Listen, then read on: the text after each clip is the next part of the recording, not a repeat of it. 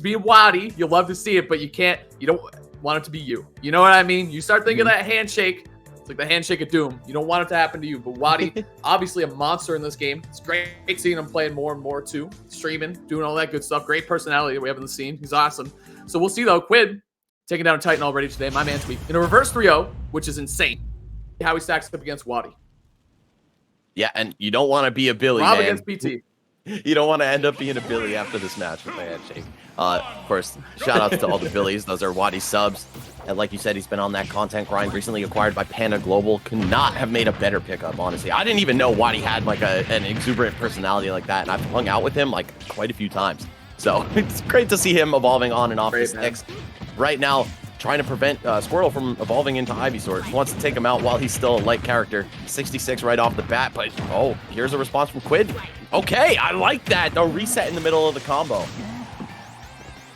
Yeah, this is great. I mean, I think Squirtle is such a threat here. And one thing that's so crazy about Squirtle is he's like all the advantages of a light combo-heavy character with none of the disadvantages because he could just switch. You know what I mean? You could die early, obviously, as Squirtle, but if you get off of him, the problem is that Quid is he's pushing it a little bit here, especially, there you go. I was going to say, I think we're going to see a switch soon. Watch switch to that mid-weight Ivysaur.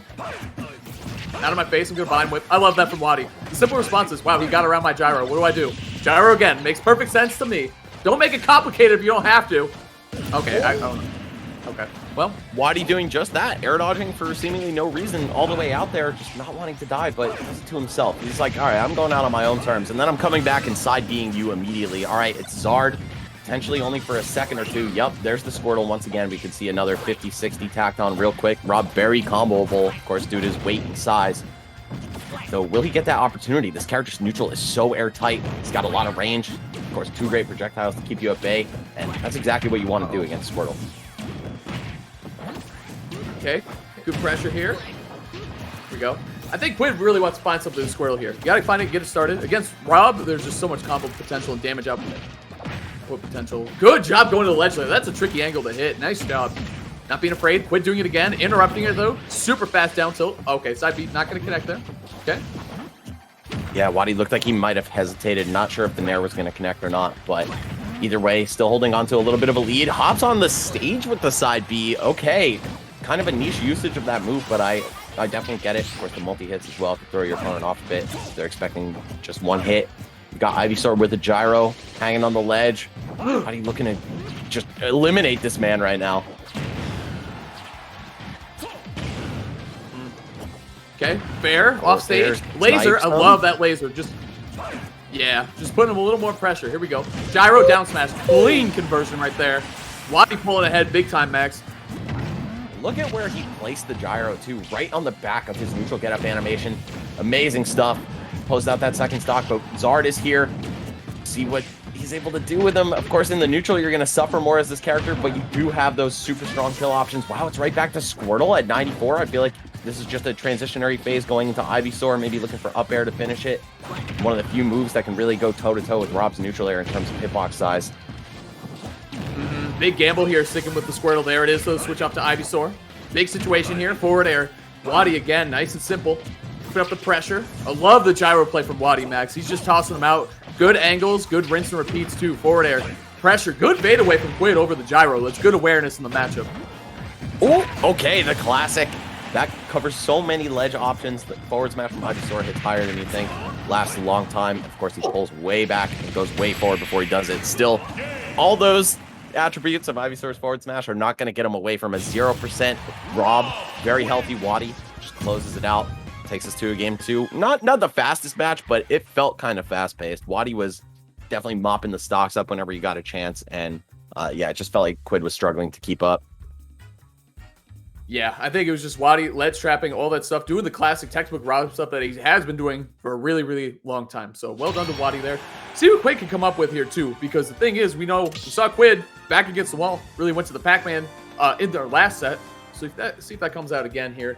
I don't know. I think the PT, give it another shot. I think the PT's super clean. I think it's nice. I think maybe just a different stage or something. You got to mix up something, Max. That was a good, solid lead and win for Waddy. And one thing I do want to point out, you did mention textbook Rob stuff from Waddy, right? So Waddy is one of these players that doesn't do the flashy stuff. There's no bells and whistles necessarily to his play. If you've ever seen a player like Benny in the Jets or top player Lucrecio handle Rob, it looks very different from Wadi. You see a lot of those B reverses, crazy movement, rocket boosting, all that. Wadi is very much the opposite of that. He's just going to play straight fundamentals and outplay you where he knows he can. And obviously it works out. I mean, he's at this point the best NA Rob, I would guess. So clearly there's so many different play styles you can employ in Smash, and you don't necessarily have to be playing the flashiest, craziest looking, most impressive version of your character to win. And I really like how Wadi is emblematic of that. Two things. I think Wadi doesn't miss. I think he's going to do what works, and it's going to work, and that's great. Second thing, it's fundies, baby. It's the fundies. Call it what it is. And Rob, a character that can certainly shine with them. Wadi, like you said, some of the best fundamentals. Not just with Rob. In all of Ultimate, I think some of the best fundamentals that we see. Plays matchups correctly. Plays the neutral really, really well. And ledge traps like a champ. So, see what we can do here now. Quid, closing the gap here. Smashville. Smaller stage, wants to be able to close the gap and hit him with Squirtle, as we're seeing here now. A couple aerials stringing him off stage, 60%, very nice. Quid really does like to stay on the Squirtle. Like, in that situation, I feel like a lot of players would switch to Ivysaur and go for the edge guard there. You know, very active down air, try to punish him going high with a, you know, Vine Whip, something like that, Nair, anything off the ledge, but really, really likes to favor the Squirtle. Oh, it misses the jab block. Okay, that could have been huge. Yeah, I don't think it necessarily would have killed, but Squirtle smashes off the jab block, do pack a punch. Wow, almost getting pushed all the way out by Water Gun. Okay, he's going to look for the up air on the way back. No. Wadi back on stage, though. Rob, he doesn't necessarily have difficulty recovering, right? He can get back from the depths. But what really works against him is the lack of hitbox on it. Yeah, you can take a break and swing if you have to, but either way, Wadi not dying for attempting to get back, and that's really the best you could ask for. Ooh, okay. Dude, that down air is so active. There you go. He rocket boosted a little bit there, trying to get aggressive in the air. Going back to his ledge trapping next, where he makes his money. The old bread and butter. Nothing wrong with that. Wow, getting right underneath that Razor Leaf. Don't think it would have led to anything too devastating, but Rob crouching down for the laser actually helped him out a lot. Oh, back hit a down smash. Okay, there we go. First stock going to Wadi after such a strong opening from Quid. And it really does feel like this guy's a Squirtle main, even with his opponent approaching kill percent. He's not going to look for one of the power hitters. He's just trying to win neutral, be as fast and evasive as he can, and even get some of these quick neutral wins to pop him up and maybe just keep tacking on damage and win with a straight hit a little bit later. I like pulling the trigger there earlier than usual. Quid right there, getting back to the Ivysaur, avoiding the Squirtle. I think Quid recognized that. Man, if Rob gets me off stage or if he puts me in a... Oh, see you later. That's what I'm talking about, Max. I want to see more of that stuff. Off stage, dumpster the Rob with your down air. Very good stuff. Mixing it up. Switching away from the Squirtle and going to the Ivysaur to clean it up. Love it. Yeah, here comes Quid. He's marching, Max. He's got all the momentum in the world. All of a sudden, this is almost even. Okay. How's Wadi going to get back? Okay. Tries to just go straight up for the ledge. Knocks a back air, knocking Quid off yet again. Oh! Yes, there we go. Oh, saving his jump, though. The Zard is going to clutch it. Oh, so many down air. The active hitboxes at the ledge backs have been so good. Mixing it up between back air and down air. Just the timing mix-ups and the way it's going to send you so good. Quid, though, the Charizard, haven't seen it a whole lot, actually. Making a grand appearance here. Trying to take a stock. What's it going to be? Dude, Quid is so crazy off stage and at ledge with Ivysaur and Charizard for sure. I'd love to see it. It's really good.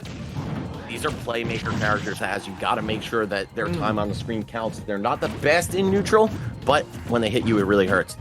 Now, these percent have climbed all the way back to even for Quid. Charizard with so many ways to take a stock here, but will he find the opportunity? Yep, Wadi gonna set up that air dodge trap, and a Flare Blitz gets him right back. Get up attack, almost going the wrong way. Whoa. Amazing timing from Quid to avoid the rotor arms from Rob. Big hurt box of Charizard. Very easy to get clipped with either the second or last hit of the side B. Amazing job by Quid and getting a stock lead for it. I think it's the first one we've seen so far from Quid, actually, Max. So coming down the last stock situation here, Quid turning up the jets. Wadi trying to do the same literally on his character Rob. He's nairing a whole lot. Forward tilt to grab. Okay, we're going to see like 50. Okay, 55 off of this. Not bad. And it looks like Quid is just still content to stick with Squirtle even after the bread and butter range has been pretty much expired. I think he'll only get maybe 1 or 2 piece combos at this point. 70% on Rob. Nowhere near dying by conventional means, but an Ivysaur downer could be exactly what he needs right here. I'm so surprised he didn't switch and try to dunk him. Max, I totally agree. I can't believe we're seeing the Squirtle's working though. You can't, if it ain't broke, don't fix it. Switch it, stay with the Squirtle for a little bit. feel like he's just doing such a good job. Rinse and repeating Wadi off stage, but now Wadi back on stage. I mean, if we've seen Rob win these before, we've seen it once, we've seen it a million times. The gyro is clean. I don't think he has a jump. Yep, he has to go to the Vine Whip. Trouble. This is where Wadi's been winning so much today, Max. Get the ledge. Yeah, he has a gyro, though. Oh, it doesn't make anything of it. All right, yeah, the Squirtle might not have been breaking, but a little bit of wear and tear on that character is very scary, especially against the likes of Rob. So you want to not let the stock go past its welcome. Seems like Wadi is one good hit away from dying, but also one good exchange away from putting Quid in a terrible position off stage. Ooh. I like that Matrix air dodge, by the way. That was sick. That was a great projectile trade. Charizard against Rob. Mecha Godzilla against Godzilla. We'll see what we get here. Oh, catches him with the up air? Yes, that is it. I was going to say, no sparks or anything. Couldn't see around the scoreboard, but just setting him up the top. Wadi is so clutch, man. Like you said, it comes down to those having really strong connection with your fundamentals in those clutch situations that can work out. Calling out the jump there, catching the big Charizard, putting him off the top. Wadi in an insanely clutch game 2. Very well played by the Rob. Rob's up air, one of those moves, either you DI it properly, which is pretty hard to do, or you just die. Even the likes of Charizard going off the top at 109 after the hit. Kind of surprising, but you did see, obviously, Quid had the wrong DI. He was so close to closing that one out, too. I think staying on Squirtle too long might really be his downfall. Sometimes you just got to look for those kill shots. You got to figure out, all right, I've gotten the most value out of Squirtle. Maybe it's time to switch over to Ivysaur and start landing the big hits, but that said, Quid has still been doing a great job. Obviously, he didn't get here by mistake. Got to defeat Tweak. Cannot talk about that enough. It's an insane upset. He's now sitting in the first seed position, but Wadi may prove to be a little bit too tough for him to break through. Wadi's been so consistent for so long. I think those huge clutch moments, Max, are the reason for it. Don't forget, Wadi definitely has a lot of PT matchup experience too in his own region. A lot of good PTs running around in there. A lot of top level PTs, high level PTs, everything, you know, all over the place. And what a character you need matchup experience against too. You need to know how to play against Squirtle and all the different ways that Squirtle can approach, combo you, way to DI. Ivysaur, you need to know how to deal with the zoning and the whips and all that stuff coming out. And then of course also you got the Charizard. You're not avoiding Charizard, you're not winning against PT. So game 3 coming out here. Quid, go into small battlefield, see what you can come up with here, Max. And we're seeing a lot of Squirtle again. Yeah, I do absolutely agree with Squirtle for the first 50-60% of the match. I just want to see Quid maybe look to Ivysaur's durability and kill power a little bit more. That said, I can't critique him. I mean, he's gotten here by his own volition with the plays that he's making. Oh, Wadi with a little bit of sharking underneath battlefield there, or small battlefield rather, trying to make it difficult for his opponent to edge guard him. And this is where I would look for the switch. But Quid, he knows that he can win neutral with Squirtle more effectively, more reliably, and he's just going to try to fall back on that before making the switch. Yeah, I like the confidence with the Squirtle too. You know, it is working out for the most part, but it's finding those KOs that's huge. Like right here, great spot for the Ivysaur for sure. Looking for the down tilts at the ledge a lot. I haven't seen those connect a lot. It's a lot of nair and a lot of fair that's working out for the Squirtle at the ledge. So I wonder if we could see a little more aggression when Wadi's trying to come up to the ledge from the Ivysaur or something else. But I like the confidence, if nothing else, in the Squirtle. Gotta respect it. Oh! Yep. He's been looking for that forward tilt for like 10 full seconds, and Wadi just knows, all right, I got to tech this, and I'm fine. But if I don't tech it, I might die, and that's what he wants. So we see Ivysaur out now. What's the edge guard going to be? Are we going to see the big fish for the down air? Nope. Wadi jumping right up into up air. Yep, the reverse down air. I don't know. You know, Quid obviously an incredible player. I love his Ivysaur. I want to see more of it. That's all. You know what I'm saying? It's so good. It keeps taking the stocks. Here we go. Recovery, though. On his way around. Okay, big Ivysaur damage right here. Okay, can't get the fair. Oh, nothing there either. That's crazy. Up air? Up tilt the up air, and yeah, I think regardless of DI, he was probably dead there. Here's Zard. Probably not for long as well. Yeah, gonna use the switch to Squirtle to bust him out of a potential combo. Gets the tech chase with dash attack. Fair for his trouble. Okay, things are starting to look good for Quid in this game, but of course, we've now seen 2 games go by the wayside because he's a little bit too stubborn on his Pokemon choices. It's working out here, though. Yeah, he got that down tilt he's looking for, and I love his up B usage, too. He's got a lot of mileage out of that, and he's not afraid to try to sweet spot the ledge afterwards. You know what I mean? So not that it's a free pressure tool for him, but at worst case scenario, sometimes he's going to be able to grab the ledge afterwards. So I like the idea with the up B, but I think we both agree, Max, a little more Ivysaur would be good, especially the 75%. You got to get him out of there. Squirtle's, I don't know, man. 75 is a lot for Squirtle. Yeah, not only is it hard for you to kill, but it's also easy for you to die. Potentially one more neutral exchange going in the favor of Quid will be what brings out the Cabbage Dog. Yeah, okay, there it is. And kind of just point blank in the middle of things. Either way, he's not going to suffer too much for it. See the back air spacing. Some traps with Razor Leaf. Wadi just charging up, going all the way out, making himself hard to track. And Quid just looking for his time to strike. It's going to be neutral air instead of down air. I love that. And there we go. Checkmated. Burned all that fuel. Free edge guard, yep, for sure. That's what I'm saying, Max. It's like, I love the Squirtle. No disrespect to good Squirtle. Still think it's the strongest Pokemon. Man, his Ivysaur's nice too. Especially in this situation exactly. That situation right there is where you want the Ivysaur to shine. Now he's going to stay on Ivysaur, just knowing that Charizard being up next is probably not too favorable for him. Survives the up air. Good DI that time. Oh, the reverse Vine Whip from underneath. Very sneaky. A little bit of sharking action on this character's end as well. Oh, potentially going too deep, looking for a stage spike or maybe a setup into up B.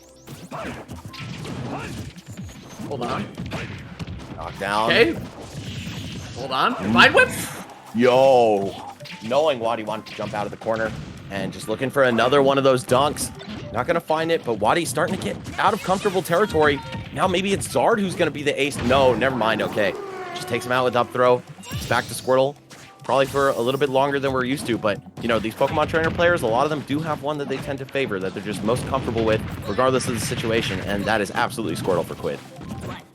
Hold on. We got the up throw. Big damage for Wadi. Looking for the fair. Frame trap. Nice stuff. Good job by Quid not getting scared there. It's so easy to pull the air dodge trigger there, but it's racking up fast. A lot of damage on the Squirtle.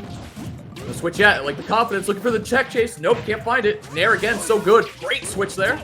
Getting the weight. The advantage state, okay. Projectile warfare, Max, that's what we're doing.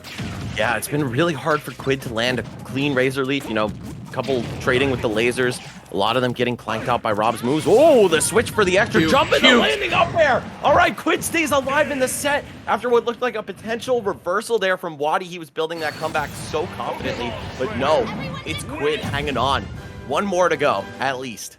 That was exceptional. That was some of the best switching into a kill condition that I've ever seen out of a Pokemon trainer to avoid the gyro and all that stuff. That was disgusting by Quid. In order to stay alive, too. So clutch, man. It's not easy to do that stuff when your back's against the wall. Last hit, last stock against Wadi of all players. Really, really well earned. Game 3 from Quid. But now we're going to see Wadi. He gets 2 counter picks here. Has a couple different characters. I don't think he's going to get off the Rob, though, for sure. I think the Rob is the way to go. I think the Rob has been so good, so strong. But I think Quid... the momentum picking up here, Max. That was, what a win. How are you not feeling amazing after a win like that? That was so good. What an up air. Yeah, and I feel like Quid was so close to clutching out game 2 as well that this kind of gives him back some of that lost momentum he could have picked up. And Wadi, I don't know if I'm necessarily sweating, but I'm at least approaching this next match with a new degree of respect for my opponent. Just like, all right, he does have this X factor. I'm not going to be able to fall back on my clutchness to make it happen. So, I don't know. I think... again, it really does boil down to Quid just needing to open up some more actual KO opportunities. We see him really looking for forward tilt on the missed or into a missed tech from Wadi, and it hasn't panned out for the Squirtle. So we're back to small battlefield. Okay, wow, Wadi just running it right back. Like, I mean, again, change up the floor plan, gonna change up the game plan, I think, a little bit, though. Try to just close that one. I think that was just clutch from Quid, honestly. I think Wadi, they were just neck and neck. It came down to that last hit. Wadi had him in a really bad spot, too. Quid just had this immaculate, like, 3-step counterplay that really worked out. And knowing his hitbox so crazy well, too. Again, it's just one of the craziest up airs I've ever seen from a Charizard. To close out a game 3 against Wadi, too. Amazing. Okay. Maybe that's part of the reason why he likes the Squirtle so much. Squirtle can kind of shut down that Rob down tilt pressure and all this other stuff, you know. Jumping out of shield with Squirtle is very quick.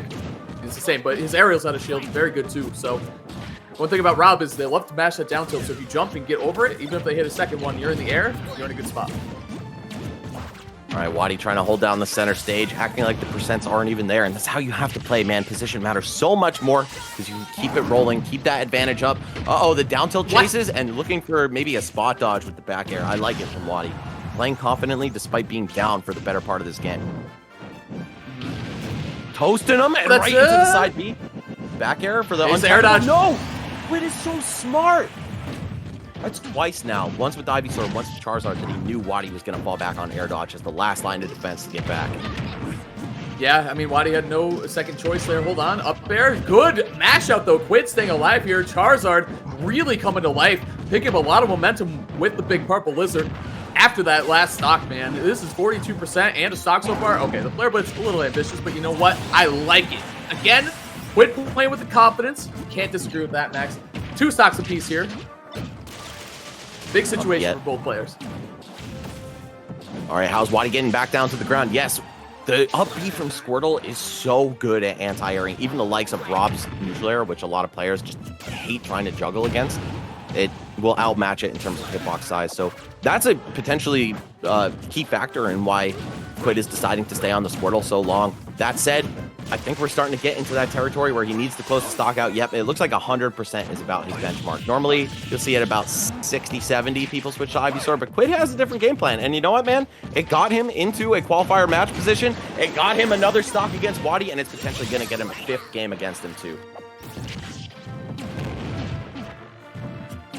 Let's see what Squirtle's able to do. The faster he can win neutral here, the faster we're going to see game 5. On the ledge. Oh, gyro, okay. Okay. Pressure here. Grab.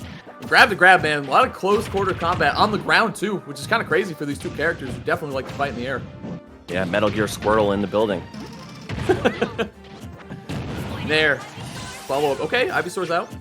Yeah, see, I can't read Quid, man.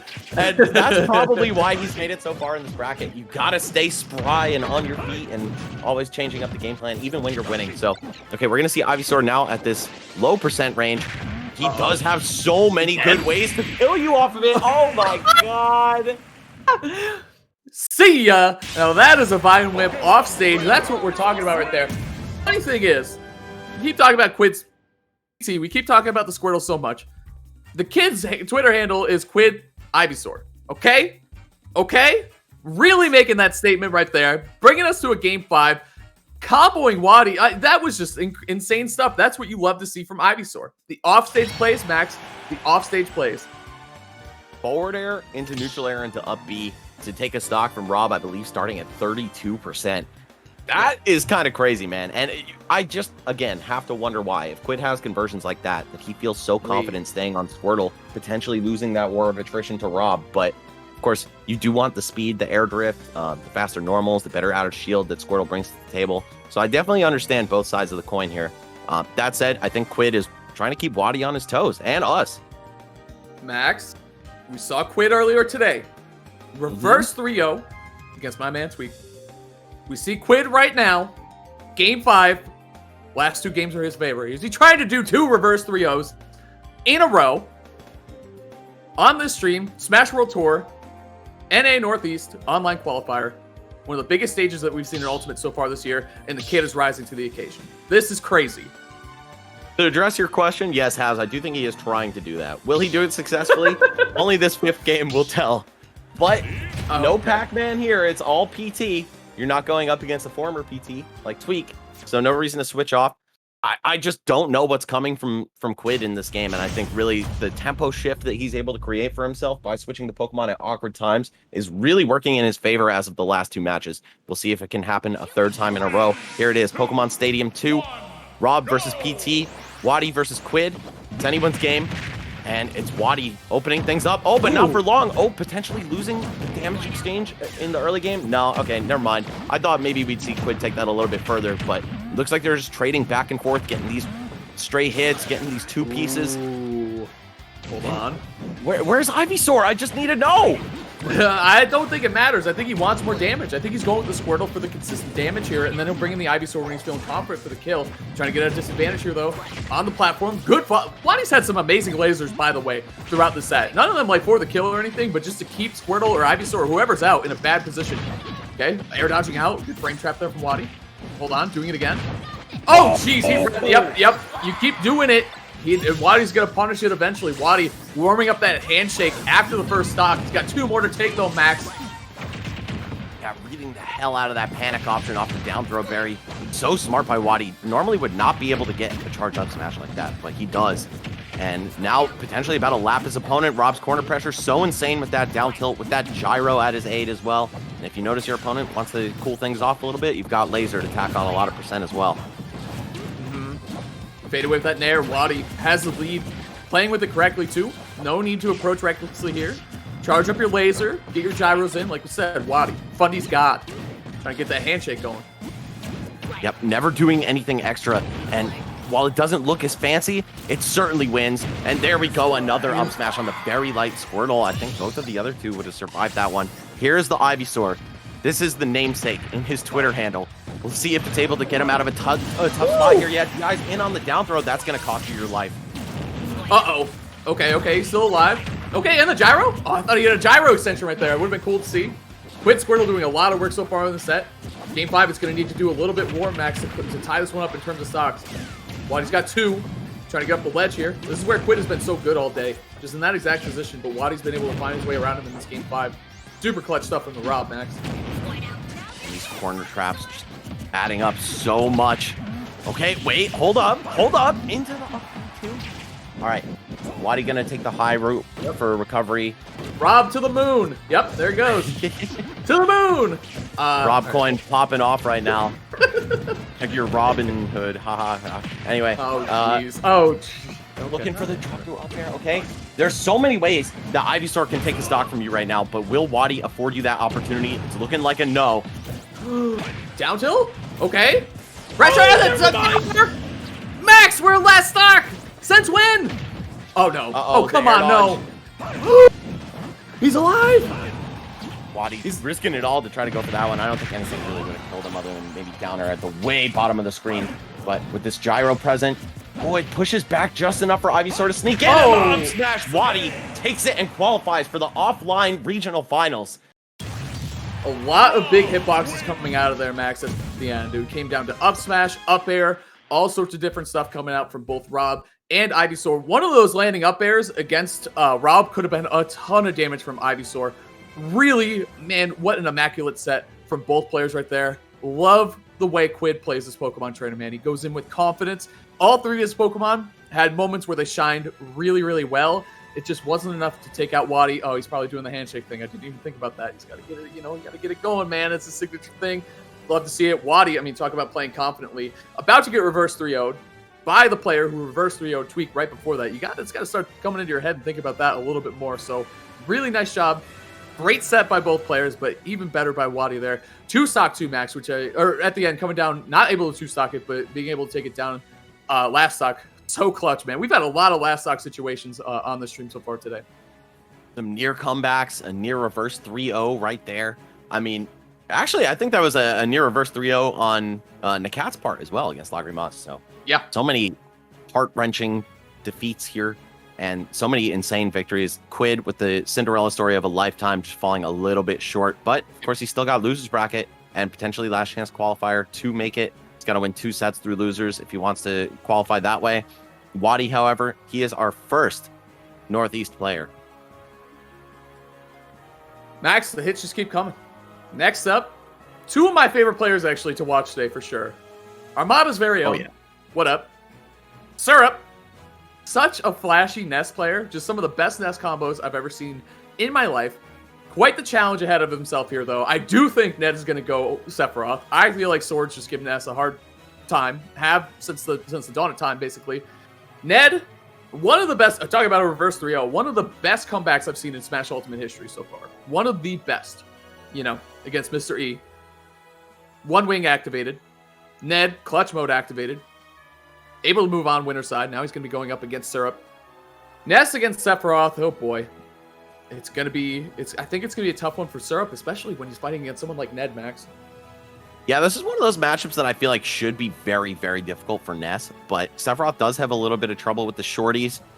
Not those shorties, but just look at that hair. Yep. Either way, tiny characters give this guy a little bit of difficulty, and that's because you have to wait before throwing your aerial out on the way down. Forward air, a very thin hitbox vertically. Back air, it's got that chunk factor to make up for it. But still, I could see Ness sneaking in there, tacking on a ton of damage with bread and butters, giving Sephiroth some difficulty off stage, particularly with the tail of PK Thunder, just making him drop a little bit and forcing him to the charge up B. But that said, on paper, this should be really, really difficult for Ness. And I just want to point out, Syrup's from New Jersey, bro. I knew who this kid was. I've known about him for a long time. Did not know he was from my state. As far as I knew, he was in the simulation, part of the Matrix, just playing online. But a very young player. Ned, formerly telling the same story when he first started coming up in Chicago. He has since risen to the #1 spot in his state. So Yeah, this is going to be a good one, man. Syrup, you want to talk about up-and-comers. This kid has been turning heads for a long time. Chat's on about the shorty still. Sephiroth, hey, mostly the... Never mind. Anyway, Sephiroth has a lot of problems in his own life. That's why he acts the way he does. I don't know if it is, it is what it is. Anyway, we're moving on to the set soon, I hope. Get me out of here. Ned, Syrup, start the match. Come on. I didn't mean to do this. I promise. He's got mom issues, that's for sure. So, yeah. I was thinking it when you said you didn't want to say it. I was like, Big yeah, time. we all know. He's got mom Either way. issues, real villain, Him and Yep. Tony Soprano, Either way, game one. Sephiroth, an expert at ruining the lives of young men. There's another character in this game who can attest to that. We'll see if Ness is going to be next on the list. Already with one Shadow Flare on him. Ooh, taking the 10. Okay. Thought Syrup might have blocked that, and he was probably trying to roll around it. Pro tip, guys, look for when the orb is going to be at about 1 o'clock or 2 o'clock on the third rotation or something. Either way, just watch for it being at the top right of your shield, and you'll have better chances of protecting yourself against it. Right, man. Both playing each other. Oh, a little shield chick in there. Okay. See that one in a minute. I feel like most people, they see the shield and they immediately just start acting. Whether that's they're going to jump out of their shield first and try to catch you jumping out of your shield or dropping shield or grabbing. You know what I mean? Like, I'm surprised the buttons were hit there, but they're both playing very patiently, very safe. Hope you see it. Sephiroth actually really struggles in that stare down situation because of how poor his grab range is. He doesn't have the best out of shield game by any means, and Ness really does. Oh, but that counter is going to evaporate Ness, yet any character with a counter can really capitalize on PK Thunder 2, especially one like Sephiroth. It's so strong. You have such a wide margin of error, and he's going to crash right into you. Okay. Also, get frozen. That's something Lucina's counter can't do, for example. It won't stop Ness in his tracks, so if he's close to the ledge, he'll still be able to catch it past some counters. Good. A lot of good matchup knowledge here from Syrup, too. You can see him absorb the side B from Sephiroth, too, when it's about to explode on him. But also you can see him knowing that the ledge hang from Sephiroth can get caught by side B as well if he get fired. So really good stuff from Syrup. You got to know those tough matchups. I'm not surprised that the kid does, so see what we can come up with, though. He's got to take this kill. Huge situation here with the one-wing angel out of 2 max. Love that empty landing from Syrup. Affords him a grab. Not into anything devastating, but the next one should be a kill from maybe even anywhere on the stage with the lightness of Sephiroth. Cross, maybe not, but either way, Ness with a plethora of kill options at this 117 and counting range. Okay, forward air. Let's see what the edge guard is. He's just looking for the tail of PK Thunder. Yeah, I think that's so dangerous for a character like Sephiroth, even when he's got all 3 of his jumps. Or all 2 of his mid-air jumps. Right, yeah. We know what you meant, Max. Here we go. Up air, though. Falling from Syrup. Very nice stuff. The match could have gotten out of hand there pretty easily, especially a character. We see what Ned can do with this character Sephiroth already today. Off stage especially. Looking for the down tilt, unable to find it. Pressure though. Okay, he goes right back to the ledge. Man, that up air is just it's so beast mode. Dude, like, what do you do about that hitbox? It's just insane. Yeah, there's nothing that can contest it. You don't want to air dodge too much, right? That move just creates a lot of problems. That said, Syrup potentially trying to solve him. We've got even stocks, a lot of damage on his end, and Sephiroth with so much kill power. Everything can just wipe you off the board before you know it. Oh, the roll in? Oh, I don't know about that one, Chief. That was a little scary. I don't think Ned could have done too much about it, but you don't see that roll right into their face in a tense situation. So Syrup maybe trying to get in Ned's head, and it worked. This is Smash World Tour NA Northeast Qualifier, Max. What? People are just dropping stocks. We saw Waddy do it before. Ned dropping off like that. Huge surprise, actually, in the set. All of a sudden, Syrup in a great position, great control here. The wing isn't out yet either. It's going to be some more damage before Sephiroth gets that. We're going to see a lot of these downward angles PK fires, Max. So good on the stage for Ness. I think that's why Ness has loved the stage. Short blast on the side, too. All that good stuff, but here we go. Ned with the ledge trapping has been so good all day here. Yes, he does make... Okay, I don't know. My heart stopped for a second there. I knew he had it, but, man, it just made me nervous to see him that close to the blast zone. Yep, Sephiroth with the luxury of challenging PK Thunder from so far away, and we're going to do just that. Hold up, though. Syrup looking to extend this lead. Say, you know what, man? You gave me that free stock with the SD. I'm going to make it count. Tick throw set up, down tilt into grab. Someone's been studying their FGC, the Bible that came out. The tick throw, man. Oh, the back catching him holding away. That's it. Syrup taking advantage of the stock given to him, as you said, Max. Well done. Syrup's offense and his conversions are some of the best I've ever seen on Ness. Straight up. They're so good. And his shield pressure too. Side magnet use, what? He's crazy.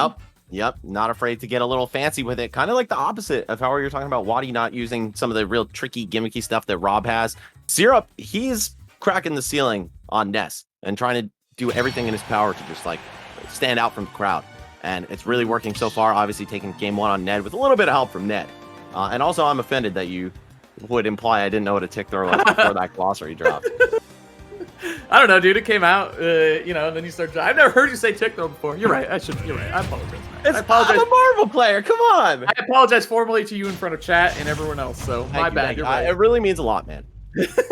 We got to move past it, Max. We got a set in front of us, so we need to commentate. Syrup taking that one down from downtown. Who saw that coming? If you've seen Syrup play, actually, it's probably not that big of a surprise. But the SD from Ned is a huge factor. If I'm Ned, you gotta pull up the sleeves and think, you know what? You only won that one because you ISD'd. I'm not gonna SD this game, so you gotta take 3 clean stocks from me. I'm gonna make that happen. I'm gonna win this game too. And Syrup's over here saying, this wasn't a mistake, man. I'm gonna run away with this momentum now. Pressure? Oh, yeah, waiting out the button from Ned, not trying to stick it out and get caught or even trade. That said, Ned, he's got a wing online. He's got a ledge trap scenario. No, Syrup gonna finesse his way right back into center. And now it's Ned still playing on the back foot. All the kill power in the world on his character, but not enough percent for his opponent to really be feeling the heat just yet. Yep. Big pressure here. Good situation. For Nair, I'm surprised he can go for an up air, a little more active and stuff, but I mean, obviously Syrup knows his stuff. Very, very committal with that up smash there. Syrup gonna intercept that. I like that. Ness can't really challenge the up B, the Octa Slash from Sephiroth, just because of the whirling hitboxes around him. So instead, he just shoots out his PK Thunder. Super smart. Again, a simple solution to otherwise a very big problem for Ness. I like it. Yeah, very, very important part of this character's edge guarding game. Just gives you a risk-free way to do it. You know, paint with all the colors of the wind, point it wherever you want. It's basically Nikita Jr. I like that. Nick Jr. Yeah, I was just exactly. Yeah. All right. Anyway. Yeah. Anyway, back to the match. Classic. Here we go. Pressure here. Ned's doing a good job not air dodging. Syrup's looking for a lot of air dodges in those bad situations. Ned's not really giving it to him. So Sephiroth definitely does have a slender hurt box too. He's a character that, you know, kind of lends himself to not hitting his buttons like that. Again, that seems like free damage at this point. In game 1, I was like, I don't know what Syrup is going to do to deal with that Octa Slash. Now I'm like, I don't know what Ned's going to do to deal with that PK Thunder, but he does find a stock there. Ned, tying it up in terms of stocks, Max. Oh, a very greedy opener to that stock from Syrup, looking for PK Fire. We're going to see Ned capitalize on that, getting some good damage off it. Did he land on the ground? Yeah, I think Syrup was actually jumpless right there. Kind of tough call, but Ned has been so on point with these 2 frames. He's down tilted pretty much every single time with perfect time. Yeah, the mix-ups has been pretty much down tilt, and then either looking for a retreating aerial to cover the jump, and then also counter off stage, of course. You can't count that one out. Look at that, though. Syrup going all the way down low, but man, Ned, keep talking about Syrup's advantage state in his combo game, but Ned, that was just bullying straight up. Very well done by the Sephiroth. Hold on, he's got another jump. No, but the aggressive. Wow, we haven't seen that from Syrup yet. The setup over the set so far, Max, has been, I'm going to PK Thunder you, take the free damage. Except for right there where he needed a stock. Went off stage, aggressive with the fair. I love it, man. Great recognition of what your opponent might be looking for from you. If Syrup caught the tail the second time when Ned was down there and had to up B straight up, that would have been game. Oh, what a madman! But he forces Ned into the fearful air dodge off the stage. Looking at a 60% lead for Syrup here. So many avenues to take this game, but will he be able to approach? That's the question. Sephiroth is so good at shutting that down. Syrup holding it down here. He wants those downward angle PK fires. Such a strong tool in this matchup. He needs any advantage he can get here. His range. He's got tiny little T-Rex arms. You know what I'm saying? That's the Masamune over there. You can't mess with that sword. It's legendary. Syrup knows that. Running away a bit. Clash center with the shields, man, has not really netted anything from either player. It's kind of crazy. Yeah, I mean, you could get scrappy all you want up close, but how do you deal with a character whose sword is taller than him?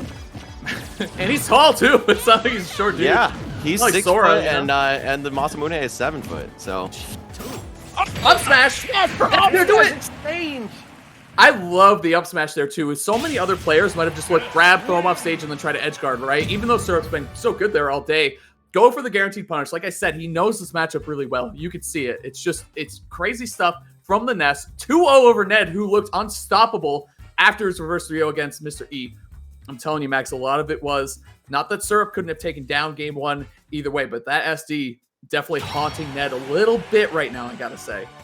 Yeah, we were talking about how on paper this matchup should be pretty rough for Ness. He struggles against swords in general, but especially the length of Sephiroth's.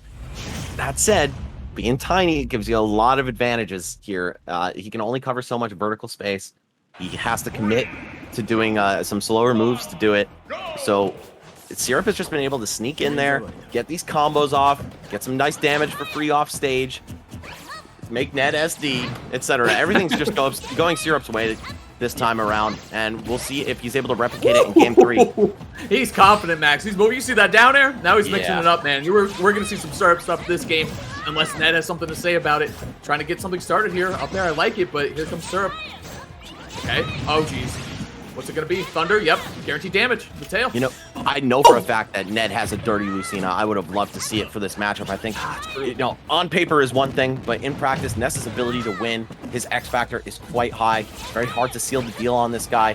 Falls out of combos a lot. You know, swing buttons kind of recklessly. And Syrup doing not even any of the like capitalizing on your opponent's mistakes thing. He's just playing well. This is an and one mixtape. You see the way he's moving around the platforms, the side magnets, turnarounds, everything he's doing, Max, is just disgusting straight up. But it doesn't matter. Ned swinging the Masamune. Here we go. Ned, so good off stage today. Syrup trying to recover. Rinse and repeat at the ledge. What's he going to do? Going low. PK Thunder. I like it, but Ned is ready with the 2-frame, man. Ned has so many tools at the ledge that have been so... Wait! Nice jump out. Okay. I got nervous. Okay. Really, really good stuff there. Great timing from Ned, too, knowing exactly when those hitboxes were going to expire. Even though you can hold the smash a little bit longer, the repeating yo-yo spins are not going to keep hitting you. So jumping out just at the right time, but still might not get away with the first stock here. Never mind. He's still alive. 140 after the up air. So tricky with these up airs, man. Yeah, that time, that was just enough. Getting the KO. Love the up airs from Ned, man. That's definitely a signature thing with Sephiroth. His nairs are actually sick, too. I don't know. He's so well-rounded. It's hard to say if he has a signature move. Or not with this character, but obviously we've seen a lot of crazy stuff from him off stage. Trying to take this one down here from Syrup. What I like about Ned Sephiroth, too, is that he's not afraid to throw out down smashes. I feel like a lot of Sephiroths kind of stopped doing that at one point, but I still think it's a good option because people love to hold shield against him to avoid side B and also any of his aerials, forward tilt, all that good range that he has, so... I don't know, man. I like that Ned's not afraid to throw it out there, but here comes Syrup, racking up the damage max. Oh, he tried for a PK Fire that time. More of a greedy option, not guaranteed damage or anything. Close to PK Fire, or Thunder. But if you get the PK Fire out there, you could just delete Sephiroth. Here we go. Syrup stuff. What's he got? Oh, wow. Booking it right out of there. Hits Sephiroth with the tail, hits himself with the head, and he dips. So Syrup bringing this one all the way back after losing the first stock. It's so difficult to chase a stock deficit against Sephiroth, but thanks to that back throw, Syrup didn't waste too much time. Here we go. Pressure, center stage, so important. Feeling each other out. Oh, jeez. It's just Sephiroth, man. Every hit, you just feel it so hard. Here we go. Up air. Very tail end of it. Oh, the up smash. Clean trapping there from Ned. Very, very good stuff. He goes to the platform. Good jump out, too. It's going to be some damage here and some pressure for Ned. You know, I think Syrup's done such a good job, too, avoiding those big pressure moves. Side B, all that good stuff from Sephiroth. So, here we go. Up tilt. Good fastball there from Ned. Just getting out of there. You got to respect Syrup's advantage state, man. I also have to respect how he's still maintaining this chase. Oh, and going for the big stuff like PK Fires at the ledge. Doesn't seem like he even is mentally acknowledging being down a stock. Yes, trades with the back air over Sephiroth's forward tilt. Great stuff. Syrup has not been letting these leads get out of hand. Pretty much before the 50% mark, he's able to take Ned stock and run it right back. Sephiroth on the ledge. What's it going to be? Oh! He just mashes out the jab. I like it. Beating out the pressure from Ness. I don't know what Syrup went for there, but either way, Sephiroth able to find his way back on. Ned in the driver's seat here. Just trying to apply pressure from a safe distance. I like it. I also like the way Syrup just kind of... Oh, he didn't get the jab block. That could... I see Syrup kill at that percentage, you know, with that jab block. So definitely could have been it. Oh, jeez. Ned looking for an up smash. Ambitious, Max. He didn't find it. Oh, wow. The angles just to avoid the Octa Slash on the way back. Okay. Things are starting to look a little bit scary for Ned. Oh, never mind. Shield break and into the Giga Flare. We're going to a fourth game here. Woo. Dude.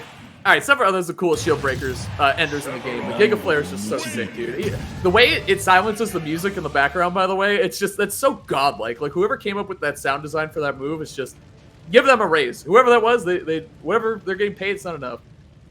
Anyway, Max. I actually didn't know that, dude, because I play with music off on my Switch. What? It silences like the sound. Like if you listen to it, it turns everything else down, and it just hones in on that, and it explodes, and everything comes back in. It's so good. It's so good. That's really cool. I mean, the characters. I mean, in his own series, godlike and cool, and obviously here as well in Smash. So no surprises there. Ned taking it down with a shield break. Love to see that stuff. I think, too, a huge thing, Max, is that Ned was mixing up his recoveries really well at the end there. He was sparing into the stage a lot more and not just up being at the PK Thunders that have been so much damage for Syrup for sure. So I think Ned's really catching on to the game plan of Syrup, mixing up his timing, which is such a key thing, chat, when you're trying to recover against anyone who kind of has your number off stage. Think about the timing, not just the option you're choosing, but when you choose to do them. It's such a big thing. Ned figuring that out, doing a great job with it. Moving on to a game 4, Max. Yeah, some excellent adjustments, and also just making sure to get his money's worth out of every advantage state he got. Saw that up air keeping Ness at bay from the ledge so effectively. I mean, it covers all around you, including behind. So if they roll, front hit of up air might get you. If they jump, the whole top swing will get you. And then if they just get up, they might be facing the back of it. And the sweet spot lies at all different corners of it. So Sephiroth is just so dangerous against these characters that lack range and also lack a good burst option. Ness's dash attack, a rather good one, but his overall speed on the ground, it's not so crazy that Sephiroth can't keep him out. We're going to see if Ned can replicate that here on small battlefield. This is Syrup's counter pick now, maybe looking to just shrink the floor plan a little bit so he doesn't have to worry about Sephiroth from afar so much. That said, the Masamune now takes up like a much larger percentage of the stage. Oh, it doesn't matter though. You see, all right, great first stock by Syrup. I like the mix-up he does here. So, like, sometimes he'll do the double jump and shoot the PK fire down, and other times he goes right to the platform and shoots it straight at people who might be trying to use the platform themselves to accelerate around it. You know what I'm saying? Like, the option coverage is really good and tricky from Syrup. So there's one angling down. See if we can get one shooting forward, too. He's been doing it quite a bit, actually. See if he does it here. Hold on. All right. He's just going with aerial pressure here. Doesn't want to overcommit. PK fire, you know, laggy projectiles, so you don't want to overcommit there. But either way, okay, pressure. Good jump out of there by Ned. Yep, down tilt doesn't actually lead into anything, but if your opponent is slow to react, you can get some creative follow-ups. That said, Ned on the back foot here, he's been lapped in terms of percentage. A stock behind. Oh, and if that forward air hit, I think we could have seen some real momentum build in his favor. Setting up for an edge guard. Armor with the wing on the down smash. Throwing out another smash attack. Just saying, you know what, man? I'm denying you the option to press buttons. You cannot land aggressively on me whatsoever. All right. Pressure here from Ned. Huge stock situation, Max. F-tilt, I like it. Ned usually attacking going upwards from below, and that time just waiting it out and forward tilting. Again, simple problem to what is something that is, or simple answer to something that could be pretty complicated going forward, but here we go. Syrup with the pressure. Both of them just waiting it out, man. Playing so, they know what's on the line here, Max. Forward tilt. Gets the sour spot. Doesn't matter. Great DI in the back throw. That's twice now I've seen Ned go for a back throw on Syrup, and he already knows. Hold in. You want to go with the direction that you're getting knocked back. Pretty much for anything that's not going to kill you in Smash, guys. Pro tip. Uh-oh. Edge guard setup. Yep. Caught with the toes. And with the back of the sword, Ned evens this one back up. Actually, rather, taking the lead. This one looked so out of his hands after the first stock, but I think Syrup might just be rushing a little bit. Yeah, I mean, both these players are so explosive, Max. You never know when the next stock is going to get taken. And just as I say that, I didn't see a stock going away there, but Syrup had other plans for Ned's second stock. The up smash, the yo-yo, super clean stuff, man. Ned's up smashes and Syrup's have been so good so far in the set. See who's going to take down this last stock. Are we going to a game 5, Max? Or are we going to end it right here with a 3-1 win for Syrup? Right now, it's looking good for the Ness. But, oh no, Ned just takes it back, though. It's so back and forth, man. Been nothing but game 5s today for us, and I don't know if Ned's going to continue that trend, but right now he's just about on pace to do it. Syrup's starting to fire back, though. Okay, got to swing things in his favor off one good hit. There it is. PK fire and a back air even after Ned already fell out. Yeah, and this is huge, Max. We see the wing is on deck, ready to go. Yo! Sephiroth that much scarier. Hold on.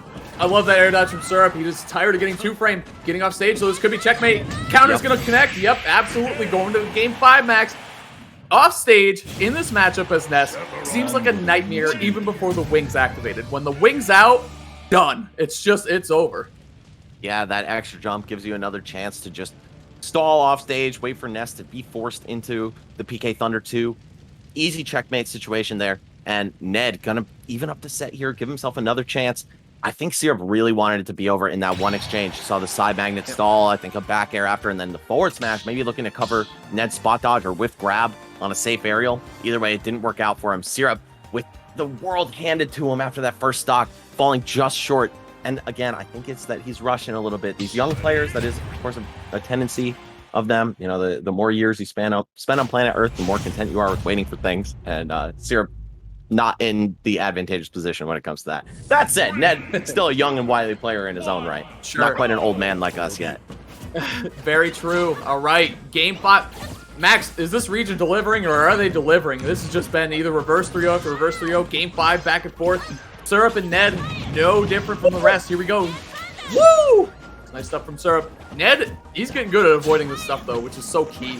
Kept getting caught by all these crazy Syrup traps. Now he's kind of avoiding them. Okay, the tail, I like it.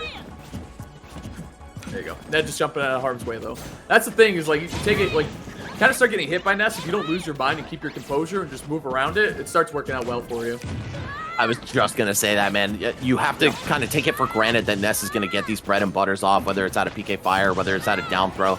Doesn't matter. Just accept that you spawn at about 50% against this character, and don't let it get to you too much. Yep. Pressure here. Ned, I'm telling you, man, he's just taking his time getting out of the corner. This is a huge wing right here for Sephiroth. Oh, Syrup going off stage. It's so scary, Max. That's so scary. Made it work out, though. Yep. Yeah, covers himself with the PK Thunder. One of my favorite offstage tricks that Ness players use. Uh-oh, slipping right by. Oh, and that was still techable because it was the late hit. Who techs that? That's insane. I would have thought the stock was gone, but instead we're seeing Syrup stock drop. First one gone. Ned, huge opportunity there. The wing is gone too, Max, if you don't notice. And the stock is gone. Back and forth. I don't think this matchup could get any more neck and neck than these two players are making it. Very nice job by both players here. Can't keep up, man. This matchup's crazy. Yeah, they've just been taking turns beating the hell out of each other, and somehow it just feels like Ned is the one controlling the pace. He might get the early damage, but it's Ned getting the stock. Never mind. Jumpless offstage out of the PK Fire. We're going to see Syrup with a huge opportunity here. This clean stock. Wait, hold up. Is Ned just going to destroy him here and bring this back to even? That's the way things have been going, but it looks like the Syrup show right now. Crazy offense. One of the best Nesses in terms of offense in the game. And we've seen some great recoveries from him too, actually. One of the best Nesses overall. Here we go. Has to get off the ledge against Sephiroth. Ned, obviously, he's been incredible here all day. This is where he destroys Ness, but he got out of there. Now here comes Syrup. Here he comes. Oh! Oh! Again! I thought that was it. Okay. I cannot believe they're both alive still. Ridiculous stuff. Ned has to recover. Okay, he does that. There you go. Straight to space. Hold on. Shadow Flare drag down looking for down smash. I don't think he wanted to do it that way. He probably was looking for the turnaround. I think so too. I can't believe Ned is still alive. We've seen Ned make some crazy comebacks today, several times actually, so he's definitely not out of this, especially Sephiroth, that amazing comeback mechanic that he has. Good job charging the Aqua Slash. He gets caught though. Up smash is going to do it. Syrup with a really, really clean 2-stock to close out an incredibly close Game 5 set. What a set from both players. Ned was really catching on to some of Syrup stuff, but Syrup just had the juice at the end, able to barely take it down against Ned Sephiroth, and man, I really feel like that's a tough matchup for Ness. Like, I feel like that's a really tough one. We saw how hard it can be to recover as Ness, especially when you know, if you don't have your double jump or you don't have good momentum, or if you're coming in from the wrong angle, it's all but checkmate for Sephiroth. The counter's godlike, the forward air is godlike, all this stuff. Ned, too, his up smashes are just amazing. If you're a Sephiroth player looking to up your gameplay, definitely still watch Ned. Couldn't take down that set. Heartbreaker for Ned, but what an amazing set for young Syrup, man. Moving on. 3-2. Really clutch stuff, Max. I've got to agree with you, man. It does seem close to impossible for Ness in a lot of positions, namely off stage. But even on the stage, how do you contend with the sword that big if something like Lucina is giving you trouble, right? But Syrup, I think he knows Ness is one of those characters. You could throw the matchup ratios out the window. This character will always find an avenue to take a stock, take a game, or take a set. Syrup doing just that, putting a New Jersey representative on the board for the offline portion of the tour. Of course, he will have just qualified for the Eastern NA Regionals as a result of winning that match. Congratulations to him. Congratulations to Ned for making it this far as well, but you still got 2 more sets if you want to make it to the big leagues. Yeah, Ned can definitely do it too, man. He's shown some incredible stuff today. Down but not out for sure. We're going to be moving on. If you guys already see it down below, right below Max there. Little sneak peek. Debugs against Leon. But first, guys, we got a simple plan here. It's very easy. 3 letters in this acronym. It's called LFS. Like, follow, subscribe. VGBC, one of the best in the game. Has been forever. They're going to be around forever. They're great. You guys already subscribed or liking or doing any of that stuff, make sure you check them out. Twitter, YouTube, and Facebook. VGBC, man. Wouldn't be here without them. Truly, actually. Yeah, and guys, if you've got it, got the Twitch Prime, if you've got $5 a month, please consider subscribing to VGBootCamp to support not just them, but the whole Smash community. All the biggest and best tournaments can be found on this channel. And you know you want to flex those fire emotes in the chat. We almost had a couple VGBC timeouts today in that first set. Pichu versus Game & Watch, Lucina versus Game & Watch, Joker versus Game & Watch, all going near to time. But that said, guys, please consider supporting VG Bootcamp. It takes a lot of stuff goes into the events that they produce. So please, if you want to give back, it's a great way to do it. Absolutely, man. Yeah, the free primer too. Don't forget, check if you have one. Great channel to use it on. So also, of course, man, Metafy has just been killing it lately with the Smash content. So if you guys don't know, Metafy is your one-stop shop for Smash coaching. You can play and get lessons for your favorite players, top players like Tweak, MKLeo, DeBuzz, who's playing next, Void, Islaw, Mewtwo King, IBDW, S2J, who's getting the melee people now, Laud, and more. Book your lessons now at metafy.gg/SWT, the Smash World Tour, and use the code SWT for 10% off. Great transition there. That was great. That was smooth. If you guys have been watching, really good. If you guys have been watching the World Tour in the last couple of weeks, you may have heard me say that you are extremely lucky to even have the chance to do something like this. If you want a lesson in basketball, it's not coming from LeBron. And if it is, it's thousands of dollars per hour, right? So the fact that the best in the world are available in both Melee and Ultimate just through Metafy, and the fact that you could get 10% off for it too. I mean, what an opportunity, right? So guys, please make sure to check out metafy.gg/SWT. Use that code at checkout. Save yourself some money. But even if you're a very strong player already, there's something that these guys can teach you. So please look into it. Don't be shy. Don't be embarrassed about getting a lesson. Something that everyone should do. And also, we got a controller giveaway. Something everyone should do. It's a free giveaway. I know everyone needs a controller. You've been playing on that Wi-Fi. You've been spiking your controller, throwing it against the wall. It's okay. You can admit it at this point. We're almost out of it. We're almost done here. The world's becoming a safer place in terms of quarantine and all that. So make sure you click the link in the chat to enter. I know you guys all need that new Smash controller. Maybe this will be your backup controller. Maybe this is your controller for your alternate characters. You know you need it. Check it out, guys. Winner picked at 11 p.m. Eastern time tonight. All right. Thank you to everybody who has already signed up for Get On My Line. Of course, that is a tournament near and dear to my heart as a member of EMG who puts us on June 26th to 27th for Ultimate. So make sure you get your chance at a cut of that $1,000 prize pool per region. It's powered by Red Bull. We got a North American branch. We got a European branch. It's free to enter. Don't miss it. Smash.gg/Gomline, Gomline. And of course, support EMG on all socials, which you can see at the bottom there as well. Twitch, double Twitter. You got two of them. Jeez, I didn't know that was allowed. Anyway, you guys already know what's coming up. This just it'd be double tweeting, dude. You go back and forth. You got two accounts. Anyway, Buzz and Leon is going to be coming up very shortly here, of course. Yep, two incredible players, Tri-State region. We'll be back. Taking a break, right? I didn't hear that. Am I right? Okay. All right. We're I missed. That's my bad. We're taking a break, guys. DeBuzz and Leon, you don't want to miss it, obviously. Bowser and whoever DeBuzz is going to go. God, that's going to be a tough one for Leon, but see what he can do. Stay tuned, guys. We'll be back.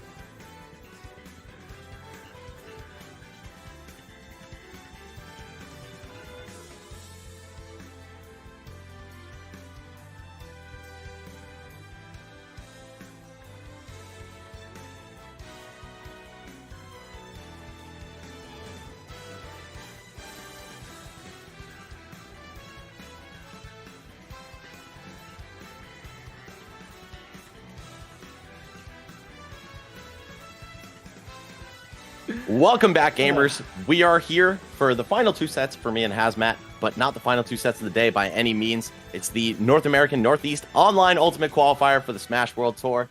Guys, this is super exciting. The biggest qualifier by far. Extremely high level of play. You cannot ask for better matches. And coming up next is going to be 2 of the tri-state area's finest, Dabuz versus Leon. These guys have met in bracket before. Leon's beaten them online and offline, but Dabuz has done the same. So we'll see who's going to take this one. Either the best Bowser in the world or the best Min slash Rosalina slash Olimar in America. Yeah, man. I think we've talked about this a couple times. We were talking about it actually before we jump back in. Is that it's going to be a lot of approaching on Leon's side, kind of regardless of which character Dabuz is playing. I mean, that's Dabuz's game plan. We're best in the world at his game plan and at the game in general. Something I've always respected about Dabuz. Hey, he's on Metafy too. True. I don't want to call him a student of the game because he's kind of like, you know, master of the universe when it comes to studying and understanding Smash games. So Buzz does its homework for sure. He's on Metafy, so make sure you check it out. I think both these guys are actually. Yeah, they both are.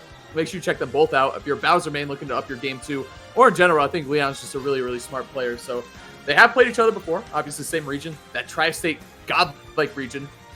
Number 4, ranked number 1.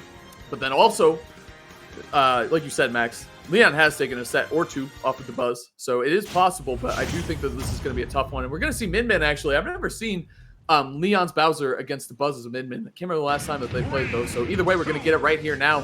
Smash World Tour, huge match for both these players. Neither one of them want to go down to that deadly, deadly losers bracket. Yeah, and I really like the Min arc that Dabuz is going through right now. It feels like this character was kind of designed for him. You saw his favorite game series is the Souls games.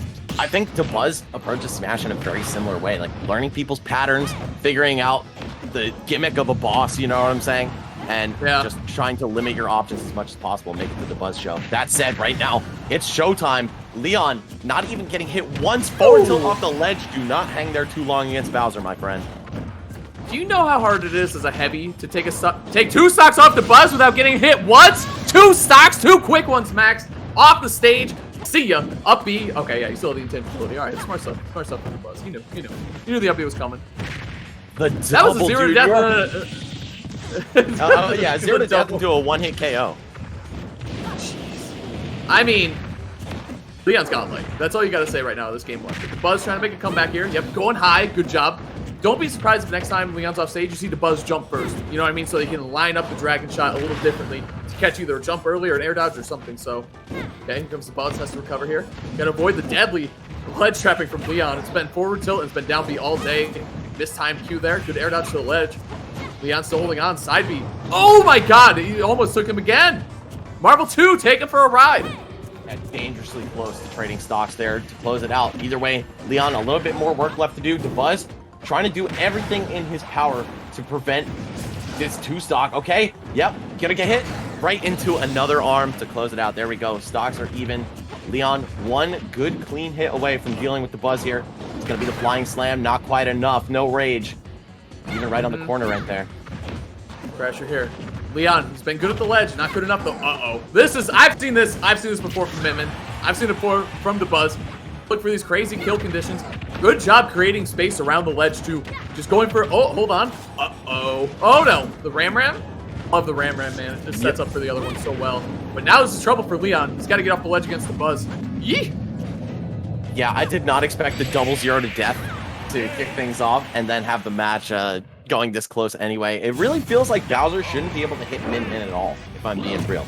You have all the range in the world. You've got neutral air in case things get hot up close, and you can destroy this character's recovery with some well-timed punches. That said, Leon destroying Dabuz at the beginning, and I think carving out that kind of lead is really why we saw the match go the way it did. Dabuz's character roster counters Bowser so well, and we'll see if he's able to just have a little bit of a better opening, slow things down, and play the game the way he wants to for the rest of the set.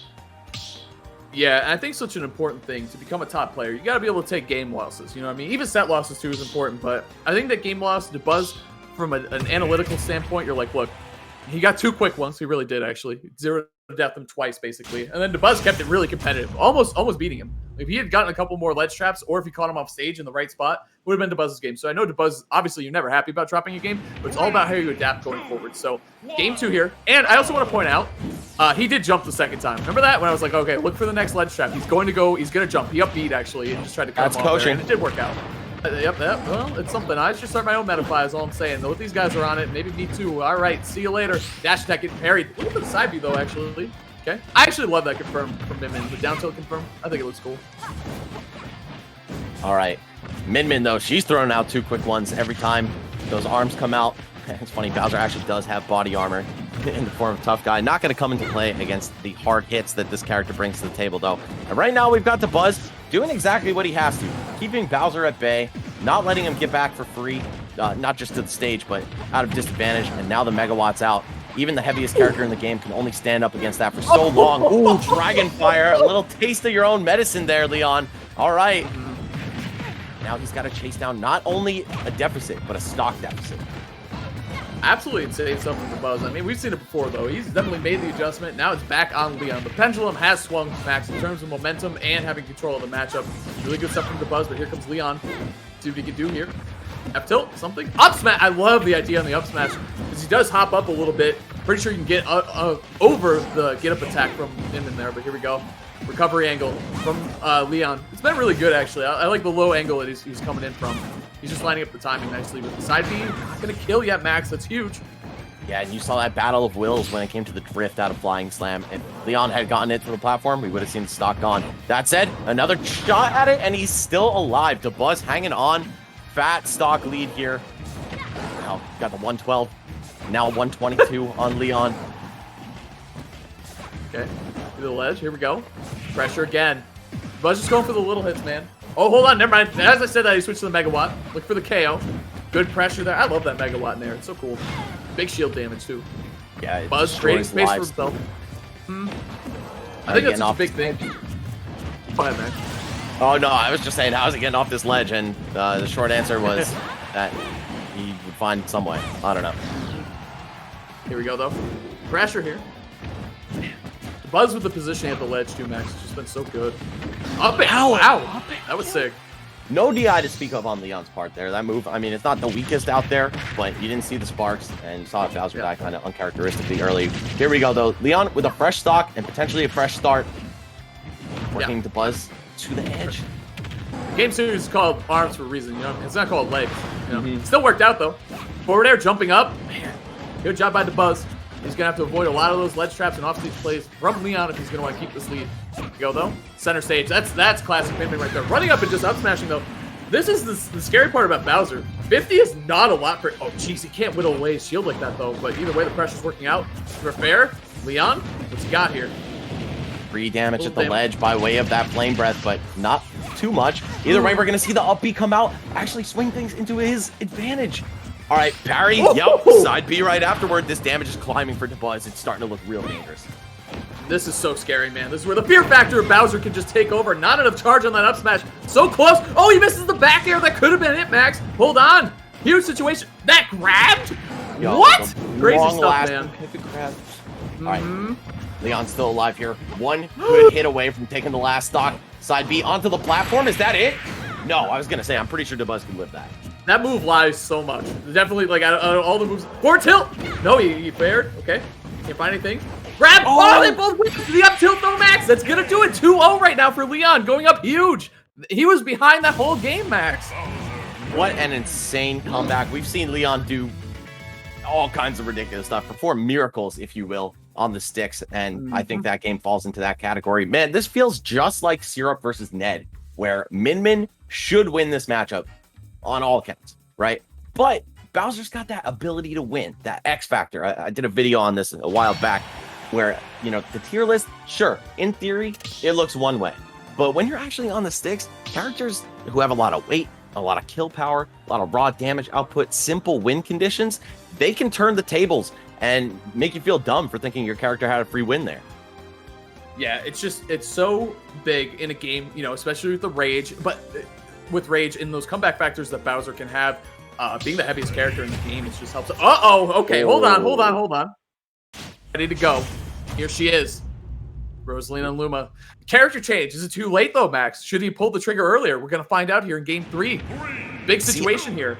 I don't know. I really like the Min Min pick, and I think DeBuzz's opinion might be a little bit colored by that first game where things got off to a really rough start. Wow, the flying slam hits Luma on the way down. That's a Dude, thing. that was the loudest hitbox I'd ever heard. Just just knocking the crap out of Luma. Oh my god. DeBuzz, though, really good with the solo Rosalina. Back anyway, though. Red Luma this time. Good, long-lasting nair there. Pressure at the ledge here, too. This is going to be tough for Bowser. Yeah, I guess that means that works in doubles as well. I feel like I've seen so little of Bowser in doubles. Colored me surprised, but sorry for not knowing that off rip, chat. I know you guys might be toasting me for it. Either way, DeBuzz off to just about as good of a start as you can get here, but 55% on a paperweight character like Rosalina. You got to be extra careful, especially because Bowser's going to be killing Luma in like one hit. So there goes your ability to close out stocks without her. There's just so much control from DeBuzz, and I think that's his main thing. He just controls the stage, controls the tempo of the matchup. He's doing an amazing job at it, trying to force Leon into approach in these uncomfortable ways and just catching him in the air, man. DeBuzz, point blank, I love the gameplay so far. Dash attack, though, was huge. Disadvantage state, DeBuzz gonna have to recover here, too. Oh, that's a lot of damage.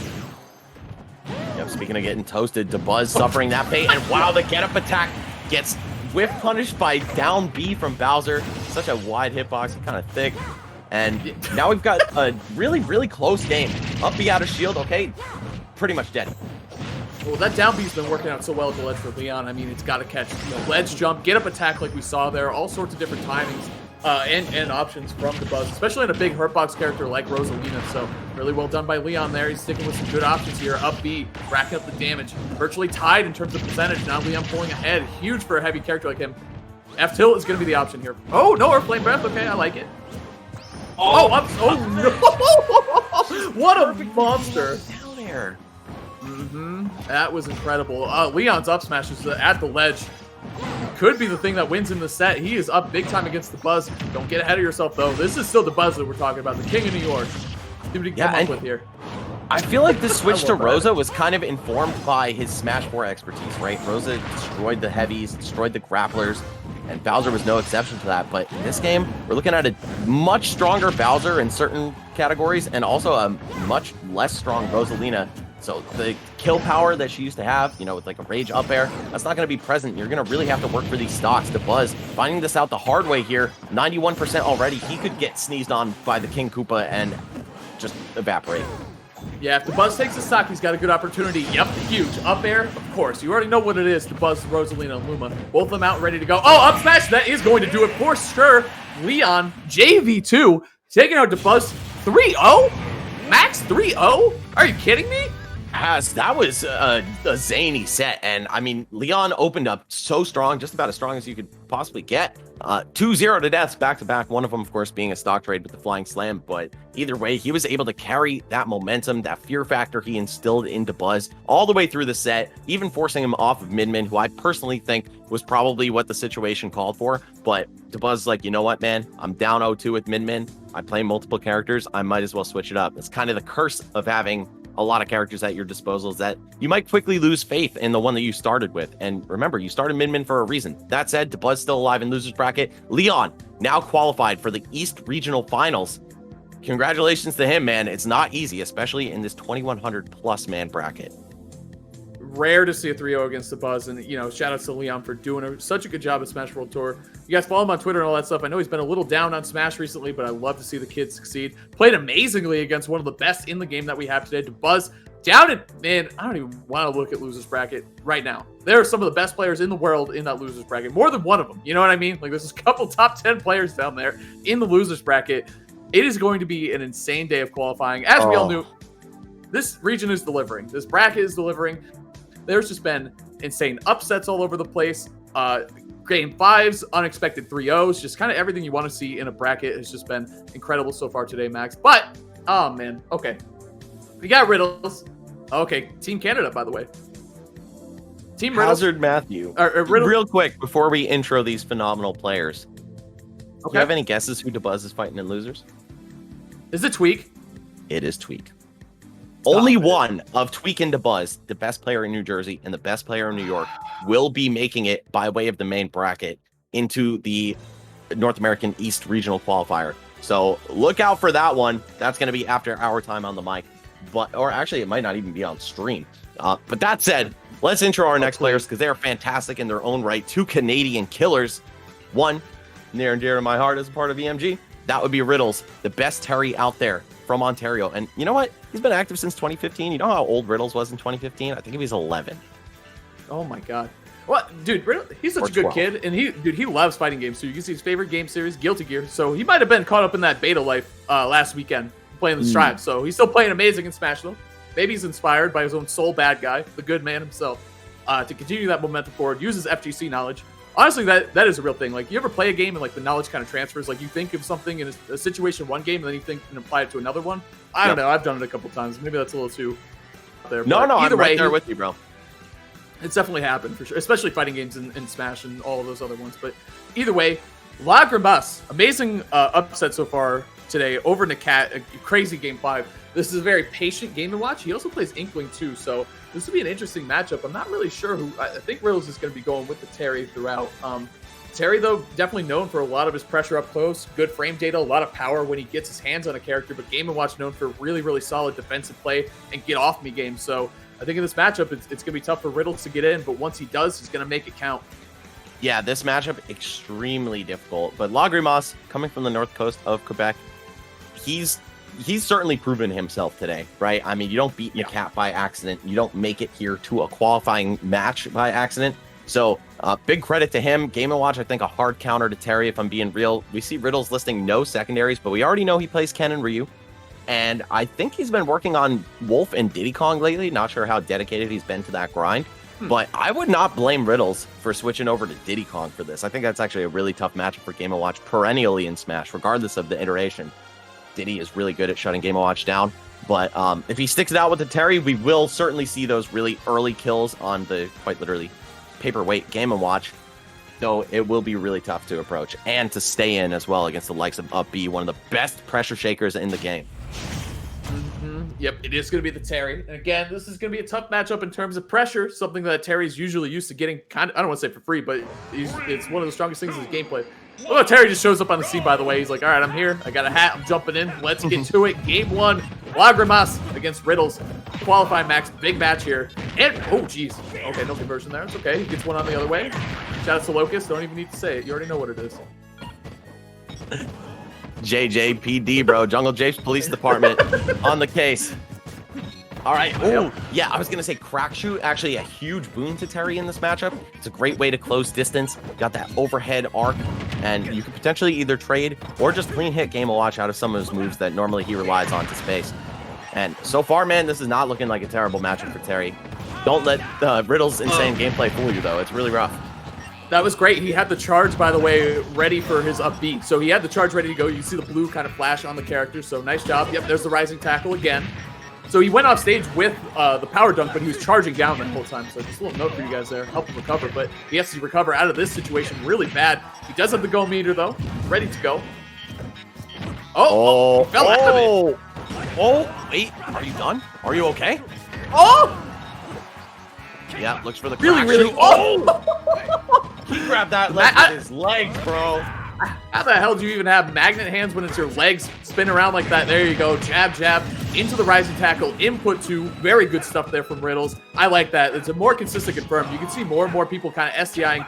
Okay, back air. Really good pressure off stage from Lagrimas. That's going to be huge for him in this matchup, too. Back and forth. Tough. Picking the bomb out of the way. Of course, any hit in the game, pretty much, guys, will disable the hitbox on that. So if you see Game & Watch getting happy with the forward air, just go challenge him straight up. You have nothing to lose. Talk about how strong the crack shoot is, the gap closer in this matchup. Catching Game & Watch, that's one thing. He does like to jump a lot, too. Catch him in the air with the crack shoot. Gonna be good damage for the Terry. Uh-oh, Riddle's forced into air dodge, kind of the last resort defensive option. Wow. If he had bonked on the side of the stage and died that way, that would have been so sad for Riddles. Either way, we're pretty much dead even still. Game & Watch stuck at the ledge. What's the trap going to be? Busts out of it with up B. I like it. Oh, and Riddle's almost delivering on a forward tilt to crack shoot. Just a little far out of range. And I think that's because Game & Watch is so light. He just flew too far. Here's the thing, is that the up B up the ledge has been so good. Oh, no confirm after the jabs right there. Could have potentially been death. Riddles didn't like it, though. I like that. If you don't like the confirm, you don't see it, sometimes it's better just to back off. I don't know if he missed input or something there, but either way, still alive. Got to make it down, though. Lagrimas has been so good in this position all day. Oh, I thought we were going to see it. Yeah, I thought Lagrimas was just going to pop the up B and get out of there. Riddles maybe actually fast enough to punch that. Though I think he could have done it. I think he could have up beat out. Either way, great magnet hands there. Riddles staying alive, keeping the go preserved as well. We might not even see a kill, but just used for damage. Good pressure here. I mean, we saw Lagrimas with the pressure from below before. Now we're seeing Riddles, but now Riddles off stage. Has to recover. It's going to be tough. Early crack shoot. Oh, is that going to... Oh, I was going to say, the game is lying. That is the biggest lie. Yeah, I did not like that. Okay. Come on. He literally almost landed center stage. No, I'm just kidding. Not center stage, but, you know, now I'm the liar, you know? Here we go. Yeah, he literally would have had to hold it out, like, to the left to die from that. Okay, punish. Just a dash attack, though. Yeah, Game & Watch's ground normal's not the fastest, though those smashes are really quick to end. Yeah, and that's the thing is, like, I like the idea of swinging with the golden meter, because even though you lose the stock there, you win, basically, and if it doesn't, you die, but now Terry still has kill power. Yep, that's what I'm talking about. Yep. He'll come in a blazing. Very good stuff. Riddle's taking that one down. Clean game one. Playing the matchup exceptionally well, as we've been saying all day. I think the crack shoots are just exceptional, and one thing is, Riddles' recoveries, they need to be on point, because Lagrimas, very, very good off stage with a character that's good off stage against a character that has an exploitable recovery. Riddles isn't recovering like this. He's losing that game one very fast. I think Burn Knuckle might also be a bit of an unsung hero in this matchup, obviously because it has devastating kill power, but I mean, this man is wielding a whole ass lance on his way over to you. So if you trade with the multi-hits of, say, back air or neutral air from Game & Watch, you're coming out on top of that exchange every time, even if it doesn't kill, just given the percents and survivability of these characters, it's a winning trade for Terry. I would really like to see Lagrimas go for a little bit more aggression off the stage. I think he did a great job of it in that set, or in that game, but that's really where you're going to capitalize. That and the juggles. So difficult for Terry to get around. And we also see up B being a huge thorn in the side of Riddles. Normally, Terry can kind of just jab or tilt at your shield and wait for a reaction, but if you have a great DP, like Game & Watch's up B, like Dolphin Slash, something like that, you're going to get a lot of breaks against Terry. Yeah. For sure, man. Shutting down the pressure is just such a big thing against any of the fighting game characters. You know, Ken, Ryu, and Terry. Gramasa going to amazing song, by the way. First off, I gotta say, but going to battle facts. See what you can come up with here. Oh, the raw up B. I mean, you can get away with it since you're still able to move and act after that, but I think that's kind of a sign of fear on Lagrimas' part. He knows that Terry likes to get scrappy up close, and that's something you got to shut down, sometimes even preemptively. Jab, going for the power. That's what I'm talking about. You guys got to SDI through it. Light character like Game & Watch certainly can do it. I bet your main can too. It's not that true, to be honest with you. Oh, Bears. Okay, yeah, these are the juggles that we were just talking about, guys. It's so difficult to get back down to the ground, and it's actually kind of tough to punish Power Geyser from below like that. I can't believe he almost armored through. He almost armored through that back air, by the way, with the Power Geyser again. Look for it again. Riddle's not afraid to throw out these supers. I like it. Good pressure. Yeah, we're getting so many of these matches that really show the dichotomy between like X Factor and strength on paper, right? And Terry versus Game & Watch certainly falls into that category. Yeah, Game & Watch can do all kinds of terrible things to you, but you know what? When it comes to killing, Terry's got his number. Oh, and look at that 50 off the bag. Beautiful landing up airs into the rising tackle. Disgusting, man. You see really good Terry, Ken, Ryu players. They're able to combo and extend off of these platforms. They're not in their own game. They certainly make it look good in Smash. Really smooth stuff here from Riddles. Really moving a lot on these platforms. This is disgusting stuff. Still living here at 150% too. This could be another Game & Watch stock.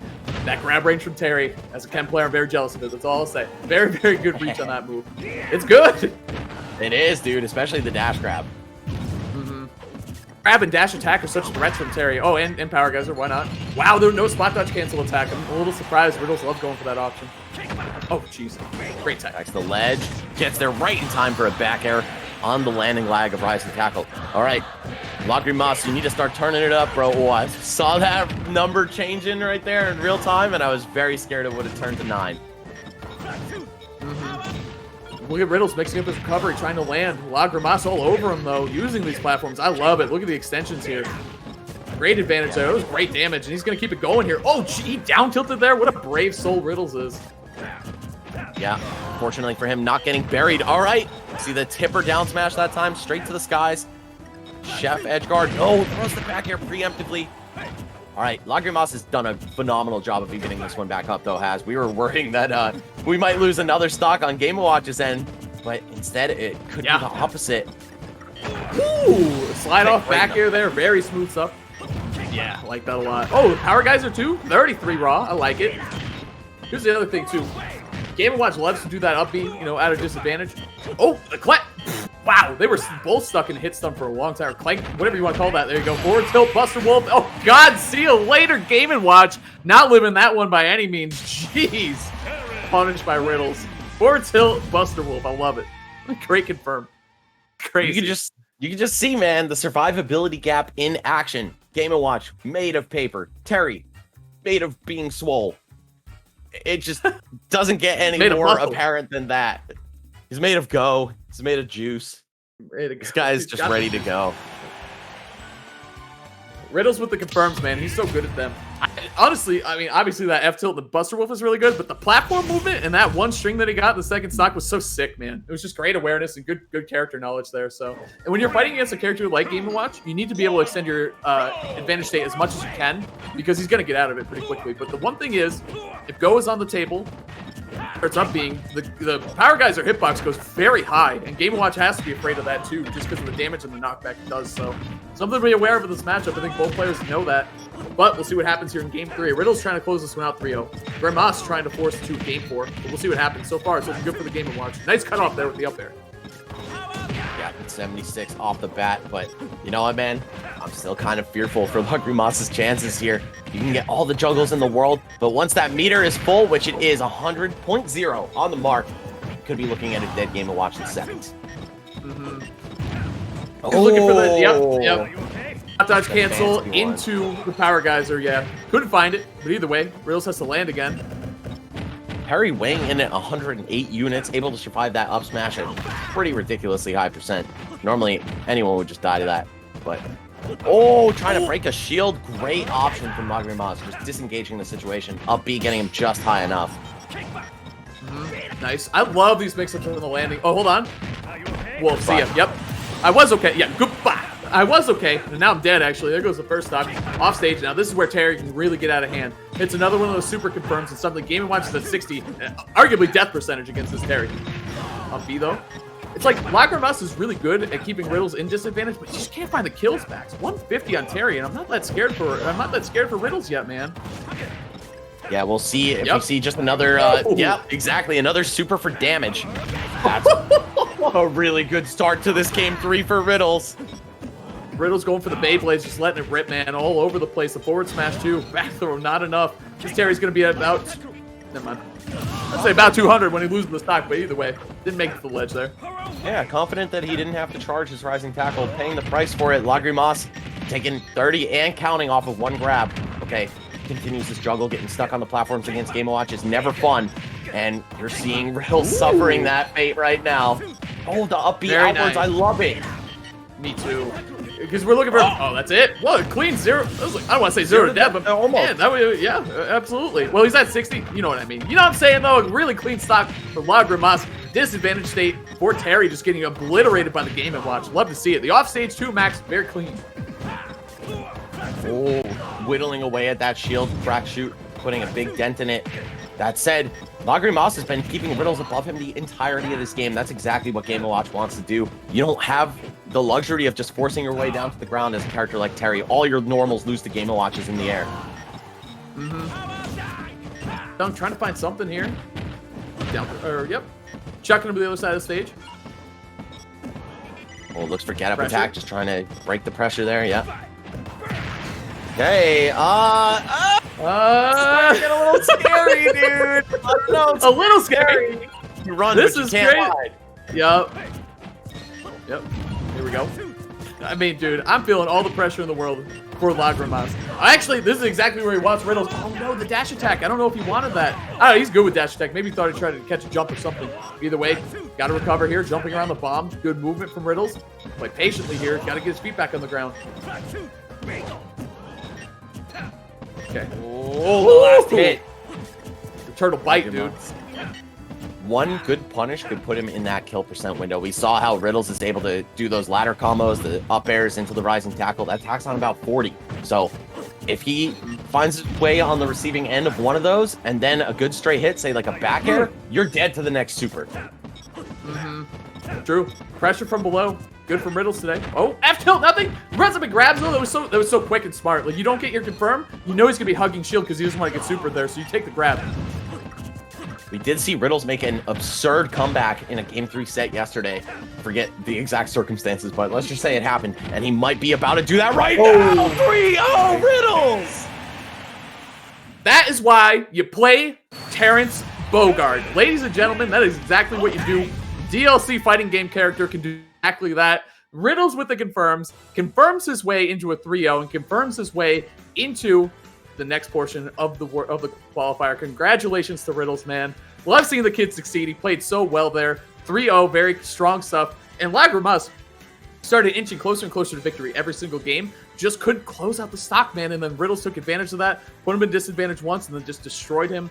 With his super confirms, they were just so on point. Well done to Riddles, qualifying 3-0. Nice job to the kid himself.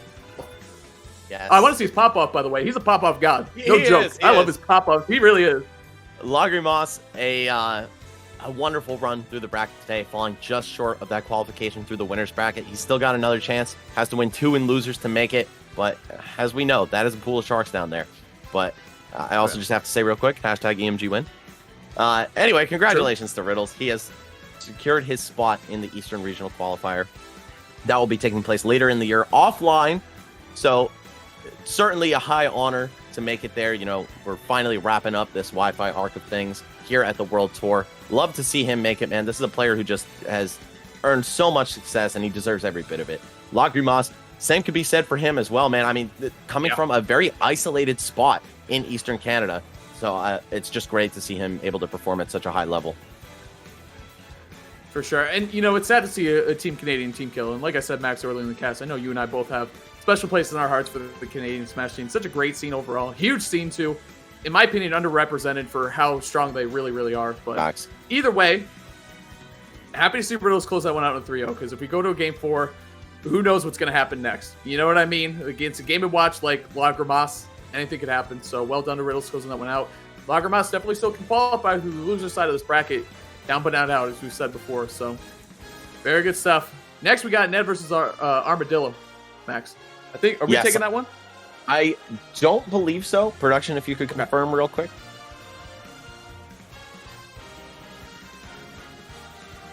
Okay. All right. Okay. So that's going to do it for myself and Hazmat. Really, both Hazmats on the screen here.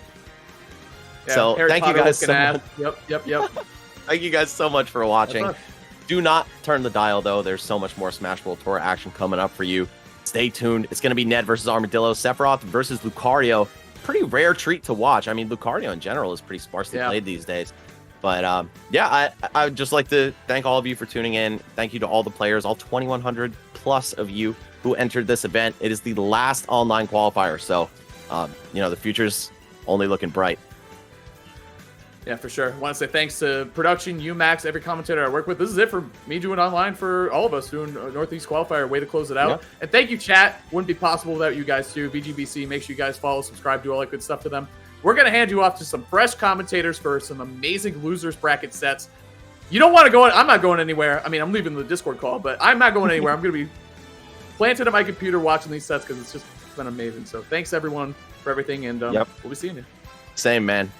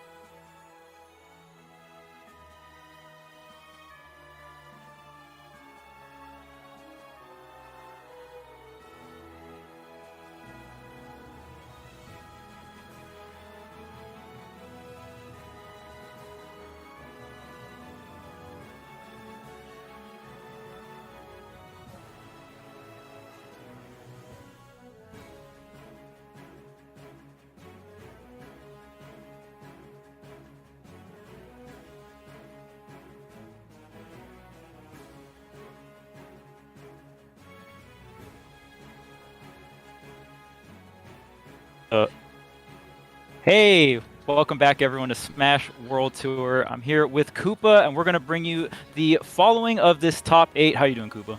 I'm doing great, Charles. It is a pleasure to be here with you today. We are here. We're at the end of the road here of our world tour.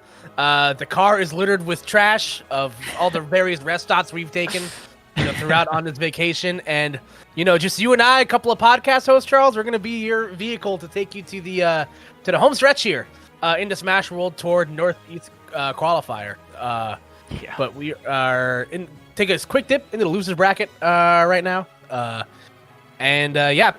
Listen, everything that I grew to expect for this tournament this weekend has been true. It's been an absolute bloodbath over, however many entrants we've had today. And as we take a look, we are gearing up for the top 8 and the last chance qualifier, which again, need I remind you, has been absolutely chaotic today. The most entrants out of any of the qualifiers, no surprise that the level of competition today was going to be on a different level.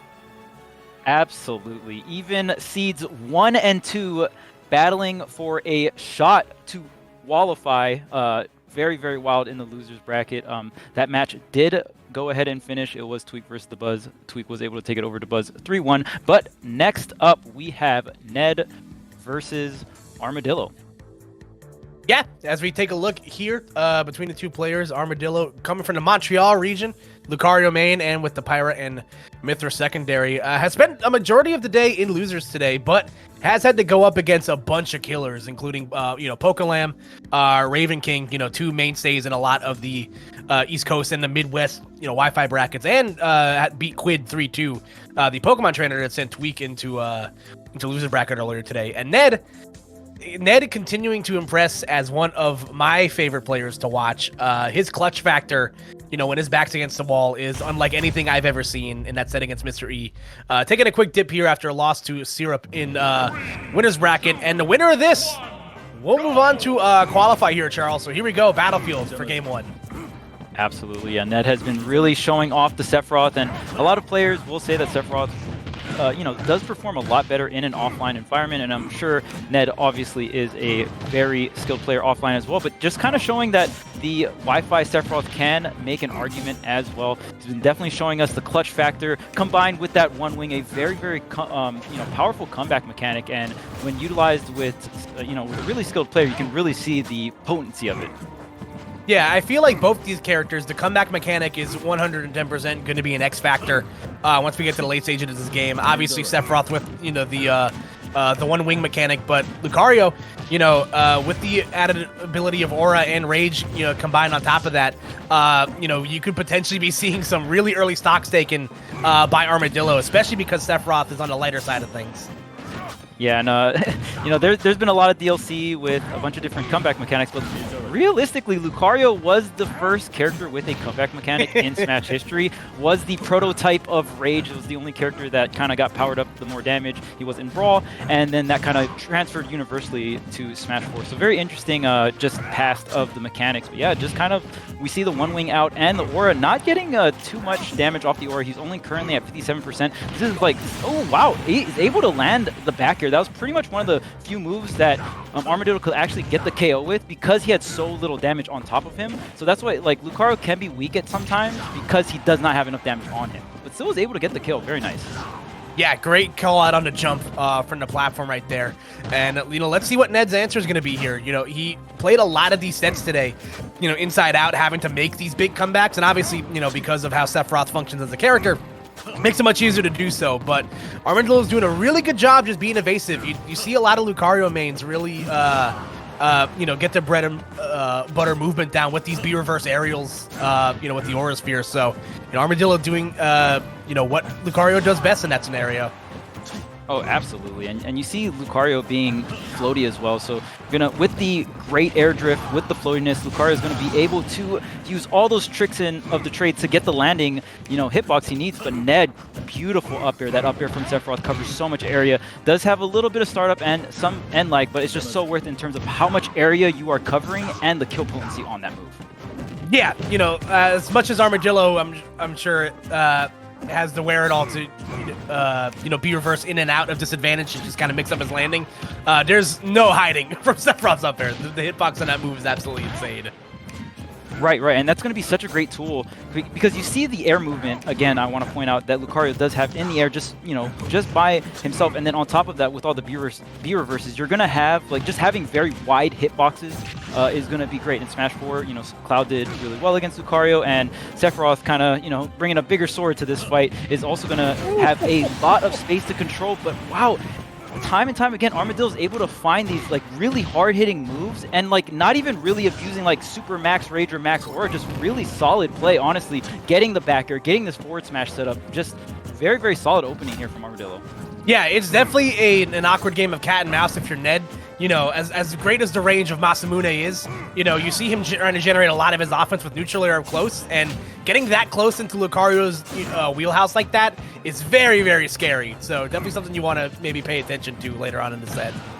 And this is worst case scenario here. Ned does get the one wing, but he has to use the jump early. The up B will cover him for the most part, but Lucario, he has so much kill potency with this amount of aura already at 100%.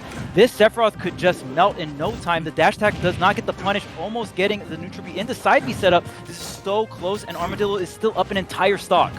Ooh, gets him with the down smash, but not enough to kill just yet. Ned still searching for this kill. And he's made really good use of that short hop up air, like you said. The startup on it's, very notable, but the range that it covers low to the ground is excellent. And that back air covering so much range. So we've seen Ned make a couple of these comebacks today, Charles. I wouldn't be surprised to see him make this one close near the end. Yeah, we'll see how long this one wing lasts.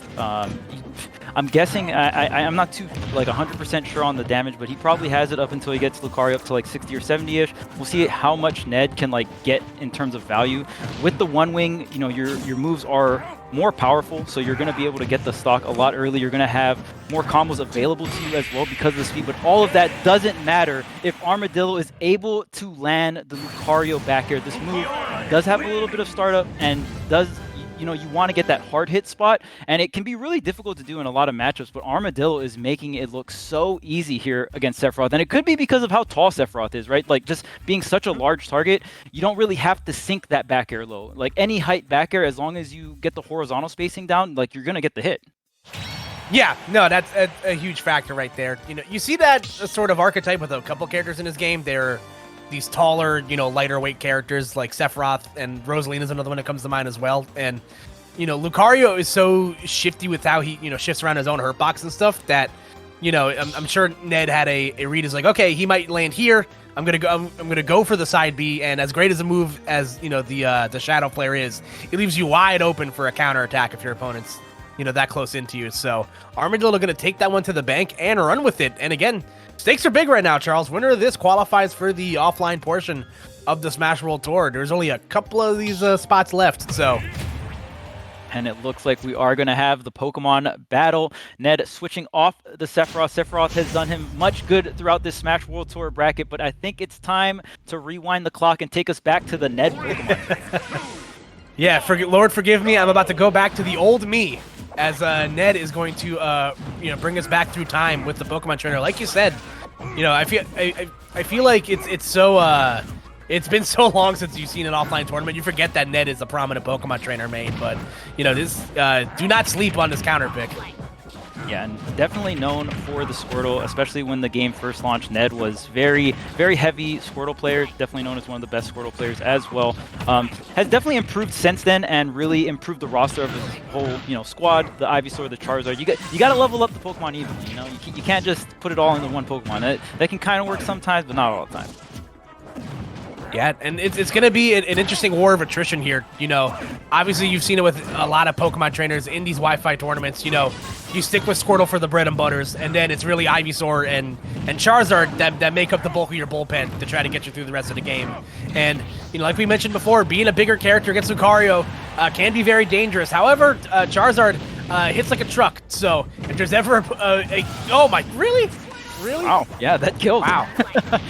maybe some sus DI, or maybe that move is just strong. That Lucario up B, you know, it does get increased distance as you get more percentage on you. It does, the range increases with the aura, but because of that, maybe Armadillo should have sunk a little lower. I feel like with that angle, that arc, he kind of overshot the ledge just a tad bit, making it a little easier for Ned to get that down tilt and get that KO. Yeah, whoever said you can't win a fight with a headbutt was lying. Charizard definitely just did, so. Okay, Ned holding on strong here with the Squirtle, not opting to get out. There it is, gets his damage, and like you said, now it's time for the KO with the Ivysaur edge guard. Going to reset to ledge here. Is he going to get the down air? No. Goes for the forward smash, doesn't connect, almost gets a pivot grab as well. Ned onto the ledge here, and that Aura Sphere is going to be so hard to deal with when you are on the ledge or in the corner against Lucario, especially with Aura, because it makes the, you know, the Aura Sphere even bigger. Yeah, when you start hearing when you have to start turning the volume down on your TV because the Aura Sphere is getting too loud, you know you're probably in some sort of danger. And, you know, Ned has gotten a lot of extra credit out of the stock, and there we go. You know, the fear of what could have came after the Aura Sphere led him perfectly into the Force Palm. So, you know, good stuff from Armadillo there. And, you know, for all things considered, you know, as cliche as it sounds, this is still essentially an even match. Yeah, and that's the scary thing about Lucario. Like, a lot of his moves that are going to get the KO are a little slower. So, you know, sometimes you are going to have to guess or get, you know, those hard reads with Lucario. But, you know, your moves hit hard. You have a very, you know, large projectile when the aura's up. And that Force Palm as well going to be a slower command grab. But, damn, that move is very strong. Get the KO extremely early. So there's always a lot to respect when dealing with Lucario.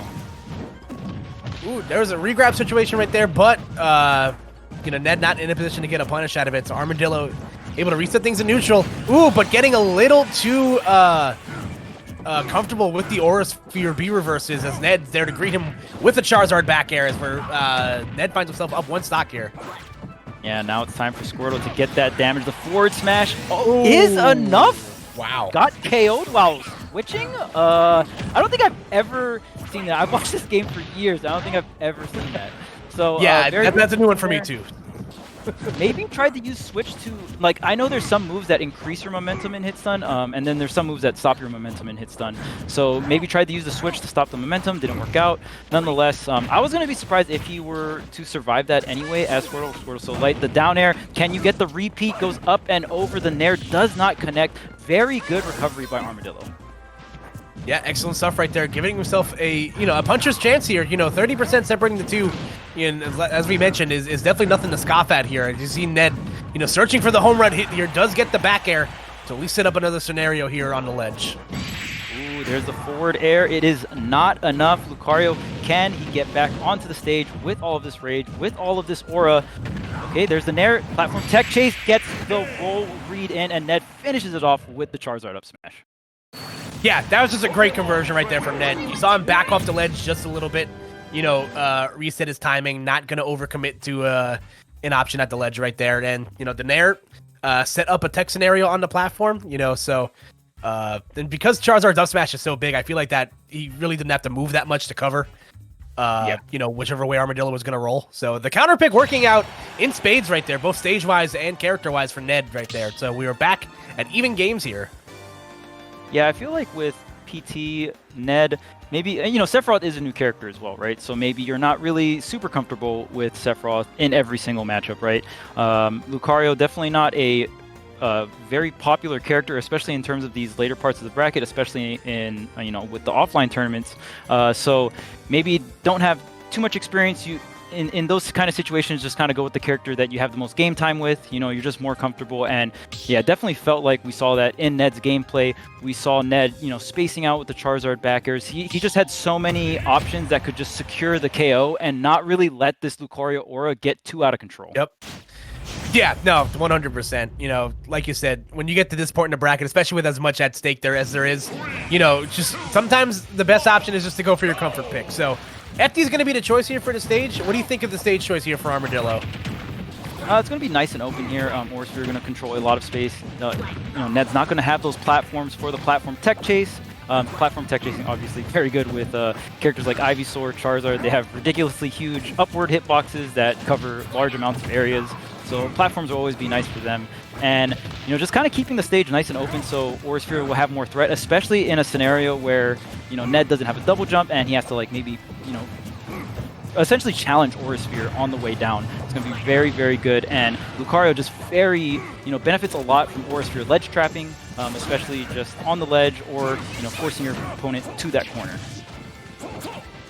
Yeah, just like that, you see the game essentially even right here. And, like you said, we could see a scenario, late game where Armadillo might have to force Ned to land in the middle of the stage. So definitely be mindful of that. But, right now it's, a pretty comfortable Ivysaur percents right now. Ned going for a home run read right there. And thankfully for him, not getting punished super hard on it. Yeah, Ned is not afraid to go for the read with these up smashes, is able to get the side B there, connecting right into the up air. That will be the confirm. And yeah, like I said, just having that Ivysaur, having that Charizard, such comfort picks to set up these kill confirms or set up these stray hits, and then just Squirtle comes right in, gets all the damage he needs. And just the main thing against Lucario, I just have to emphasize is closing out that stock, just because, oh my goodness, well, we're melting stocks out here, and that had to have been some kind of cross-up DI. Wow, especially on the Nair. So is able to survive there. Charizard coming in, doesn't get the tech, and yeah, okay.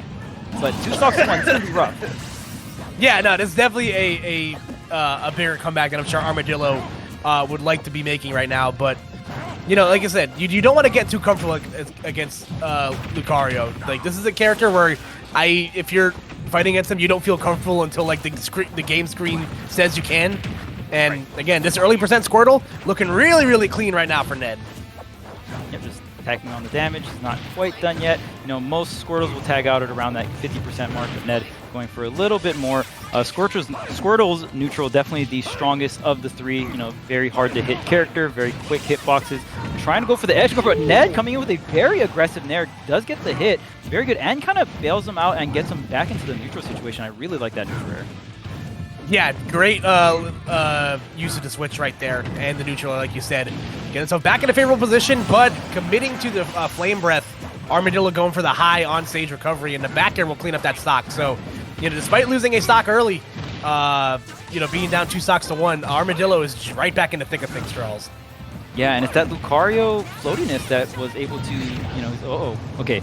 Use the double jump, get the down air, though. Wow, what a read coming out from Ned. Gonna complete the edge guard. That was looking like a very scary game 3, though. Like you said, a stock earlier. You can't really, it's not really over for Lucario unless it says game, just because of how volatile that aura can be, especially if it's a last stock scenario. Yeah, man, it's absolutely terrifying. And, again, the counter pick, definitely worked out in spades for Ned's right there, too. So, if you're Armadillo, I know he had a couple of, I don't exactly recall who he had as the secondaries on the screen right there, but maybe you go for the switch. I'm not sure. You're 1 game away from having to try your luck in the last chance qualifier, and judging by the level of competition there, I would want to stay as far away from that as humanly possible. So curious to see what the counter pick is going to be here. Yeah, Armadillo is going to have the option to go Pyra. He did opt to go Pyra a little bit in his losers run. And, shout out to Armadillo, because I believe, let me check here, he played 3 back-to-back Game 5 sets before going into this set. So, I mean, just playing his heart out today. And we'll see if this set also goes to a Game 5. Right now coming up Game 4. We'll see if the big question is Armadillo going to switch to the Pyra? I think, yes, just stick with the Lucario at this point. We'll see if the stage changes here, or if we're just going to see Final Destination once again.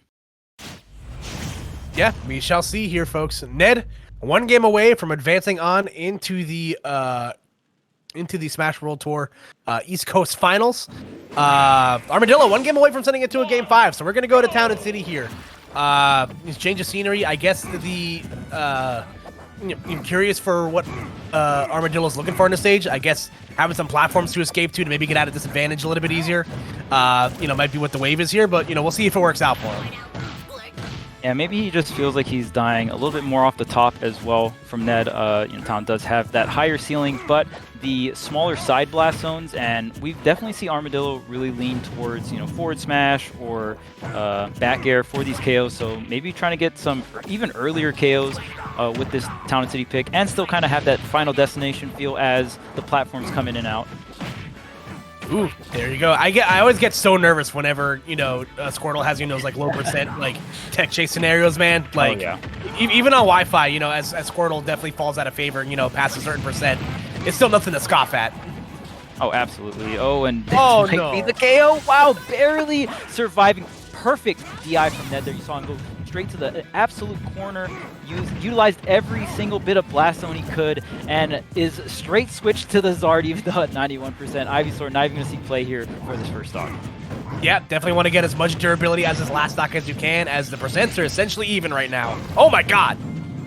Oh, the back air, like, and you know, both of them are just, they really want that back air, right? Especially when it's Zard Lucario, it's like, all right, how am I going to hit my back air but not get hit by yours? Gotta call it like it is, Charles. Sometimes the back air is just nice. Yep, exactly. See if Ivysaur, we have prime rage percentages here, and Ivy can do some nasty things. We'll see if we can get a landing back air or a nair starter here. Ned still trying to search for this. Utilizing the platforms, I like that. That's a very common piece of strat. And the deep back air, going to catch the dash back. Yeah, no, excellent stuff right there from Armadillo. Again, you always want to try to close the gap as early as you can. You know, Ned obviously knows the stakes of this match right now. And going right back to Squirtle, you know, trying to get as much damage in the early percent as he can right now. Ooh, I like the down smash as well. Down smash for, wow, the directional air dodge. Great spacing from Armadillo. They're not going to get clipped by the forward smash. Yep, having to be very careful right now as we go back to the Ivysaur here to try to clean up the mess. Yeah, it's so scary to throw out any Razor Leaf. The Aura Sphere is just so strong, and Armadillo completely trapping Ned. Not a lot of options. Maybe could have switched, but is able to connect the up air. And the high ceiling paying off here. Low rage on the Charizard. The up smash isn't going to KO Armadillo off the top here. Yeah, but Armadillo having a rough time trying to get back to center stage right now. Eventually able to find respite on the side platform, and now able to break, you know, free a little bit into neutral here. So Ned, still continue to add on his pressure right now. Okay, tricky landing. Ned, no punish on that. Maybe couldn't. Ooh, ducks underneath the Aura Sphere. Like the option here, jumping over, ducking under everything. See if you can get this KO. Tries to get the jump from Armadillo, but this is scary. Oh, wow, almost gets the edge guard and dies for it. Isn't going to get back the 2-frame. The down tilt from Charizard, evening things up here for Ned. Yeah, once again, the noggin being the equalizer right there. So Ned able to get himself back in a last stock situation. So let's see if he's going to be able to, mount this comeback. 83% is definitely nothing to scoff at. And, Squirtle is not known for his durability. So smart switch to the Ivysaur right here. One thing that can be tough for Lucario in this scenario, like Lucario's still in a comfortable spot, but if Lucario's at just 0%, he's not gonna have a lot of options that are just straight kill moves that can kill, Ned at this percent outside of smash attacks. So gonna have to work a little bit harder to get that KO percent, and it looks like this is gonna be enough. No, the switch to Zard is enough, but the snipe after the switch! Oh my goodness, Armadillo with the call out. Yeah, Aura Sphere playing true to its in-game characteristics. I believe that move does not miss when you use it in the native Pokemon games. But yeah, great awareness right there from Armadillo. Again, Ned's DI was pristine, on that Ivysaur stock, but great awareness to just throw out the Aura Sphere. Ned's that deep into the Blast Zone. All you have to do is look at him too long, and he was going to die. And we're already starting off the block, the way that, Sakurai intended us to, Charles, with a Game 5. Yeah, no, nothing short here, especially for Armadillo. This is his fourth Game 5 set in a row. Man is running a marathon. So we'll see what happens here next. Armadillo, just great awareness after the back air, knowing that because Armadillo didn't have, too much aura, still having the awareness to set up the offstage edge guard, and aura or not, if you're that close to the Blast Zone with that Aura Sphere, you're gonna get KO'd. So really, really good stuff there. All right, so small battlefield will be the final stage here. We saw Ned make excellent use of the stage in the game that he won earlier in the set.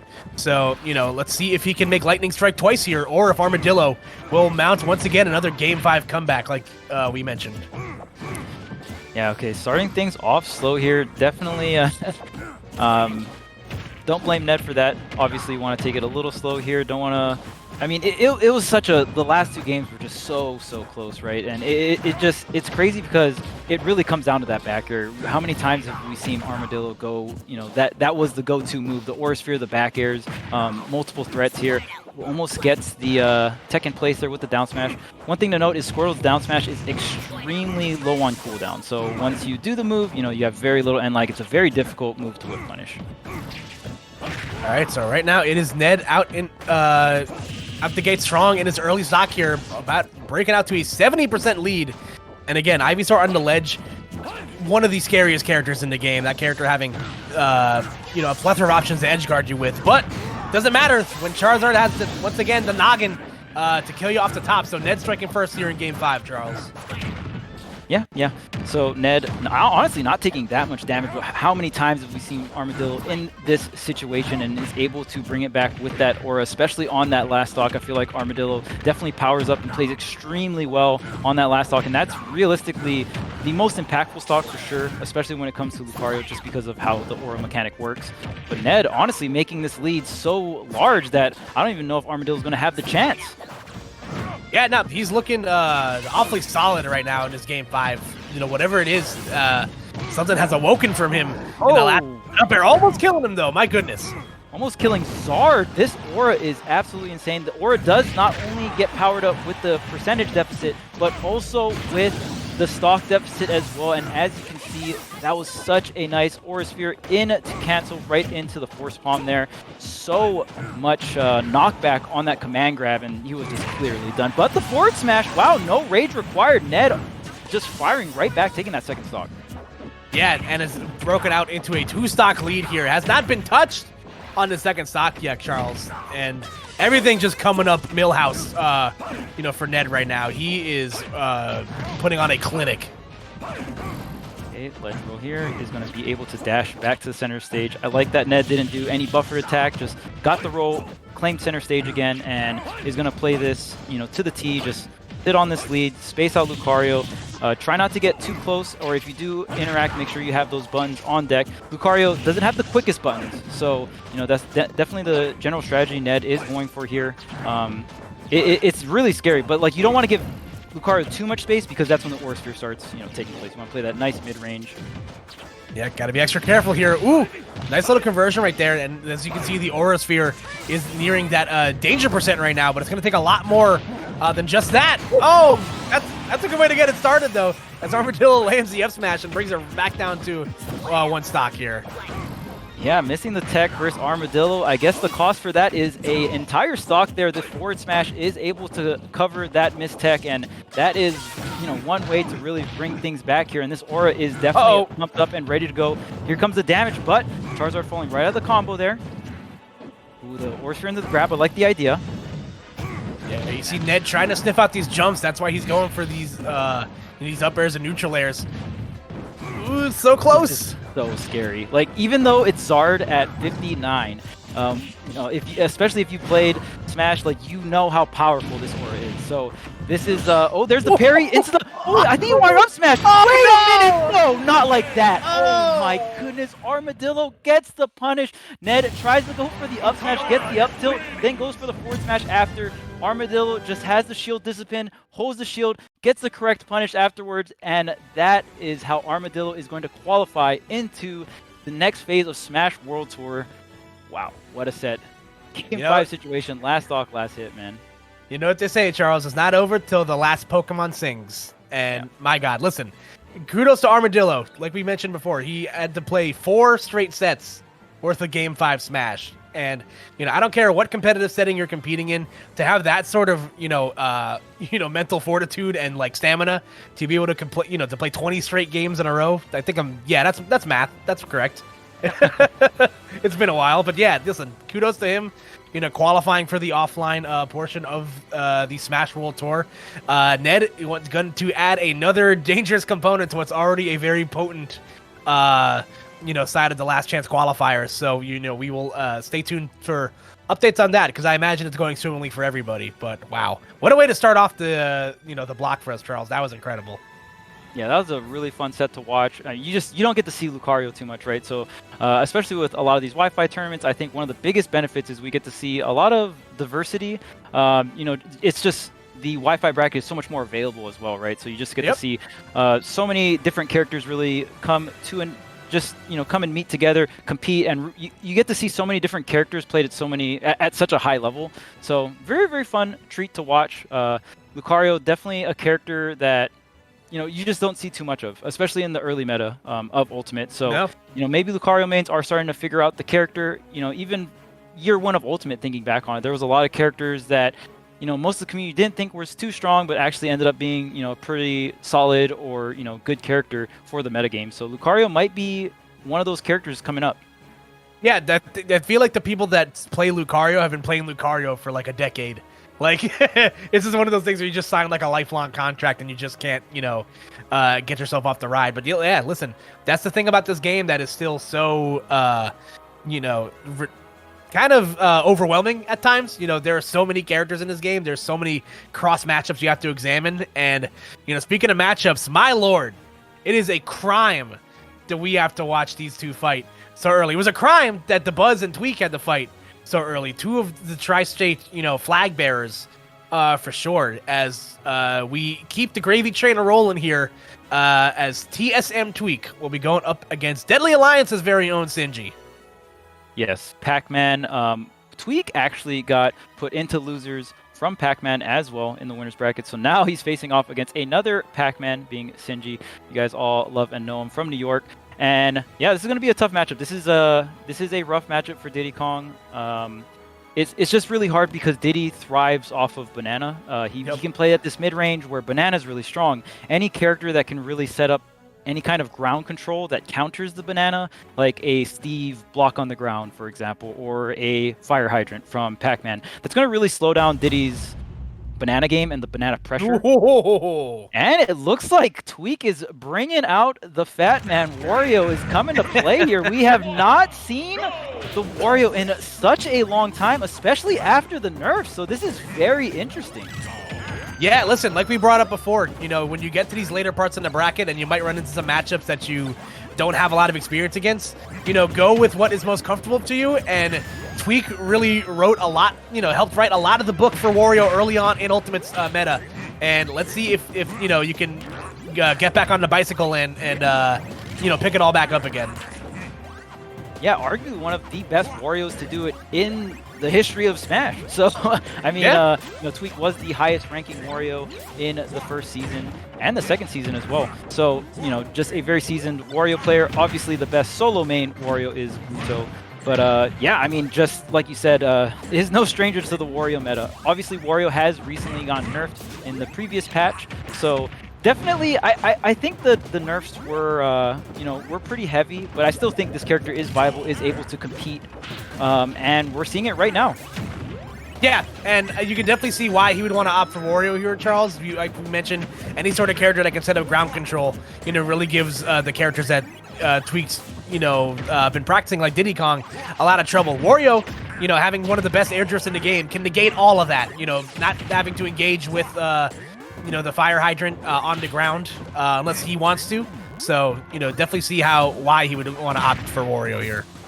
Yeah, Wario can play a grounded game, but usually you see Wario's in the air, like you said, really abusing that air drift. And there it is, the up tilt waft. The nerfs couldn't stop it.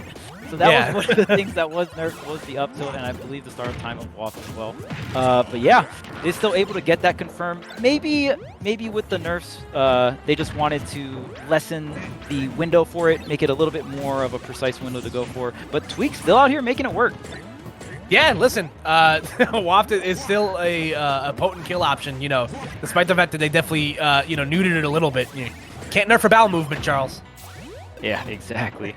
And another thing, too, like you mentioned, Pac-Man usually wants to sit back, really wait. Oh, wait, we got another conversion here. The Rising there almost connects. But all this time that Pac-Man sets up the hydrant, charges the fruit, that's all time for Wario's Waft to charge. So Tweak not really in a rush to interact with Pac-Man. He doesn't have to, especially with the stock lead, but even more so, even without considering the stock lead, his next Waft is just charging up. Yep, exactly. And you see right here another factor of the game that, not many I'm sure players feel comfortable doing is engaging in set play with Pac-Man's own items.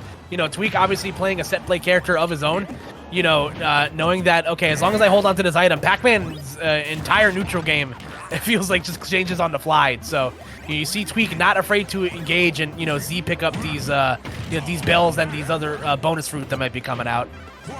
Oh, absolutely. And, that's one thing that can really separate a lot of players. Some players, their item control isn't that great, so they'll struggle a lot with Diddy Kong, Pac-Man, some of these item characters, Snake. Being able to, even if your character doesn't have an item, you as a player having really good item control, that's going to be a really big factor in a lot of matchups. The air dodge, there's the strawberry, and there's the bike there as well. Tweak not even going to go for the upbeat. That is definitely the KO. And Wario, without that bike to recover, can be pretty troublesome to get back on the stage. Yep, Strawberry edge guards, much like Strawberry Fields, are forever, Charles. So let's see what the response here will be from Tweak, who's built himself up a pretty nice lead and already has full wafts back on deck. So, obviously, if anyone who's familiar with watching Sinji play in the Tri-State region, knows that he is definitely, in no rush to try to force his hand if he doesn't have to. As you see him, he's looking very meticulous with his item pulls right now. So we could be in for a long one here. Yeah, absolutely. We got 3 minutes on the clock. I imagine Tweak would probably just save this waft unless he's able to get like some kind of parry waft set up or a waft out of shield.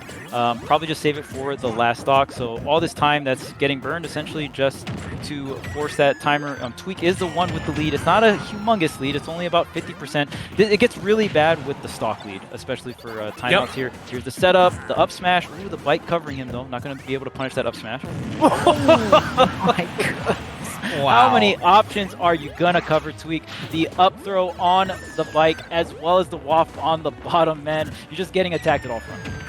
Yeah, no, that was just a great, chain of command right there. Tweak having all of his options covered, like you just mentioned. So, like you said, it becomes much easier to play the long game when you have the stock lead. So, you see Tweak obviously doing, the right thing here, but unfortunately flying a little bit too close to the sun and getting caught by the bell into the F smash right there. So even stocks across the board here. Yeah, that's something you gotta be really careful. Pac-Man had no rage there, but Pac-Man forwards or just smash attacks in general are very powerful, which also just in return makes that bell very, very powerful. You gotta respect it. Now Senji with the lead here, 1 minute and 35 seconds about on the clock. Okay, the Nair into grab up air. Do you get a frame trap? No, the trampoline is there to save Senji. Yeah, no, that was a great awareness right there from Sinji to know where the trampoline was, reset back at the ledge, and to get his items back on deck here.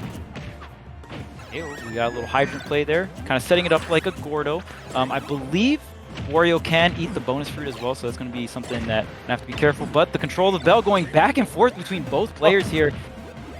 Get a little hydrant play as well. There's the up tilt. Wait a minute! Oh, tries to get the drop zone waft after the fair, but does not. Sinju doesn't go into tumble there. That's a huge L for Tweak. I'm not going to have waft for pretty much the rest of the game. There's only 1 minute left on the clock, so he's going to have to beat him out with Vanilla Wario, essentially. Or you could get, like, kind of a half waft at the very, very end, like, photo finish. Yeah, he's going to be cutting it really close to the edge right there, but... let's see if he's even going to need that. You see Tweak definitely starting to, again, play more with the bonus fruit in hand. Almost catching Sinji with the back air right there, but putting himself in great position to catch the tertiary option. Oh, wait a minute. Oh, the get-up attack doesn't go punish there. 20 seconds left on the clock. Tweak has all the rage in the world. He just has to be careful of the hydrant, the bonus fruit. There's so much. He's probably going to try to land that forward tilt or maybe a down tilt dash attack. I'm not too sure if he has too much rage for that confirmed, but so much being thrown at him. Only 8 seconds left. He needs a KO. Oh, the what? What the? Okay, and he's out of here. Did he just do like a half? Did he do like a half A input? Like I don't know what happened. Like I just saw the camera jerk to the right, and I was like, "What? What is?" Oh, and he gets the back. Hey. I don't know what happened. It's like he was trying to walk up Bowser's staircase, and like, yeah, like, bro, you're playing the wrong game. What are you doing? Like, that was totally ridiculous. You know what's crazy? Like it felt different too, just because of the tense situation. It was just like, oh, Yeah. wait, what? Like what the? Yeah, it's like, you know, it's a very intense moment and somebody tries to like crack a joke to like break the tension. Like there's a time and a place for everything. Whatever the hell that was not the place. My God, that was whatever the hell that was. Needless to say, was wild. And listen, like we mentioned, Sinji, you know, playing the long game. That first game, and it worked out in spades for him, you know. So you see Tweak reaching back into the bag of tricks, going back to the Wolf. You know, we saw Wolf come out in the first set against Quid. So let's see if you know, the Wolf has any better success that the Pac-Man didn't have, or the Wario didn't have in the second game here. Yeah, the last time Tweak did face a Pac-Man offline was Frostbite, was against T, was able to close out the set 3-1, and it was this matchup. So obviously Wi-Fi makes things a tad bit different, but I think, you know, this is, in terms of top tier matchups, probably one of Pac-Man's worst matchups. For a top tier matchup, they probably might have some other weird matchups for like mid tiers or low tiers that are harder. But yeah, Wolf definitely a character that gives Pac-Man a ton of trouble. You know, just a very solid all-around kit. You're gonna have Blaster. We see Tweak utilizing the gun very well here. So if the neutral B is fresh for Wolf, 2 Blaster shots will disable the will put the Hydrant into tumble.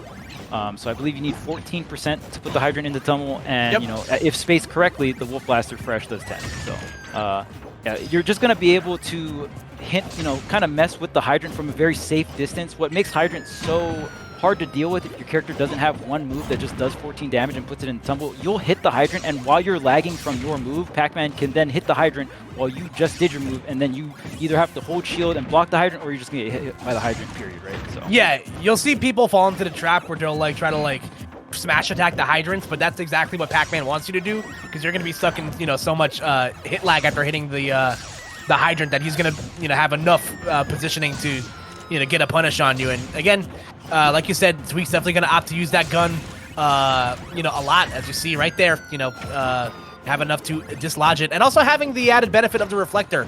It's going to make it so that Sinji can't just throw the bonus fruit at him for free. So, and we'll see how this works out. Yep, just really playing that long-range game. Wolf, a very simple character when you do get in, for the most part. You know, outside from the very crazy, like, low percentage combos you can get, you're mainly just doing, like, you know, 2 to 3 hit combos, getting really solid damage, and Tweak is definitely playing that game, especially against a floaty like Pac-Man. You're probably not going to do, like, some crazy, insane conversion. But yeah, just playing a really solid game here. We'll see if Tweak can just hold on to this lead, and, you know, with this percentage lead, you can kind of just wait. You don't have to overextend. You got like 70, you know, 50, 70 damage to work with. So yeah, and already a minute and a half on the clock, burned out 140% on Sinji. Yeah, and Tweak setting up where he is one of the best at. We haven't really talked about it too much, but Tweak is notorious for being one of the best ledge trappers, you know, on planet Earth. So, you know, obviously, like we mentioned, the scenarios make things a little bit more difficult, but, you know, it's still very much effective, as you see right here. Sinji having a rough time getting back into neutral. Yeah, and even, like you said, that Reflector, not only do you have the Blaster to force the interaction onto the Hydrant, you can just reflect it if it does come at you. And then now it's just your Hydrant, especially at this point, Senji is going to have to respect it. There's so much threat Senji has to look out for here. You know, the forward tilt, the back air, dash attack, and even back throw. Oh, no punish, a roll in from Tweak. That does go unpunished here. We'll see if he, you know, we'll see if Senji is able to make a play with the Rage.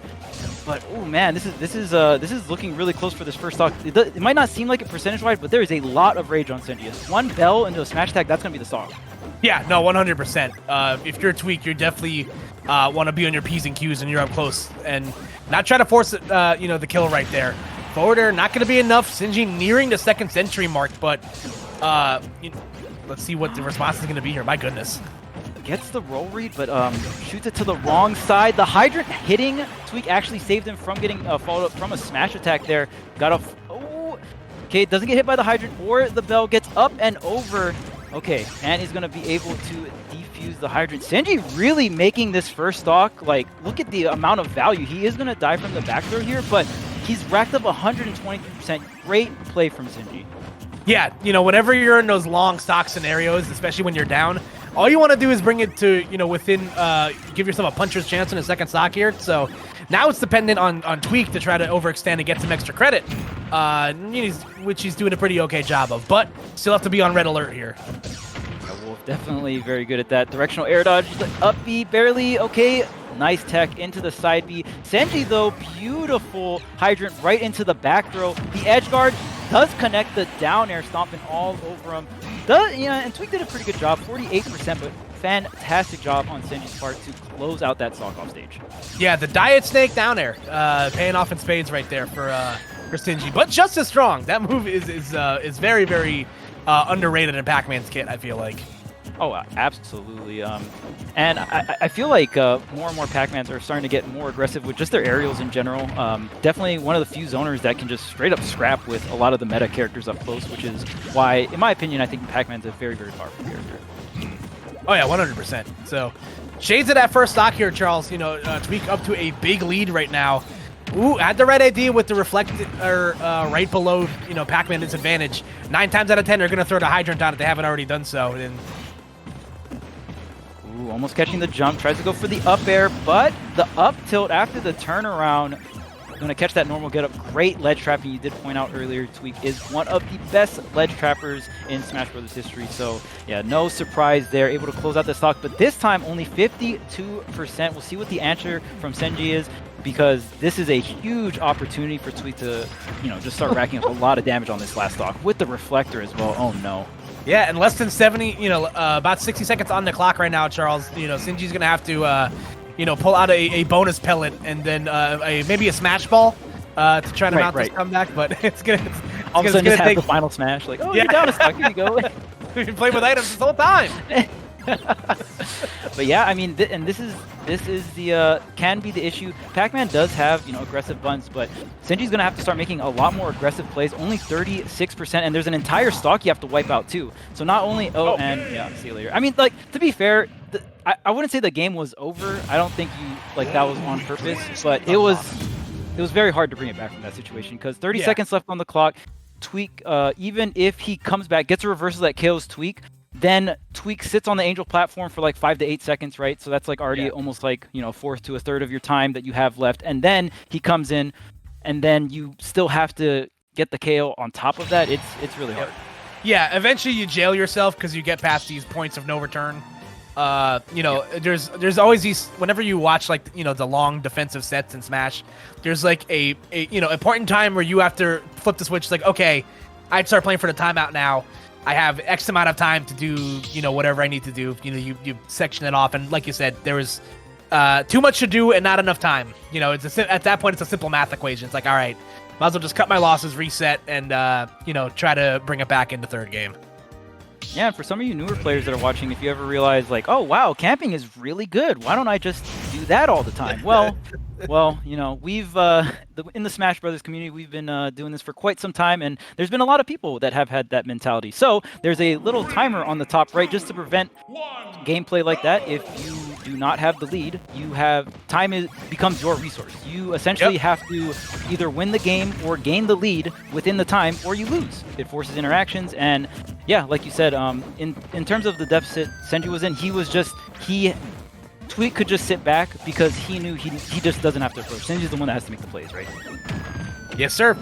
So we're gonna go to Cal's Pokemon League here. So having a wide open center here, I'm sure is going to be beneficial here for Senji, and having those added platforms that extend out over the ledge, it's definitely going to make the ledge trapping less oppressive. If you're Senji, the way they extend just slightly out over the ledge is going to make it a little bit easier for him to get back to the stage. Yeah, absolutely. And there's so many times you see, in terms of the vertical pressure that Pac-Man has when you're juggling him, he's one of the few characters that can throw a projectile down towards you. So when you're juggling Pac-Man, you have to be very careful. And just Pac-Man also having that threat with these side platforms that he can retreat to in these juggle situations is going to be very useful for Pac-Man. So I really like the counter pick. And even for most projectile characters that want to like hang back, when you corner yourself because you're trying to set up these projectiles, having that platform to retreat to is always that nice little safe haven that you can go to, And back in our day, chat, the hydrant might have exploded sometimes when you threw it downwards. Good old custom moves in Smash 4. You never knew what was going to happen. think of all the crazy matchups you have to know, and then like add 4 or like what was it, like 3 different special moves per character. Oh my goodness! It's like accidentally typing your doctorate in wingdings. Like, it got weird. But nonetheless, though, shades of that first game, showing right here for Tweak. He's very apt to just take the high ground on the platforms and shoot the gun. And here we go. You can see where the counter pick could potentially come back to bite Sinji. I don't really think he'd have to do some really crazy like off the heezy like dislodgement of the fire hydrant to like get a projectile up there, without committing to a jump or something that Tweak can react to from a distance. So definitely pay attention to that if we get to another low clock scenario. Oh, absolutely. And all the reasons I did list off. Can you get the up smash at that height? The answer is yes. Senji does get the bell with the rage, able to close it out here. Now able to abuse Kalos for the reasons why he picked it, because definitely felt like that first stock Tweak was the one abusing the Kalos platform layout. Yeah, definitely. Pac-Man a little bit taller than I thought he would have been to reach that. That looked like it was like just at the right height to still connect. So now, the ball bounces back into Tweak's court, where he's gonna have to be the one to make a move, and a great jump back air right there. Sinji getting caught in the end lag of throwing the bonus fruit. So we're back at an even game, stock wise. Yeah, Wolf back air, that move. I feel like not enough people talk about how broken that move is. Do you remember when everybody thought that move was going to be bad because it came out slow? And then it's just like, wait a second, whoa, let's take it easy here for a second. Yeah, it's like, okay, this move hits like Bowser back air if I sweet spot it, and I can combo into it? Oh, okay. Or if I just like hit it in neutral to catch like a jump or something, like they're just done. It's like a aerial smash attack.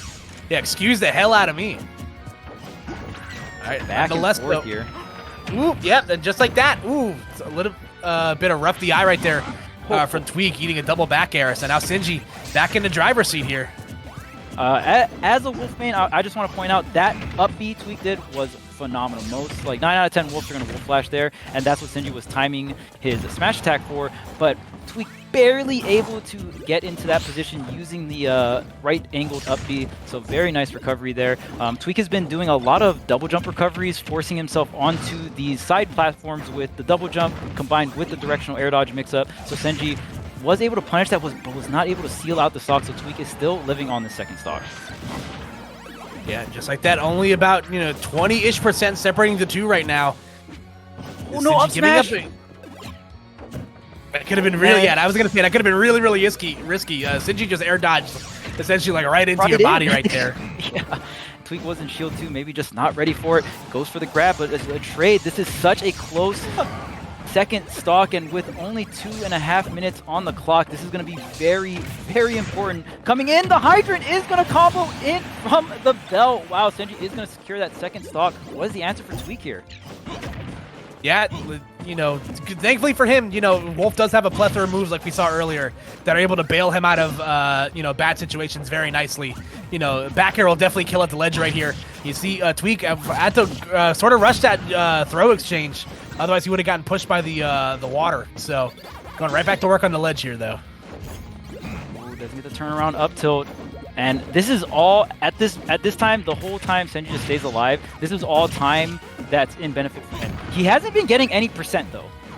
So if he doesn't deal any damage, then... Oh, wait, the back air and no damage dealt. 140% here on this last stretch here. Last stock on Kalos. Game 3. Yeah, if you're Tweak, you couldn't have asked for a better exchange right there.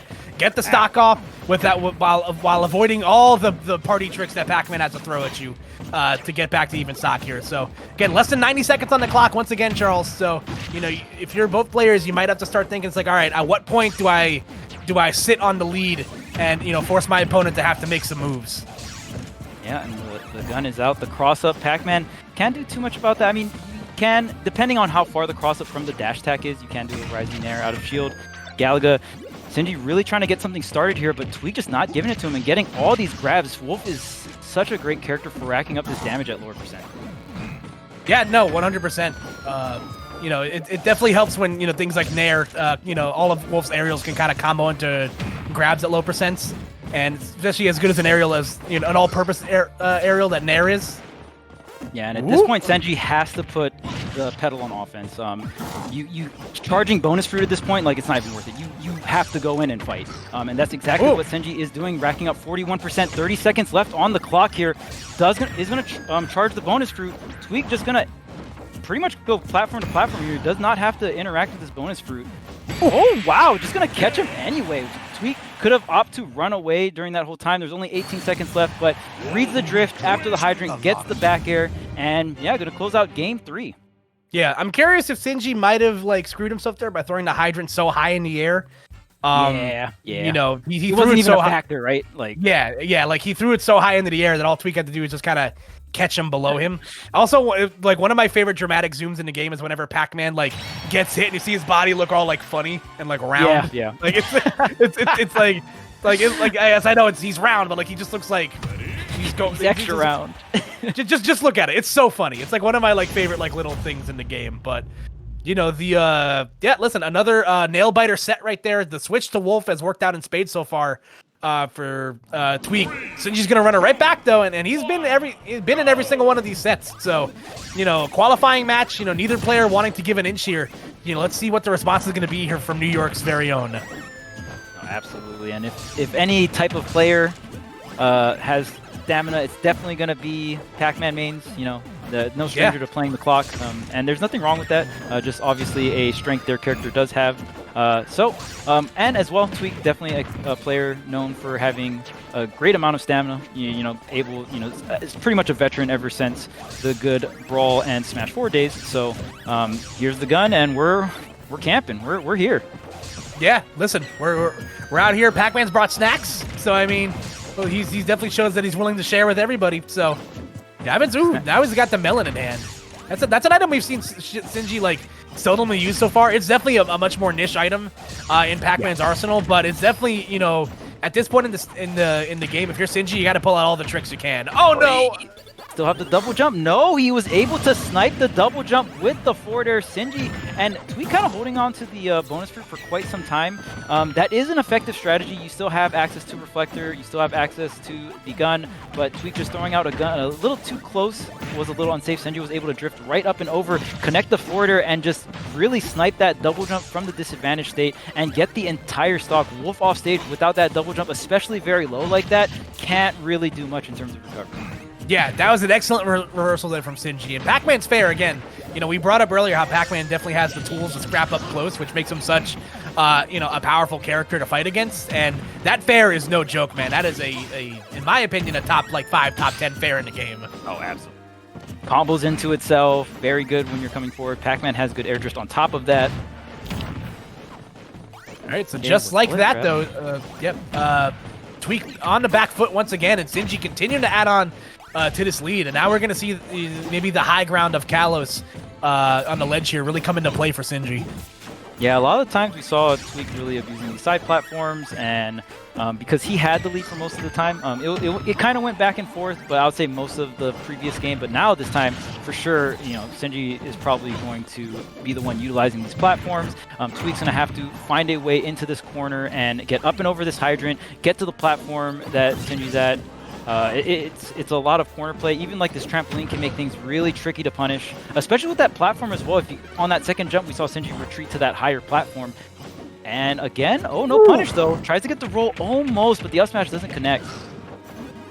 No, go strictly for the down throw just to get some stage positioning, but dueling on the platform here. We've seen some close quarter combat from both these guys come out. And once again, Senji, you know, doing a great job at, taking these hits here and there, but he's not getting hit by any killing blows, which is exactly, what you want to do in most scenarios in Smash, but especially against a character, like Wolf that can kill you from essentially anywhere.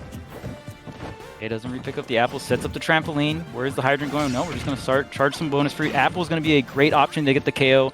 When you throw the apple, it throws it at a very low angle, so especially if you're high up in the air, a lot of Pac-Mans will catch a lot of players off guard with the apple and get the KO. Yep, and I believe if you Z-drop the apple, it does bounce in place like it usually does, like when you properly throw it. So, let us see what the response is going to be here. Senji finally giving away that stock there, but 140 on Tweak's tab right now. Senji is in great position to go up big here. Yeah, and only one stock each taken. Pretty much half the timer already gone, only 3 minutes left, but obviously Tweak at a much higher percent, catching the key with the directional air dodge, using it for shield pressure as well, almost gets the grab, but is able to get the blaster, slowly ticking away at this stock. We'll see if Tweak can do the same trick Senji did, just living at absurdly high percents for an extremely long time. All right, you see Tweak just trying to find that killing blow here. And Pac-Man being that separated from Fire Hydrant definitely could have been disastrous for Sinji, but you know, thankfully everything able to reset, and Sinji once again setting up shop at the ledge. Oh, tries to get the grab, but the punish was a little weird there because of the Fire Hydrant. Oh, the back air! That could have been the KO, but just a tad bit off on that fair back air. You got the good drift in fair as well. That's what you want, especially with that full rage. Still probably going to be online with the rage, but Senji is going to go ahead, get the apple snipe from above like we were talking about, and get the KO.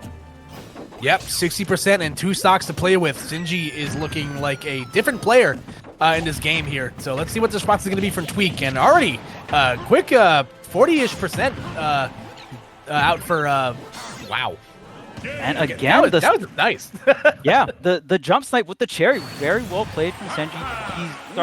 He's starting to feel out exactly when Tweak feels very safe to burn that double jump. Like I said, the double jump is an extremely important resource for Wolf's recovery. I mean, to be fair, it's for most characters' recovery, but especially at these lower percents, you know, when because you want to set up the lower hits and you want to hit Wolf with something really soft hitting, right? So if you get Wolf off stage at around, you know, the sub 50%, and they just double jump and you barely hit them with something that barely nips them off stage but doesn't really hit them too far off stage, and since the percentages is low, they don't go far, they just can't make it back. And we saw Senji take 2 stocks exactly like that.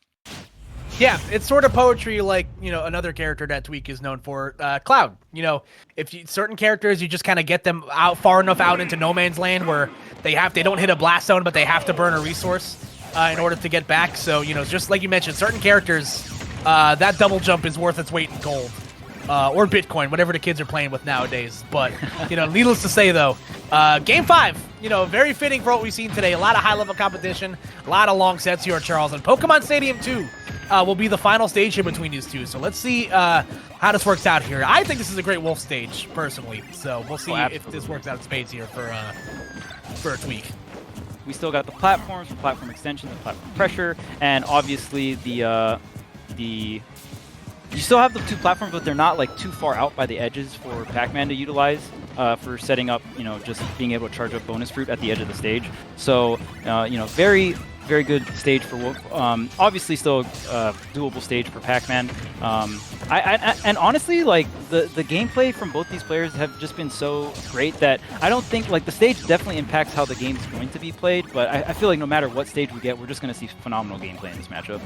Yeah, no, I think both these players came to play for sure. And like you mentioned, you know, those middle platforms going to be great for you know, extending those, you know, mid-percent Wolf combos, but also Pac-Man can utilize them, you know, the same way, having a you know, a safe haven to land against a character as potent on the ground as Wolf is going to really help Sinji, you know, in a handful of instances. So very close out this first stock though. There's the Hydrant play and the Z-drop. Galaxian gonna go ahead and tumble the Hydrant as well. A lot of tricks coming out here from Sinji. The forward air almost connecting, and the Blaster just gonna tick away at this Hydrant. Oh, going up and over, almost getting that down air opening. If you get a down air, especially when your opponent's on the ground like that, you get this little pop-up and you can get pretty big combos as Wolf. Ooh, I like the Tomahawk on to the platform. Very tricky from Tweak. Gonna get his opening here, up and over. Gonna have to deal with the Hydrant though. Yeah, interesting choice to back throw Sinji back to the other side of the stage. Maybe just trying to get a pseudo, you know, combo extension there. Try to get some cross-up DI. I believe back throw also just does the most damage, if I'm not mistaken, so maybe just looking for that damage. Back air is not going to be enough to KO, but offstage situation here. Going low, gets the tech, and Wolf flashes back on the stage. Takes quite a bit of damage, but is able to find his way back on the stage here. Yep, Tweak, one of the best reactionaries in the business. No surprise to see him get that tech there, but you know, definitely having to play it close to the vest here. Both these players at danger percent right now. And we see Tweak trying to jump over, get these grabs, but Senji just one step ahead, gonna go up and over him and get that apple to confirm. Gets the nair, but Gonna tack on some more damage with the neutral B. Ledge trap, yes, it does happen. The back air does land. Trying to, Sinji, I believe did a normal get up into a full hop. Full hop, usually a very safe option in ultimate, but obviously there's always counterplay. Yes, sir. So we're back at even stocks here. Just creeping over the 3-minute mark. So let's see. Ooh, I like the jump away from Tweak there, knowing that he didn't really have too much frame advantage. Just tried to use a full hop to reposition himself. Almost set up for another falling aerial. Wolf definitely a character that a lot of your combo setups mainly from falling aerials. You don't get too much from rising aerials, so it's still really good for Wolf because, like you mentioned earlier, insane air mobility, especially for a spacey. So you have that air mobility to kind of set up these falling aerials that net you so much. Yeah, I think at low percent you can get like jump fair into like another forward air, but like you mentioned, a lot of the time it's going to be landing nair, landing forward air, into whatever DI reads you can catch on your opponent. Good job holding the reflector right there to avoid any sort of fire hydrant shenanigans. And again, both these guys up close, man, it is so terrifying. And Sinji back on the offensive. Yeah, this apple is doing so much work. In terms of like the amount of bonus fruit that Tweak has gotten hit by the most from is definitely going to be apple, I feel like. He's doing a really good job avoiding all the other ones. And even like when the Galaxian hits his shield, he's able to like jump out of shield and just Z-grab it. So you can definitely tell he's a lot more comfortable against the other items. But apple, for some reason, just that unique angle that is, just downward, really tripping out Tweak. Yeah, especially when Sinji's on a platform, it goes at such a much steeper angle than I'm sure one would expect. So, Tweak definitely having his fits with, that bonus route, like you said. However, still managing to keep it close, and interesting clank right there with the dash attack to stop the orange. My goodness. Yeah, 2 minutes left on the clock. Tweak was a very small percentage lead, but we've seen so many times that, like, yeah, the percentage lead matters, especially, like, I think it matters way more on that last stock, but these first two stocks, the percentage lead matter, but it really comes down to who can get these stocks early, right? Yep. Yeah, no, exactly. You've seen how, a lot of the games have shaken down, especially like the last 3 of them. And there we go. The back throw, like you mentioned, does the most damage out of Wolf's throws. Kills off the top, which I always find hilarious when it does. Yeah, one of the few spacies with the kill throw. I guess reliable. Falco kind of has them, but you can just DI them a certain way and they'll blast hit you. Wolf has a kill throw. The other ones have throws that kill. There's a very It's a great way to put it. But right now, Tweak trying to stay alive. Every second counts. Kind of, because if he burns a lot of time but doesn't do damage, it kind of doesn't matter, right? It's definitely really, really weird. But okay, here's an opening here. Gets the tech chase into another opening. Another grab. These down throw tech chases are not stopping. Wow, maybe a back air could have connected there, or maybe even a down air, just for the damage. But nonetheless, so much damage tacked on. I don't think Tweak is really sweating. Yeah, no, less than a minute on the clock right now, and Sinji nearing the century mark. If that was forward tilt. Woo! It could have been really bad. Sinji not giving up just yet, though. Ooh, great use of the bayonet part of the blaster right there.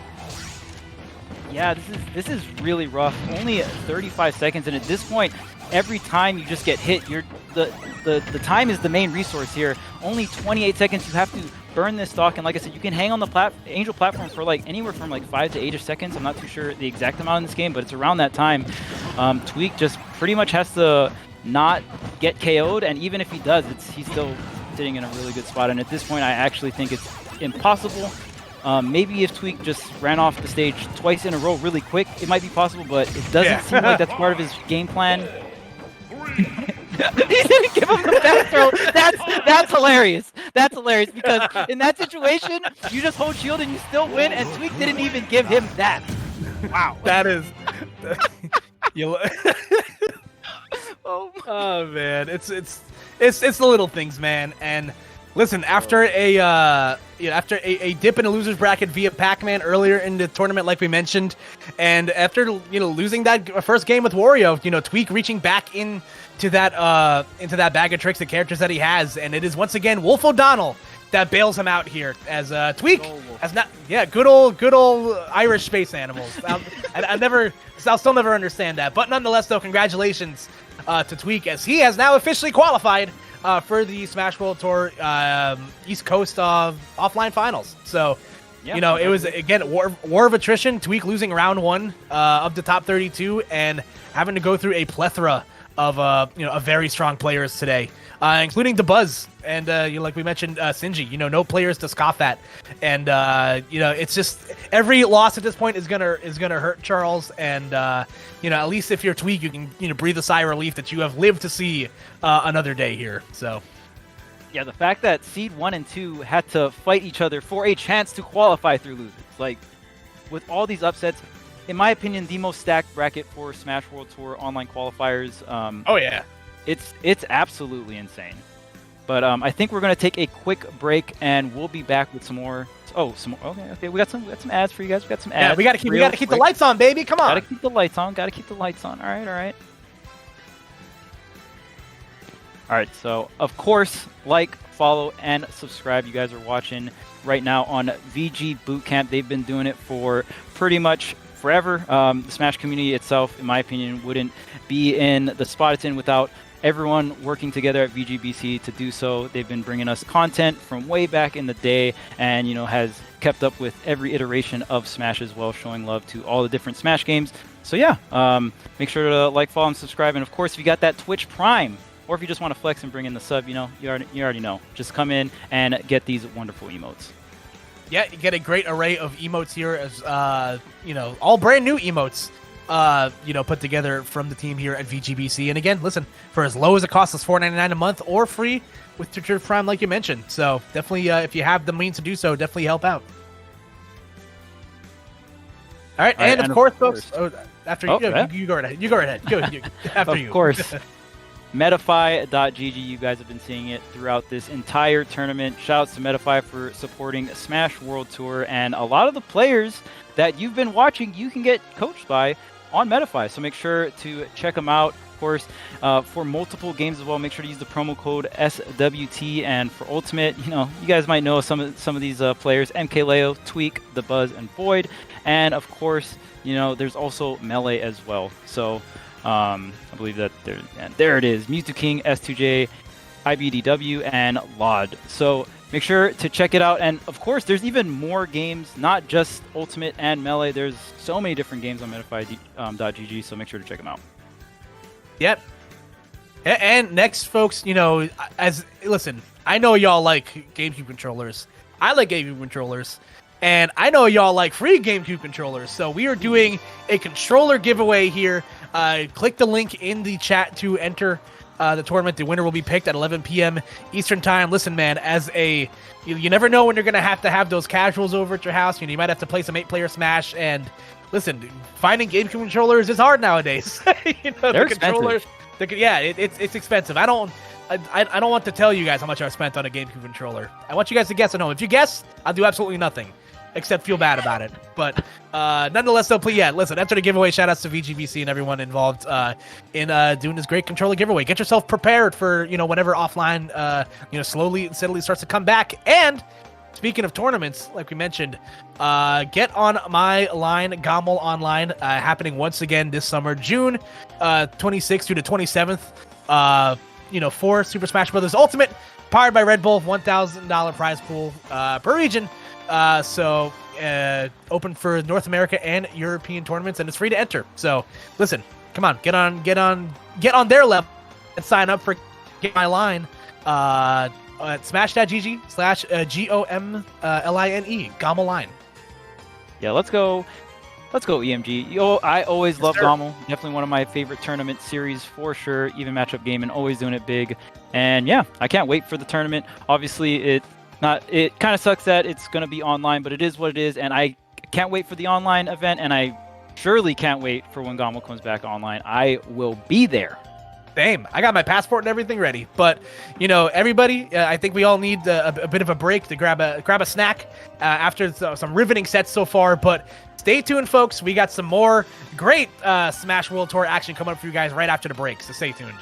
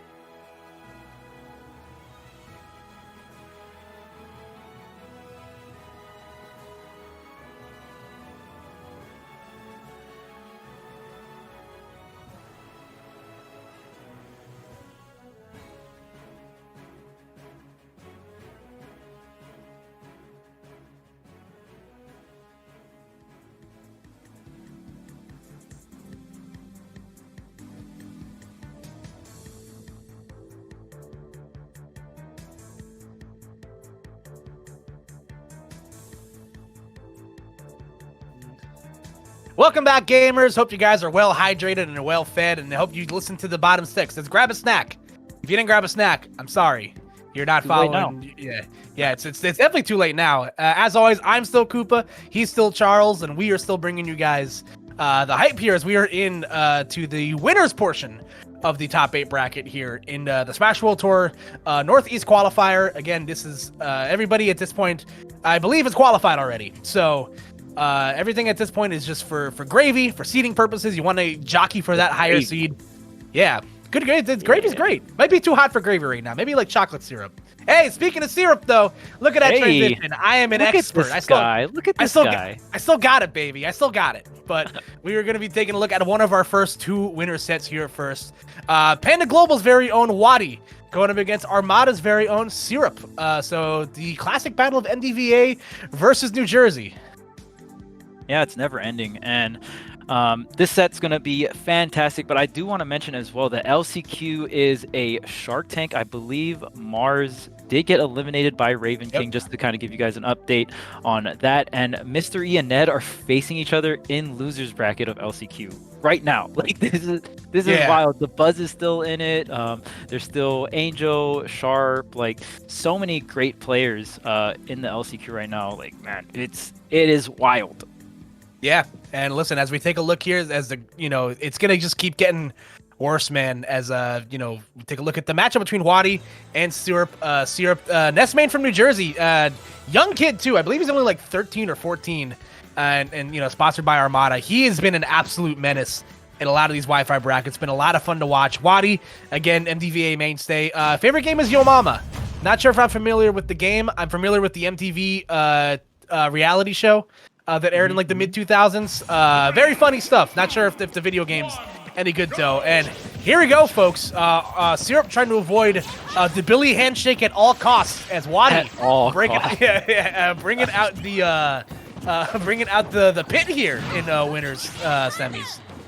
I can definitely see Wadi playing the pit. I think Wadi things that Wadi generally like is just like charge moves. I know the arrow's not really a charge move, but even just having those like poking down tilts that Pit has access to as well. Just like your simple bread and butter off down throws as well. And really solid smash attacks coming out here for Pit. Pit definitely known in the community as being like too much of an honest character, but I don't know. I still think Pit's like very solid. Yeah, definitely big plain hamburger energy coming out from Pit. But the character, listen, this character has seen a couple of changes. I forget exactly which patch it was, but the Pits definitely have, the Pits definitely have a little bit more sauce, than they have in patches past. And I can definitely see why Wadi, would want to, try out the Pit here. Rob being a big character against a combo machine like Ness, definitely not going to be any fun for anybody. Still not looking quite as fun with Pit either, as Syrup with a great edge guard to start out this first game. Okay, yep, just gonna work these PS2 platforms with the PK Fire. That's one thing. Nesses will do a lot on any like platform stage. So what's particularly good about PS2 is you can shoot it towards the center. Most players usually fight for center stage control. So Ness gonna have the ability to kind of double jump to a platform and then go for a PK Fire, shoot it at that 45-degree angle into the center. Just gonna be really, really strong. And we see Syrup use that a lot in the first stock here. Yeah, and he definitely used it a lot in his earlier set, too, against Ned. Definitely having a great control over the PK Fires at the ledge. And, you watch any Ness main, Charles, the one thing you got to be aware of is, your positional advantage. Because these characters, when they start, doing the B-reverse, like, side magnets in the air and stuff, like, these characters can cross you up if you're not paying attention. So, definitely a factor you have to be mindful of if you're Wadi. Oh, absolutely. Like, Ness has so much mix, especially on cross-up. That multi-hitting up air as well that can drag down into grab or other, confirms like Nair and stuff like that. Just such a big threat. And right now, Syrup kind of saucing Wadi. Wadi still, like, only on his last stock, not going to be able to land this edge guard here, almost get reversal by the PK Fire, and just, we're racking up the damage. Back throw, 65%. Syrup got the PK Fire setups on deck. Yeah, like I said, man, all it takes is like 1 or 2 exchanges like that, and the lead can really roll away from you. Ness isn't like a lot of other characters in that regard, like like Olimar. So the upper dash arm will connect and finally take that first stock off for Wadi. But Ness definitely has a lot of tools to carry you, across the stage and combo you till your face falls off. So, absolutely. It's not like these moves don't do a lot of damage or have a lot of knockback either. Yeah. They do a ton of damage. They have a ton of knockback. There's like very few moves that Ness have that like just straight up doesn't KO. When you just think about the character, and having that side magnet, such a great tool. It cancels your double jump. You can B reverse it as well. This back throw might be it. Barely surviving there. Wadi trying to get back on the stage here. The get up attack is going to connect here. Oh, the up air was so close to connecting, but the dash attack, okay, not going to KO just yet. Yeah, setting up at the ledge again. Oh my goodness! Oh. Even had the little pause too, like, did I get it? Yeah, I got it. Yeah. Had to look at him with those soulless beady eyes to let him know, yeah, you're about to die right now. So, Syrup winning that first game. Ness is like, what my favorite thing about Ness is when he's like holding shield, he doesn't like blink. So you just see him like, and not only does he not blink, he doesn't stop smiling. So you just see this like demonic looking face just like staring you like blankly like into your soul. Like he just wants to have fun. He's just out here. He does.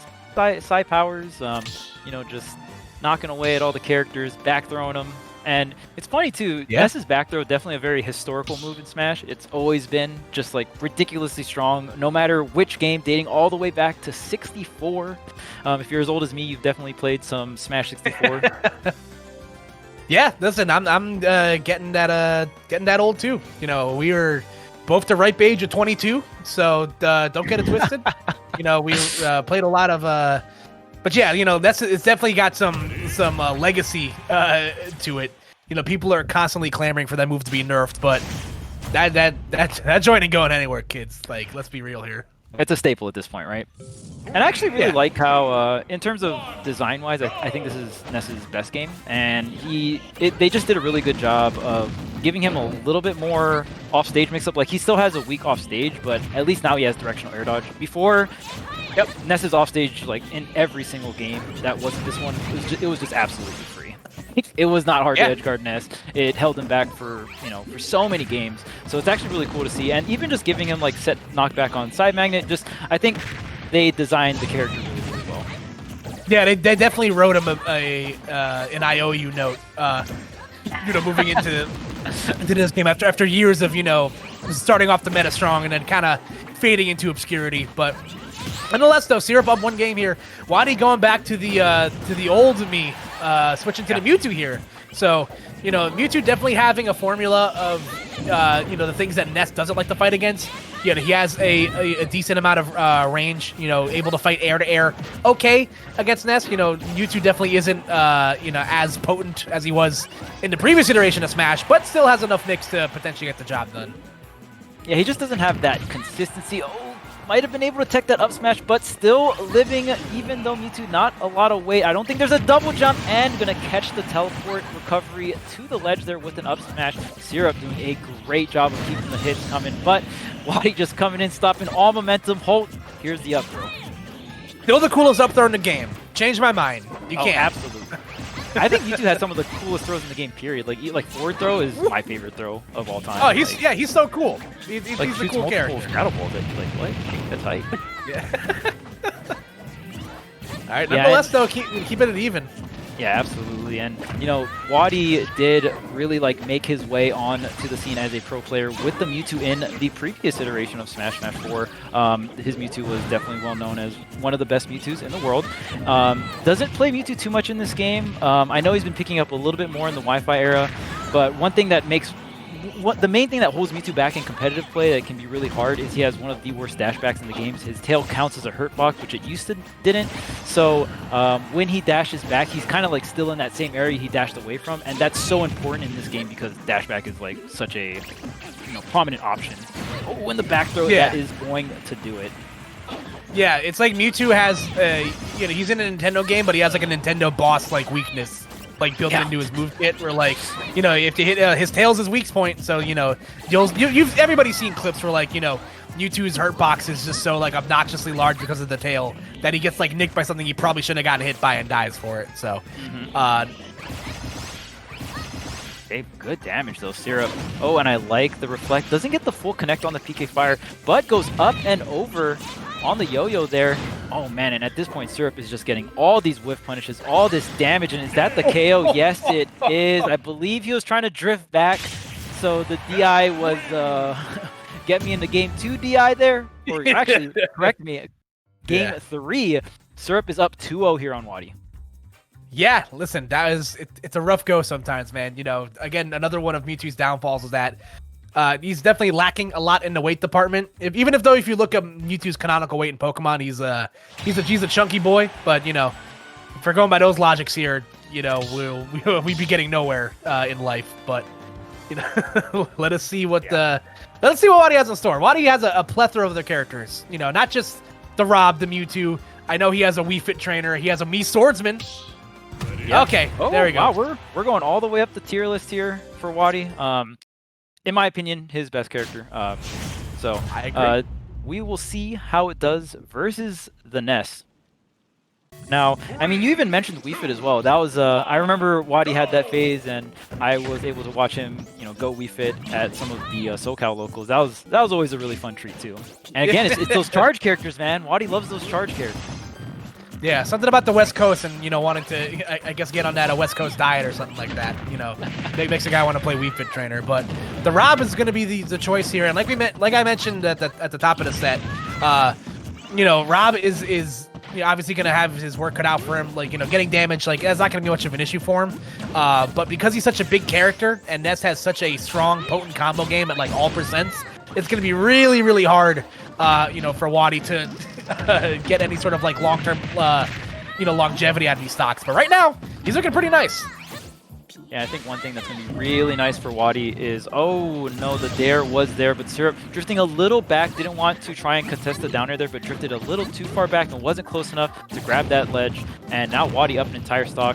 One thing you already see Wadi abusing is that Rob Nair does have that slight disjoint because of the, you know, the flame jets, and it's just going to be really good because Ness is a character that thrives the most from air-to-air combat. If your character can beat Ness air-to-air, that's a very good sign. I won't say you, like, automatically beat Ness, but that's a very good factor to have when fighting Ness. Yeah, no, I agree 100%. And you know, right now Wadi is kind of shooting free throws in the gym right now. Good tech chase there from Syrup.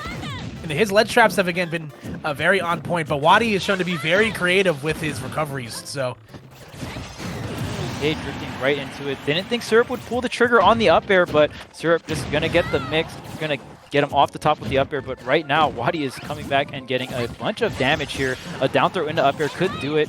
We'll see if he can get the setup, or maybe Syrup can get something started here. Maybe some kind of combo string up and over.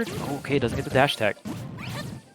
Ooh, yeah, gets it back here. Ooh, almost got the neutral air off the tech roll, but still able to keep Wadi in an unfavorable position in the ledge right there. However, Wadi, you know, still being able to add on damage here. Ooh, nice shot. Yes, right off stage, and there Syrup's second stock goes, and that off stage we talked about not being the greatest. I definitely think Wadi caught Syrup off guard there, you know, kind of slipping at the wheel a little bit, but so I don't know if he's going to be able to get another stock like that, but nonetheless able to use that little trick to get him a very sizable lead here for this game number 3. Definitely going to need it because Wadi is quite behind in terms of game count. Yeah, no, 100%. And just one thing I've noticed from Wadi, is he kind of speaking of fall asleep with the wheel right there. I guess the batteries on the Rob must have died. But you know, I like Wadi's use of the gyro whenever he grabs it. You know, whenever the gyro like goes away or he re-grabs it, he wastes no time just like immediately just throwing it out again. So like no wasted energy here. Uh-oh. Syrup kind of turning up right now, getting a bunch of damage already, evening things up. That whole combo sequence slash like ledge trap was just phenomenal, and he's not done yet. Finally, the Nair gonna beat Syrup out, but just Syrup comes right back after getting hit and goes right back to scrapping. The parry almost gets the back air as well. Oh, and like we mentioned, whenever Rob is in disadvantage getting hit, it is one of you know, the tale of two advantage states for this character. Ooh, the up air will connect. He barely survives off the top with the Tiki Thunder. Wow, Syrup just pulls the rug from underneath Wadi, calls out the jump from the platform, and finishes him off with the up B. What a play. Wow. That was an excellent play right there from the young man from New Jersey, as Wadi will be taking a dip into losers bracket. So congratulations to Syrup, who has advanced onto winners finals. In great position to to secure a top seed. Whatever or one of the top seeds when we get to the East Coast offline finals. Getting great work there. A valiant effort from Wadi, but unfortunately, not enough at the end of the day, Charles. Yeah, Wadi had a very great lead, especially on that game 3, but Syrup just phenomenal execution on the combo sequence on the left, got him to the ledge, executed phenomenally, and was able to get that, just really put Wadi in that platform pressure scenario. And 9 times out of 10, most people will jump while they're on a platform. It's just the safest thing to do. It's really, really quick. It's just really good because it sets up for Wadi to come down with that falling nair. But just a phenomenal call out on that finisher. But next up, we got Riddles versus Leon. This is going to be a phenomenal set. Leon is the one that put the Buzz into losers bracket, which I think it was a 3-0, which was absolutely, that was one of the most entertaining 3-0s of the tournament to watch. So if you guys haven't seen that set, watch it. It's crazy. Leon is so good with Bowser. It's wild. Yeah. Listen, the story of Leon is one of my favorites to tell in Smash. Tri-state area kid from the state of New Jersey. At the end of our very last Smash 4 PR, he was the 15th out of 15th players. And it's just been, a steady climb to the top from there. Ranked number 4 in New Jersey. Big wins over a lot of your favorites, including the Buzz. He's beaten the Buzz offline and online, a handful of times. So, definitely nothing to scoff at here. Doing it with a character where it's very feast or famine in Bowser, especially in the current sitting. Also on Metafy, by the way. So if you're looking for some Bowser tips, definitely hit up my man Leon. And he has got his work cut out for him, though. So he's going to be going up against, as we mentioned, even match of gaming before, one of their shining stars, Riddles, as Hazmat referred to earlier, Canadian him. Once upon a time, but it's going to be the Terry here going up against the Bowser, and this matchup, I have a feeling, Charles, is going to get kind of gross. Absolutely. A lot of these fighting game characters, Terry can pump out damage.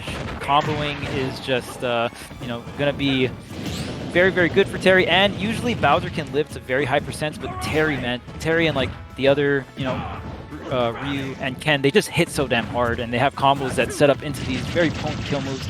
Bowser is going to have a really good out of shield option that covers both sides, so even if Terry does go for some of these cross-ups, that up B out of shield is going to be very good for Leon. Very, very quick, and is able to really stave off the shield pressure. Yeah. And like I mentioned before, oh no, not like In that situation, you let go of shield. You let go of shield or you roll. It's better to just get hit by that move than get shield broken. If you get shield broken, that's gonna be the stock at like 40%, 30%, yeah. Hell, even 0 maybe. It's like looking at a car accident, man. You just can't stop watching it. You just can't stop holding shield. Good thing for Riddles though, able to even things up with the down tilt to the side B. So I was gonna say, Bowser, like I mentioned, Leon, let me talk. Just let me talk, man. My God, jeez. My goodness, how much not that much time has gone through the clock, and already Riddles on the last stock, and Leon with 2. These stocks are just flying. Yeah, I am. It's been absolutely incredible so far. As poor Riddles just had not been able to, outside of that one stock, has really been able to play his game right now. Leon has been absolutely running away with this so far. Goes into the ledge jump falling there. That is a really good confirm, and look at the shield pressure coming out from Riddles. I like the sequence there. And, another thing to note about Terry, just like Ryu and Ken, does have that auto turnaround mechanic, so very hard to cross up. I don't think Bowser is really a character that goes for too many cross ups. Oh no, this should be the KO, but no! Doesn't? That he definitely wanted to, not do neutral B. That was the last special move he wanted to do today, for sure. But wow, this is a huge break for Riddles. Almost gets the tech in place here. Look at this forward tilt pressure. I love it. And that go meter, it's online. Yeah, wow. This is the thing that Leon has gotten to avoid so far in this set, because he's been done such a good job at killing Riddles, sub 100. Oh my, what? That Koopa shell is built different.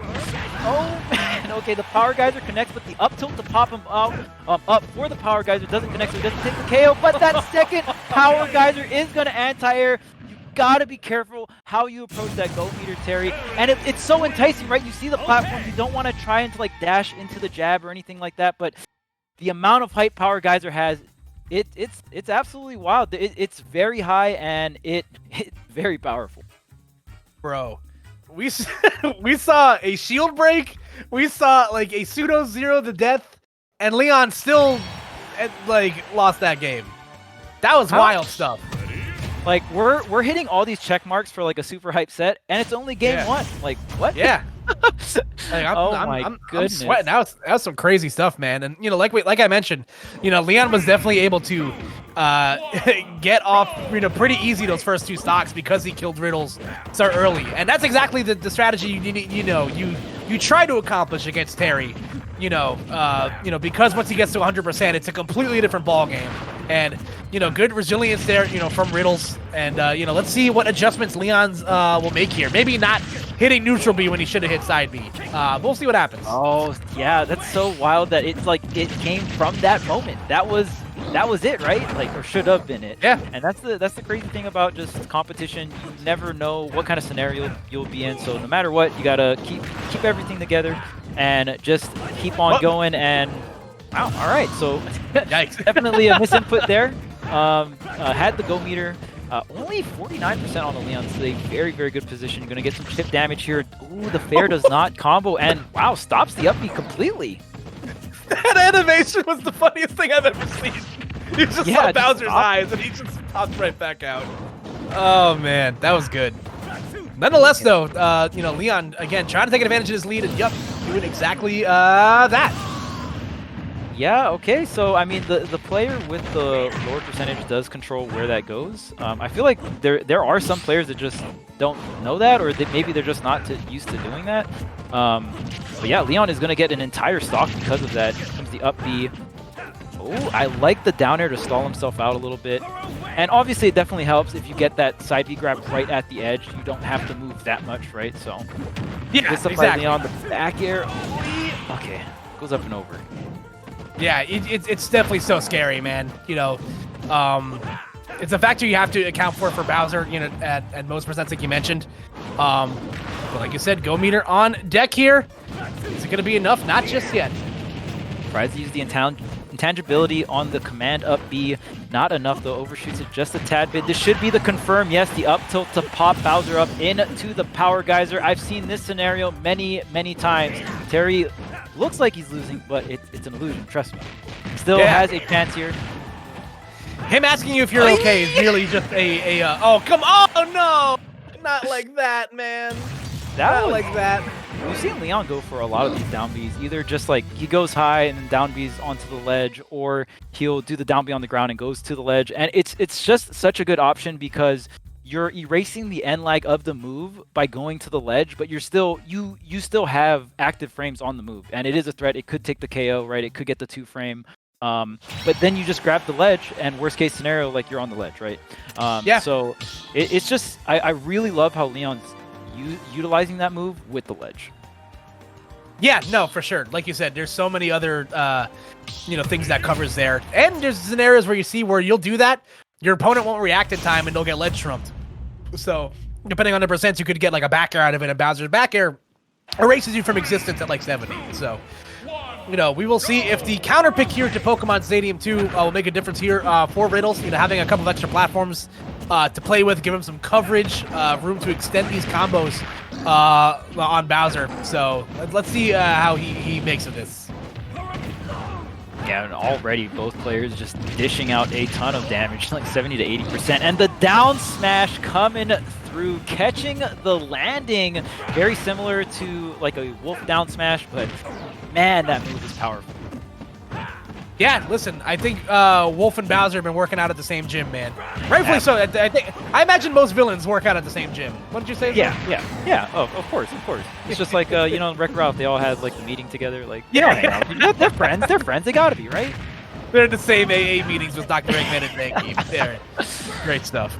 Oh man, but look at all this extra damage Leon is getting on the Bowser. Already 70%. If he can Wow, and he has all this rage too. One nair in the back air. If that like was sweet spot, that would have been the KO. There's the up B. Don't touch my shield. The go meter is online, but he's off stage. Ooh, having to be very careful here. Leon's ledge trapping with his character is absolutely nutty. He's so good at getting the angle down forward tilt 2-frame, and if he misses that, you just go into the ledge trapping. Bowser's such a strong character at ledge trapping from shield, but here comes Riddles with the power geyser at the ledge to cover all those options. Yeah, and the ledge trapping with Bowser as the side B connects against that stock. It definitely looks very simple, but like it's not as easy as it might look. Granted, I think F-Tilt has like, I don't know the exact amount of active frames, but the hitbox does linger for a bit. But you're a big character and you're still moving pretty slow, so it's definitely not as easy as a ledge trap as you might think. My goodness. Riddle's still trying to go for a lot of these cross-up, attacks on to Bowser's shield, and that is just definitely something that's really tough to do, especially if the Bowser is on point with these up Bs out of shield. Just a very quick option, and it hits both sides. That's the main thing. A lot of characters have quick out of shield options, but hitting on both sides is definitely not something that the whole cast has. Forward throw on the ledge right here. Leon trying to, avoid any sort of shenanigans, from Terry here. Now that he's past 100%. That's going to be a shield break, though. All right, so they're 1-for-1 on shield breaks. Yeah. It's the best of 3. Loser buys lunch. Yeah, and that's the thing. We saw, the back air does connect. That should be the stock, even from stage. That drop kick is way too powerful, and Leon is going to go up 2-1 against Riddles. But man, I got to say that shield break setup from Riddles was very impressive.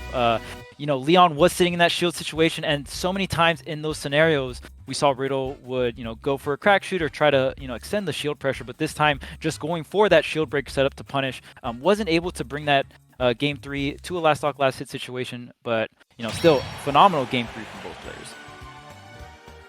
players. I'm telling, listen, man, I go to sleep every night terrified that they gave Bowser a frame 3 jump squat. It's one of the scariest things on planet Earth. Oh, yes. Ultimate was very gracious to Bowser. Yeah. He stopped, listen, he stopped, Smash 4, he was learning, he stopped driving his invisible car. He started standing up a little bit more straight, and now look at him. It's changed his posture and outlook on life and everything, so. Yeah, Bowser can move in this game too. Like he's pretty quick on his feet. Like look at that. Like that's fast for the heaviest character in the game. No! Are you going to the back air? Oh my goodness, that would have been so sick. Maybe just a too high percent. He gets the up smash read, but just a tad bit off on the spacing. Riddles has go meter, but how much time does he have left on this first stock? Leon is not letting up. Yeah, when you think of like how, Smash is sometimes it's a game of inches. Like, there was literally like 3 instances where like Leon was like frames away from killing Riddles. But Riddles now having the added benefit of go meter on deck, and Leon trying to get at a disadvantage. Definitely not going to be the easiest, task for him. Side switch up Riddles with the power geyser anti-air, and what an anti-air it is. We saw how high up it hit Leon, and wow, what a way. It doesn't get fully connected here. The down air also hits the sour spot. Riddles is going to be able to tack on a ton of damage. Yeah, the Buster Wolf coming out, but the down air will connect on the rising tackle right there. So, Leon, despite losing that first stock, able to come out relatively unscathed on his second stock. Now, some of you might be thinking like, oh man, it must be really hard to 2-frame Terry. Actually, it's pretty easy if the Terry doesn't know how to sweet spot. Yep. Riddles does an incredible job of sweet spot up being, especially with the command up B, so you have the intangibility. But there is still a window which you can 2-frame. It's very tight, so the fact that Leon was able to get that down air for the KO on the 2-frame, very, very impressive time from both players. Yep, you see it right there. Leon Riddles just knows the exact height at which to hit that up B to not get his recovery 2-frame. Does not matter though. Bowser's back air will find him on landing as Leon looking to put the set away here. Yep, gonna rack up this damage off the cross-up up B. And yeah, like Leon, I really want to just credit landing that back air. There were so many threats that he had to deal with. The intangible up tilt, the power geyser that he's lost so much stocks to. He came down, he was able to find that opening, and look at all the damage he is getting rewarded for. The charge, oh my goodness, Riddles is so brave for doing that. If he held the charge a little longer, but the timing pays off. Riddles does get this last stock, and the go meter is very close. Yeah, listen, if you're Leon, you definitely have to be mindful of that. Go meter is now officially online. You definitely don't want to get carried away here. Oh, no! He thought he crossed him up. Oh no, a scramble. Gets the back of the tech chase. No! What? Put him in a tech chase situation. What is happening right now? Okay, gets the damage, but he falls out. What? Okay, should it die? Okay, yeah, Terry is extremely heavy. Gonna crack shoot low here. Grabs ledge. It's the ledge trap. Wow, he gets back on the stage. Okay, this should be it. This should be it. Barely gets the KO. Needed that platform. Leon needed that platform to get the KO there. And just so well played from Leon there. Yeah, listen, there is a couple of weird animations in that set that I had never seen before. And, you know, like you, I've been commentating for a long time, Charles. But, you know, despite some, you know, a little bit of silliness there, Leon able to punch his ticket into winners finals here at the Northeast Online Qualifier. So congratulations to him. Again, both these players have already qualified, so we're going to get a chance to see them, you know, in the Smash World Tour offline finals. But listen, it's a great story. You know, Leon, again, it's when you play a heavyweight, especially one like Bowser, Charles, like I mentioned at the top, it's feast or famine a lot of the time. You're going to be providing, you know, giving out a lot of damage. You saw instances there where you know, stocks were literally melting off of the screen.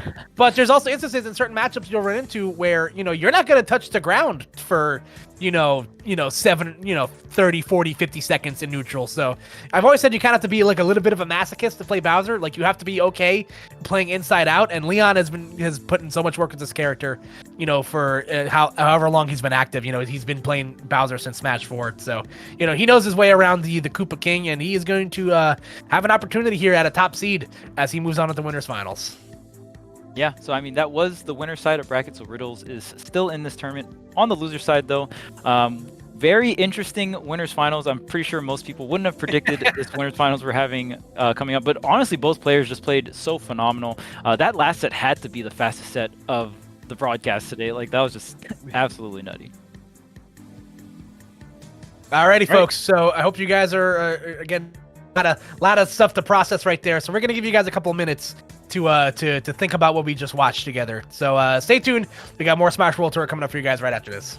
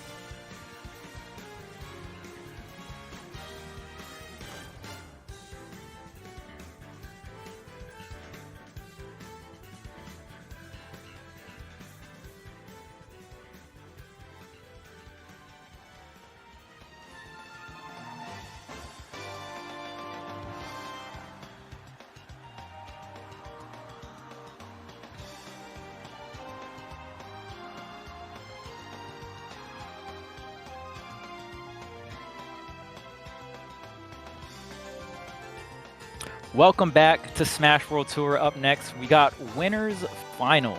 I'm Charles, of course, here with Koopa, and we're going to bring you all the action. Yes, sir. And listen, it's been one hell of a night so far, Charles. And couldn't have asked for a better person to sit down and do it with than you. You know, we are coming to you from different coasts, but we're still bringing that same energy. So, and we're gonna keep it going.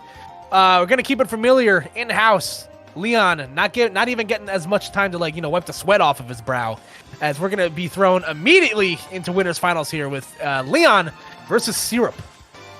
Yeah, we got some volatile characters, which means we're going to have a volatile set, just like the last one, man.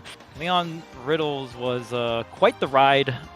Leon was able to take that 3-1 over Riddles, but up next, Syrup, man, just making a tear through this winners bracket on the Ness from New Jersey. Active since 2019, another new kid on the block, just really doing it big here in this Smash World Tour bracket, and see what Leon can do.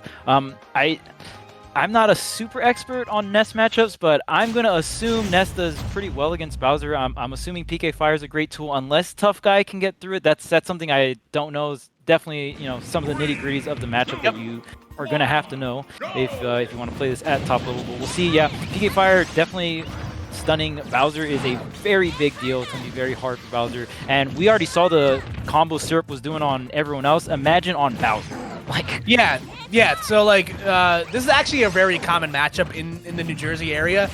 There's a lot of players that play Ness that have to fight Leon, and each to varying success, as Syrup showing exactly why this matchup is necessarily not that awful for Ness. It's definitely, like you mentioned, the buzzword is volatile, but you have to call it like it is. Bowser is so strong that it's not going to take much for him to kill Ness, but at the same time, Bowser's so big, he's going to get comboed into oblivion as both players playing Shield Chicken right there, as Leon trying to get this first stock off. And Ness definitely thrives off of a lot of cross-up pressure. I can definitely see that up B out of shield for Bowser doing Bowser a lot of justice against the tools like that from Ness. You see the forward air or the nairs into that killed up the top. I think I even saw him do an aerial and he still died. So really, really strong move, like you said. And Bowser can live very, very long, but on top of that, Ness has really hard hitting moves. So it's can Bowser really avoid these moves, get to those really high percents where he can hold on to the rage and just take advantage of Ness's lightweight. Yeah, and you look at the archetype that Ness struggles with against the most, it's characters with disjoints, sword characters come to mind. And Bowser, is not a sword character by any stretch of the imagination, but he does have huge range and huge hitboxes, like we mentioned. So it's definitely an added factor. Ooh! Oh my goodness. Yep. Null and void as that down smash will send Bowser plummeting to his doom. So Syrup, once again, one stock here, but the drop zone fair. That move, if you ever look at the hitbox, if you want to feel sick to your stomach, look at the hitbox visualization of that move. It is insane. I thought you said he had no sword moves. Gotta go. It really looks like a sword move. It's a Pac-Man hitbox. That move covers so much above it. It's absolutely insane. Oh, big damage off the fire. That was 20 damage, and such a good ledge trapping tool. Obviously, if you do that ledge roll, it can be, you'll take a very big hit. But here comes Syrup, doesn't land the PK Fire. Oh, grab, no, gonna go for a forward air into the parry, but the multi-hit on the neutral air is gonna save Leon there. Neutral B, shield pressure, very strong on that platform. Leon can't really do much to drop through the platform, but here we are, is able to claim that center stage. That's so strong on Smashville. Ooh, misses the tech, and that could have been disastrous for him right there, and Jesus Christ. Oh man, so close to down air. Not going to kill off the top this time, but almost connecting the up tilt, snatches him up. And is it going to be enough? Oh, okay. That's the KO there. The side B. I was like, wait, is he? Is he done? I don't... Unless... It's rough too, because right there, Syrup could have DI'd more towards the edge of the stage, but on Smashville and Town, you have less horizontal blast zone to work with. So it's scary to kind of go for that, you know what I mean? So honestly, just the nature of Smashville and in terms of blast zones, Bowser is going to be able to get a lot earlier KOs with the side B, not just because of where it kills, it's more so the amount of room you have to DI, if that makes sense. Yeah, no, absolutely. And you saw a lot of that in display in this first set. Again, the buzzword, like we mentioned, was volatile, and that pretty much lived up to what we were just talking about, Charles. So Yeah. we expect to see a fair bit of that, you know. And again, this is a matchup where I'm sure Leon feels very comfortable. You know, he's the Great Gonzalez, you know, a former PGR ranked Ness. You know, him and Leon would fight back and forth at a lot of our big locals and weeklies for what felt like forever. So this is a matchup where I feel like, you know, Leon is very much within his wheelhouse, and that's a lot. You know, that's saying a lot concerning the amount of characters you can run into in a Wi-Fi bracket on any given day. So, you know, let's see if the stage choice here makes a difference here for Syrup. Yeah, and even, okay, we're getting the double hits, trying to take Leon all the way across stage, not completely working out. Ooh, the punish on the up B, double forward air into the PK Fire, but jumping right up and over. Definitely the big answer for Leon against a lot of these PK Fire setups, just jumping right over and either falling down with Nair, or, oh no, doesn't space correctly, a little too far forward on the step up there, and Leon is going to SD. Yeah, definitely not a way you want to start the set here. At least, you know, thankfully, at least Syrup is into the triple digits, so, you know, all Leon needs is like one solid hit near the ledge to get himself back into the thick of things. But, you know, let's see if Syrup's going to give him that opportunity. The PK flash to stop. He's going to have to do the bounce off here with the up B. Yes, there it is. Syrup does get back on the stage. He's going to go ahead and even go for some of these regrabs here, kind of covering himself with the PK Thunder as well. Kind of regrabbed the ledge like 2 or 3 times there, but nonetheless, it doesn't matter. Leon just coming down with that sword move. It's he regrabbed the ledge so many times. I'm just like, did he already like touch the stage? I'm not sure. Like, like you never see somebody regrab the ledge like more than twice and like be able to live to see the day from it. That was interesting. Yeah, Ness definitely has a little bit of tricks. You can do the PK Flash to kind of cover yourself, or the PK Thunder around, and another SD coming out from Leon. You did win game 1, and you can still possibly win this game too. It's just making it a little bit harder on himself. There's the grab. Now Syrup gonna rack on some of that damage. Gets the down air, but saves the double jump. No double jump this time, and tries to get the dare to finish it off. But Leon with the high up B, barely nicking him and able to get back on the stage. Yeah, great recovery right there from Leon. You know, if he recovered low, he was up Esports Creek without a paddle for sure. Yeah. But Syrup, you know, still not. You know, wow, my God, 3 unearned runs right there. But if you're Syrup, you're gonna take that and run with it into that game 3. That was definitely a little bit of sloppy play there from Leon. Yeah, I think, and to be fair, like, if you're gonna SD 3 times within a set, might as well do them all in one game, right? Just get them all out of the way. I honestly don't think that was too crazy of a like last talk to SD in terms of on the mental. Like you already SD'd the first 2 stocks. If you SD the third stock, you know, whatever, GG's, on to the next, right? So on to game 3 here. Leon knows he can win. He took game 1. We'll see what the counter pick is. I doubt we'll see any of these players change their characters at all. Now, if he SDs another 3 stocks in a row, then I'm gonna start questioning if he's doing all right. Yeah, like blink twice if you're being held hostage. Yeah, crouch twice if you're being held hostage. Yeah, Leon, not like this. All right, so game 3, we'll see what stage we're going to. I think some of the stage picks have been really interesting. We talked about how volatile this matchup can be, and I also think some of the stages we're getting are volatile as well. Yeah. This is going to be one of them. Smashville and Yoshi Story, the 2 stages with the smallest blast zones, and Yoshi being the small. Oh my goodness, able to make it back. No, double jump again. Are you going to go high? Yes, you do, and you cannot tech the stage. You're not close enough. Syrup, what an opening to this game. Yeah, definitely. I can't even think of a good pun. That was just disgusting. Like Leon absolutely got his face kicked in that first stock, and Syrup is just not letting up. Charles, my goodness. Yeah, Yoshi's Story, I'm about it. Syrup is going hard off stage. These yo-yos, the yo-yos are going to be a little bit stronger, I believe, because you have the slants. I don't know how big of a difference it is. I know for some other characters like Wolf, or even like Lucina, your down tilt's kind of like angled downward. I don't know if it really matters for Yoshi since the yo-yo kind of like falls off the stage anyway. But nonetheless, he's been hitting those yo-yos. Leon trying to make his way back on. There's the PK Thunder. Is he going to go for the bounce? No, he goes straight up. And yeah, more of that PK Thunder to kind of cover the plank.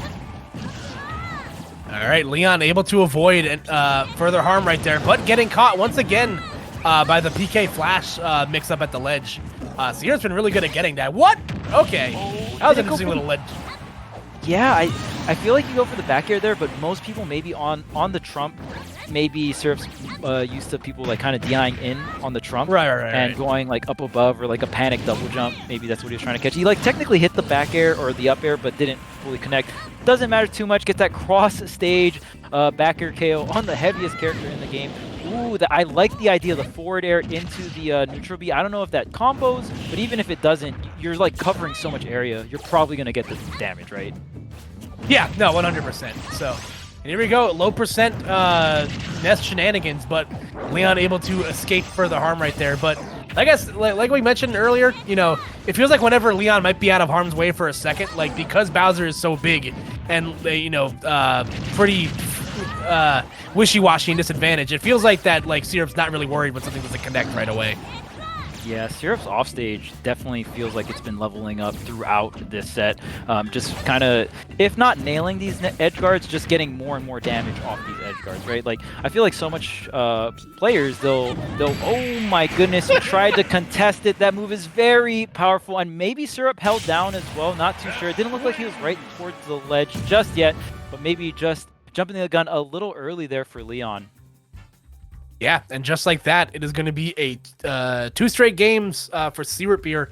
1 game away from advancing on into winners finals. So, like you mentioned at the top, definitely not the winners finals we were probably expecting. But listen, Syrup making the most of the opportunity. He has been a force to be reckoned with, and looks like we're getting the run back, back to Yoshi's here. So let's see what adjustments Leon can make.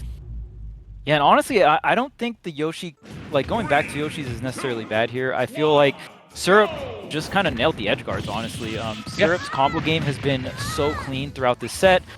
These offstage interactions, like Syrup has been getting cleaner and cleaner. Oh no! My goodness, that is not how you want to start off this game number 4. But, you know, we're on Yoshi's.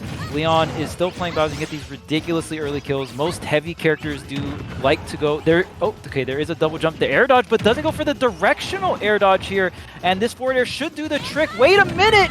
Is he going to tack on some damage on the way? Yes, it does. Totally worth though. I think Leon, even not getting hit by that up B, it does cut the distance of the PKT2 in half. So, you know, worth taking the damage. The only time it's not worth is if it's like untechable and you just die from it, right? Yeah. You would take that scenario for Leon. Here's the up throw into the fair, big damage, and Leon has brought this back considering like SDing so early. Goes for the high up B, not too hard of a punish, honestly. Gets the falling nair, doesn't follow up though. And some of these trades not going in favor of Leon. Oh, the parry on the down B, beautiful. Yeah, that's a huge parry right there. You know, obviously we've seen what happens when you don't drop shield or shield too long when Bowser's dropping at the ledge like that. So. The forward air is going to do it on these small blast zones. That is, I mean, heavies definitely can KO really early, but you kind of start being able to KO heavies at a reasonable percent. Not necessarily early, but okay, down tilt does connect. Does have the double jump. Where's the directional air dodge? Going to sink low for another up B. Wait a minute, this is no double jump here. Do we just go for another 2-frame? Wow, okay, so Leon not going to opt to go for that drop zone forward air. Maybe too low. For his comfort zone. Didn't want to get like reversal too hard. Oh, there's up B, and right now Syrup is just tacking on so much damage. Yep, this is exactly what we mentioned. Bowser in disadvantage. It's a totally different story. Syrup is just... oh no! He almost fell for it. Okay. But with the Yoshi platform, this is something that we haven't seen Leon connect too often in the last 2 games is these side Bs. These side Bs are going to kill extremely early with these small blast zones, and there's like, no matter where you go on the stage, there's going to be a platform. Oh, he's still alive though. Oh. Can Syrup finish the edge guard? Gets back on stage. Oh! Does... Yeah, I was going to say, I was afraid he might have like lost his opportunity there when Leon stalled out his recovery, but able to get back into position to get the up smash. And Armada's very own Syrup will be advancing on into winners finals here. So guaranteed at least a top 2 seed whenever we get to the Smash World Tour East Coast offline. So congratulations to them. Unfortunately, Jersey team kill.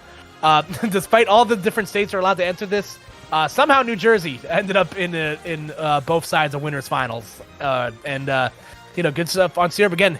Not only been active for the last couple of years, relatively young kid, and you love to see this next generation of top player, start to bloom in front of our very own eyes, Charles. Absolutely. Syrup did an incredible job throughout that set. Just like I said, the edge guarding just got cleaner and cleaner as the set went on. And I mean, just like the combo game as well, using both hits of the side magnet to extend his combos as well. Just very, very clean play coming out from both players. Leon, there's definitely some hiccups here and there, but still overall a great set. And now Syrup sitting in grand finals, just waiting for his next opponent. Yeah, no. All right, so the voice inside of our head has just informed us that both games of Losers Quarters are currently in Game 4 right now. One of them being Wadi versus Tweak, and I believe that means the other side, and the other one is Riddles and versus Armadillo. So, the interesting stuff right there. Again, interesting implications. I have a very funny Wadi versus Tweak story. I remember it was funny enough how this happens. It was at a Qatar tournament, and Tweak had just gone into Losers, so he was very upset about it. So he had to play Wadi. He goes Donkey Kong, and he beats Wadi, and he is so upset that after the set, you would have believed that he lost. He's like, nah, I just cheesed him. I'm just it's so funny. It's one of my Tweak is such a funny guy, man. Even in victory, he's just yeah, that was horse. So yeah, it's definitely always a good time, and it's funny. You're talking about Smash 4, right? You went Donkey Kong. Yeah. Smash 4 Donkey Kong actually, in my opinion, did extremely well versus Mewtwo, which is just I funny. agree. Yeah, it's that character. It's so funny, man. That character had the trials and tribulations of Donkey Kong is such an interesting. Somebody could probably do a whole documentary about Smash 4 Donkey Kong. It was that character had such an interesting history throughout that game. It was pretty all right when the game first came out, mediocre. Then came customs, and then came the Ding Dong buff, and it was all gravy from there. My goodness. Yeah, the patches in Smash 4 is always something really interesting to talk about, in my opinion, because they were very generous. It was just you get nothing out of throws, you kill with a throw at 50 or 60%. Boom, there you go. They just handed it out like it was nothing. Avatar Donkey Kong was one of the scariest things I've ever had to experience in my life. Yeah, Ultimate Patch is a little bit more tamed, which might be for the better. But yeah, I do enjoy that Ultimate Patches there.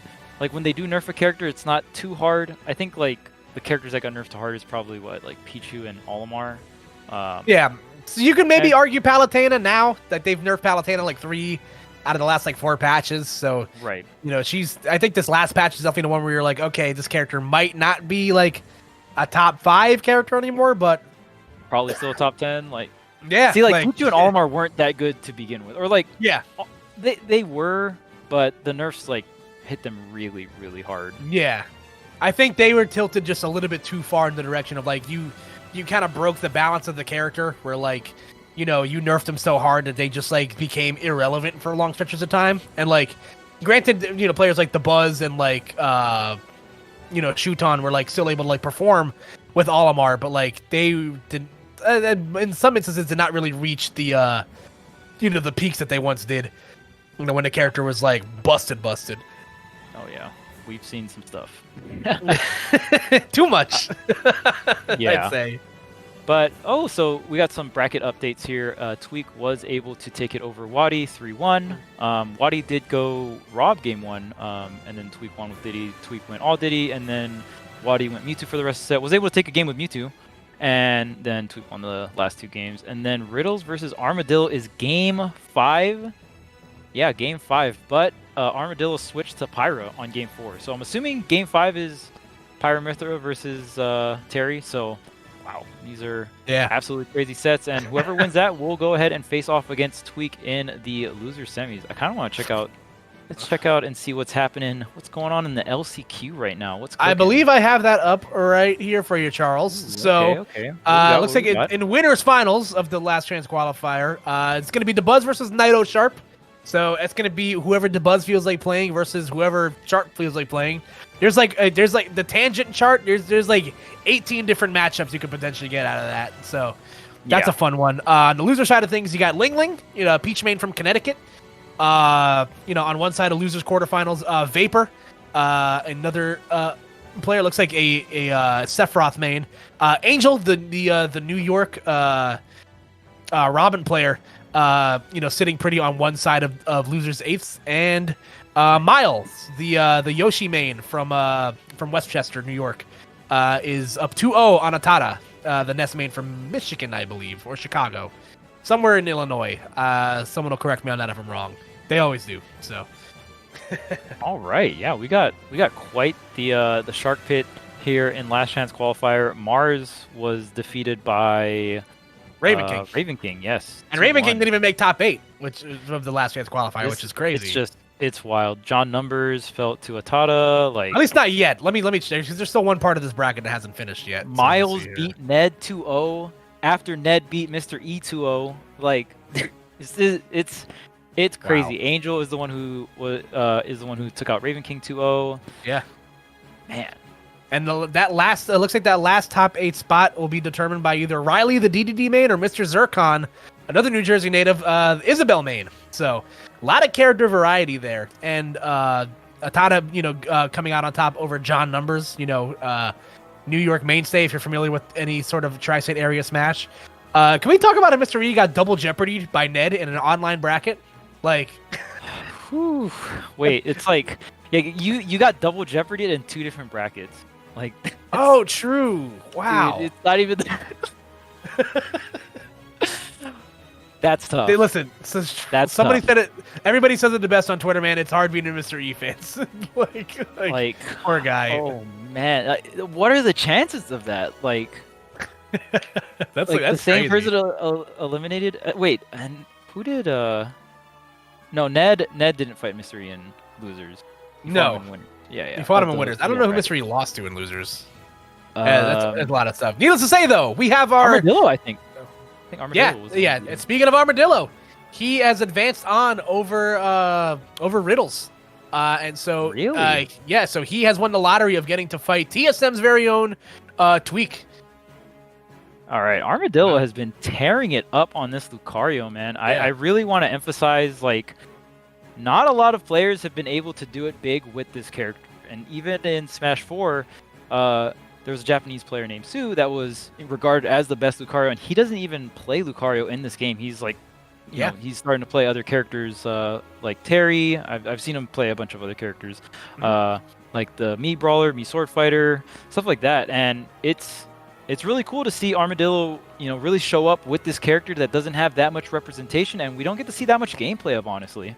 Yeah, I know locally in the tri-state area, there's Vivi, who's a ranked Lucario in New York City, which, one of the hardest PRs to get on in any, Smash populous state, in my opinion. Like, the New York PR is filled top to bottom with killers. But Vivi, unfortunately, doesn't get to travel as much nationally to get the exposure that... so we around this area know how good he is and how much we loathe to fight Lucario.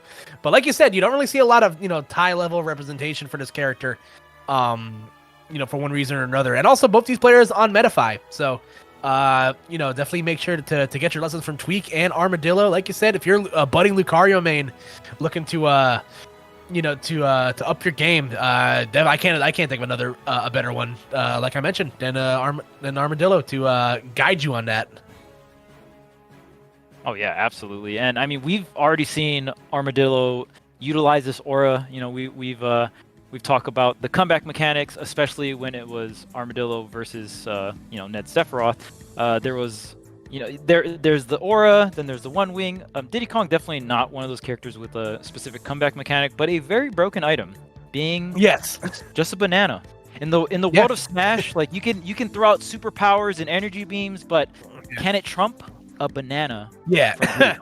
And keep in mind, Super Smash Bros. Has a collection of some of the best characters in video games, including some of the best items in video games, like the Metal Blade. Like, canonically, one of the most broken weapons in Mega Man lore. And even that fails in comparison to your simple daily dose of potassium from the banana. Like, banana, head and shoulders is like is easily, in my opinion, the best item in Smash. Like, it's phenomenal. Like, Yeah, Are we gonna get this to see game so strong. It's transcendent. Transcendent meaning it can go through projectiles. So if Tweak throws a banana and the ore sphere gets shot, it'll go right through the ore sphere. Now the ore sphere will still like keep going through and maybe hit Diddy, but the fact that the banana is going to follow, just so you don't really get like a follow up or anything like that, it's just really strong. Yep, and we finally get to see the Tweak Diddy Kong on stage today, Charles. And one of my favorite things about Tweak as a player is that he can pick up a character and within a few days he's already performing with that character better than some of the ones that have been playing that said character for long stretches of time. You've seen it with Pokemon Trainer. You've seen it with a lot of the characters in his arsenal. And Diddy Kong is definitely another one that he can add into that belt. Like you said, a consistently good character across Smash. Really rewards good fundamentals. But is Diddy Kong going to have enough gusto to avoid any sort of low percent shenanigans from Lucario? Yeah, absolutely. And even with Tweak does it with so many different characters as well. We've seen it with some of the cookie cutter characters like Wolf, and you just see Tweak get incredible results with Wolf, and we even saw the Wolf earlier today. And then there's even like obscure characters like Diddy Kong and Pokemon Trainer at the time before, right? Where he just pretty much turns the meta completely upside down. Definitely one of the most talented players I've seen for Smash, and he's just single-handedly able to affect how people think about this game. Yeah, 100%. But all right, so despite losing that first stock, Armadillo even things up nicely. Again, the side B from Lucario, very, very strong. Woo, that was nice. Some damage right there. Yeah, that was very cute stuff from Armadillo. I love these Nair combos, how Armadillo will hit the Nair, making sure his opponent's right next to him, get both hits of the Nair and drift into him for a potential follow-up or a reset. He's doing such a great job, and now this Ore Sphere is starting to become a threat. The Lucario is, that percentage is getting a little bit more on that red side, which means everything's going to have, more range and just more powerful as well. The Monkey Flip, Tweak utilizing very well, especially with the banana in hand. We'll see if he's able to maybe get a setup here with the banana. Tries to go for the Z drop into the dare, doesn't connect here. And that banana is going to be really useful to maybe even get a banana slip into up smash or forward smash. But the back air connects. Tweak survives though. Wow. Yeah, very impressive stuff. I was going to say, definitely one of the scariest parts about this matchup is that, because Diddy Kong has, such, short, stubby, hitboxes to play with. He's still gonna have to get into the danger zone of Lucario, which leaves him susceptible to grabs, to potential side B stuff. So if you're Tweak, you're definitely looking to convert as early as you can on these kills. Using the banana as kind of a bait, get the back air, but the banana is neutralized here. That back air did so much shield pressure, over half the damage on that shield, or just the shield health gone here. Tweak has the banana in hand. What's the ledge trap going to be? Waits, gets the aerial hit of the banana into the forward air, which usually isn't enough to take the stock, but at that percentage with this rage, he's able to do it. Ooh, there we go. Z drop banana and Nair combos at early percent. And you've seen certain scenarios, a la a couple of weeks ago on the southeast version of the tour, as the counter will connect right there and take that stock. So definitely want to be careful if you get hit by banana or neutral air at the ledge if you're fighting against Diddy Kong.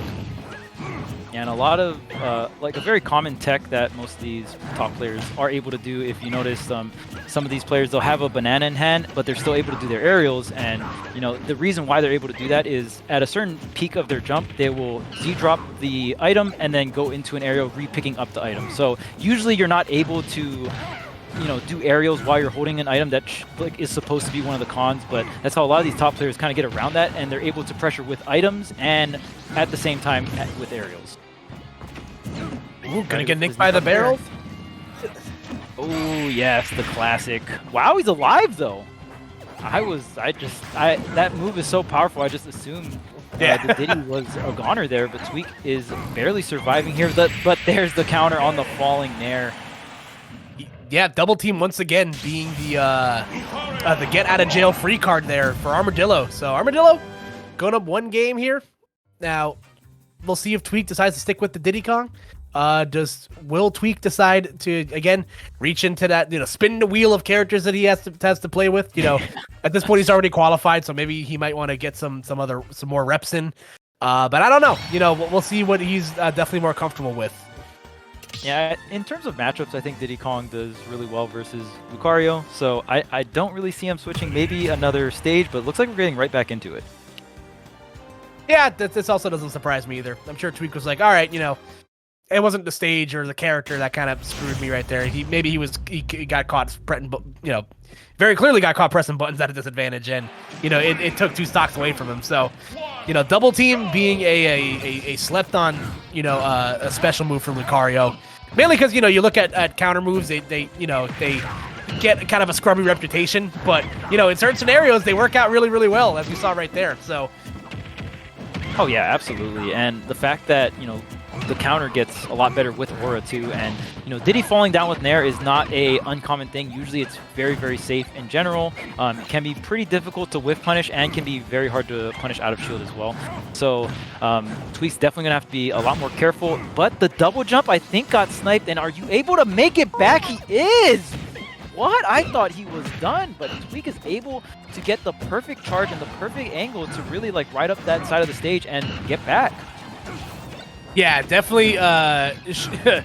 The flying monkeys from the Wizard of Oz wish that they could soar like that. My goodness, that was crazy. And to get the reversal again, the banana confirm into the F smash, the tried and true kill confirm for Diddy Kong, and Tweak, looking really solid on this first stock. Yeah, and I just really want to point out that was straight up Armadillo getting outplayed in terms of just item control. Armadillo tried to throw the banana on Tweak's shield. Tweak shielded it, jumped up, Z grabbed it, fell back down, and was able to toss the banana and get the forward smash. So especially when you're using an item against a Diddy player or just someone, a character that has items, you got to be really careful on how you use it aggressively because they can flip that control. But hopping right over the peanut, Armadillo getting the stock, 80%, not too bad considering Lucario. Now you're definitely going to have that damage boost with the aura. Yeah, no, definitely not a terrible position for Armadillo. But again, these banana confirms at the ledge become that much more potent because, depending on whether or not you can avoid them or not, it could make the difference between an early stock near the ledge or not. Tweak holding the center stage control. He does not need to approach, but right now Armadillo, especially with some of these sliding forward tilts, able to get some openings. I like the setup with the banana into the forward smash. In terms of risk reward, here's the jab block. Wait a minute, falls out of it, and Tweak is able to get the up smash, but it doesn't get the KO. Yeah, unfortunate right there for Armadillo.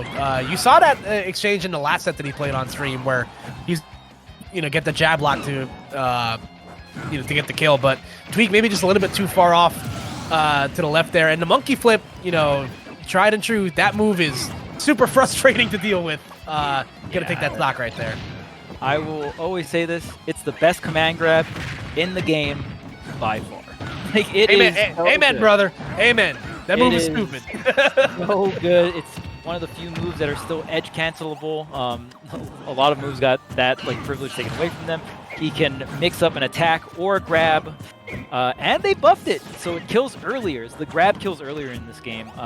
It used to not kill that early. You used to have to get someone to 180 plus to get the that grab to kill by the edge, but now you can get it at ridiculously early percents. And as I'm explaining it, thank you very much, Tweak, for demonstrating the potency of that move. Even off stage as an edge guarding tool, you can go ahead and do that kick, or you can hop and send them down low as well.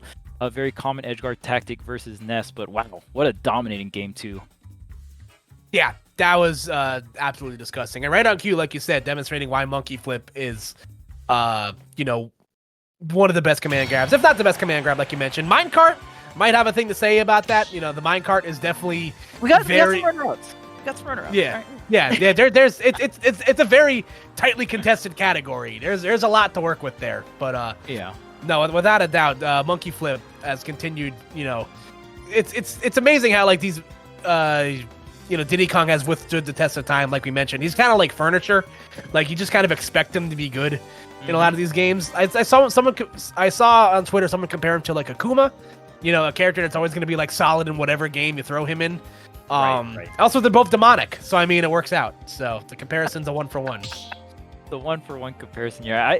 Kind of like Pikachu. I think Pikachu's never been bad in any Smash game, and that's really impressive because Pikachu's been part of the original roster. I think Fox's worst game was Brawl, but yeah, every game Diddy's been a part of, he's never been like bad. You could argue an Ultimate is like his worst version, but we're kind of seeing the Diddy players rise up. Like, I don't know, man. Yeah, His character is going up people's tier list day by day. Yeah, people are starting to definitely catch on to this new age Diddy stuff. You know, it's definitely, you know, hard to compare, you know, where he was coming from to now, you know, where he was a top tier throughout the entirety of Smash 4. And even then, like you mentioned, he's definitely rising the ranks here. So in the hands of these top players, man, anything is possible. So let's see what Armadillo has in store on his counter pick here. Yeah, they'll rock in the Lucario. I don't see any of these players changing characters. They're probably just going to rock the Diddy Kong Lucario here. Kalos is the pick here.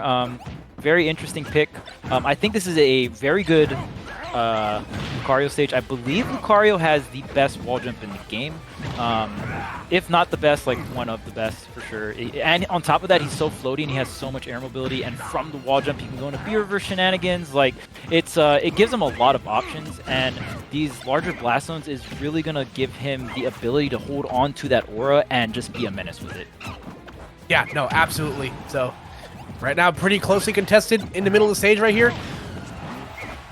Ooh, the air dodge right after the monkey flip. Very good stuff. And yeah, one thing to note about Diddy as well is this character doesn't have crazy air mobility, so it really depends on a lot of the monkey flips and the peanut gun reverses. A lot of those things is what Diddy relies on for some of this air movement. Beautiful wall jump into the aura. Okay, the jab just gonna relieve some pressure here. Tweak still has banana in hand, I believe. Oh, gets the wow, and just a tad bit of delay there. Gets the banana throw, and what a reversal. But answering right back aura required. That was 0%. Yeah. Getting the up smash, just really solid fundamental stuff there from Armadillo. Yeah, evening things up nicely here. So let's see what the response is going to be, you know, from either side. Again, a lot of just item movement in place. You know, both players trying to fate their movement options, you know, to kind of mix up the other player. And I love that little exchange right there from Tweak. He's been utilizing these side platforms very, very nicely so far.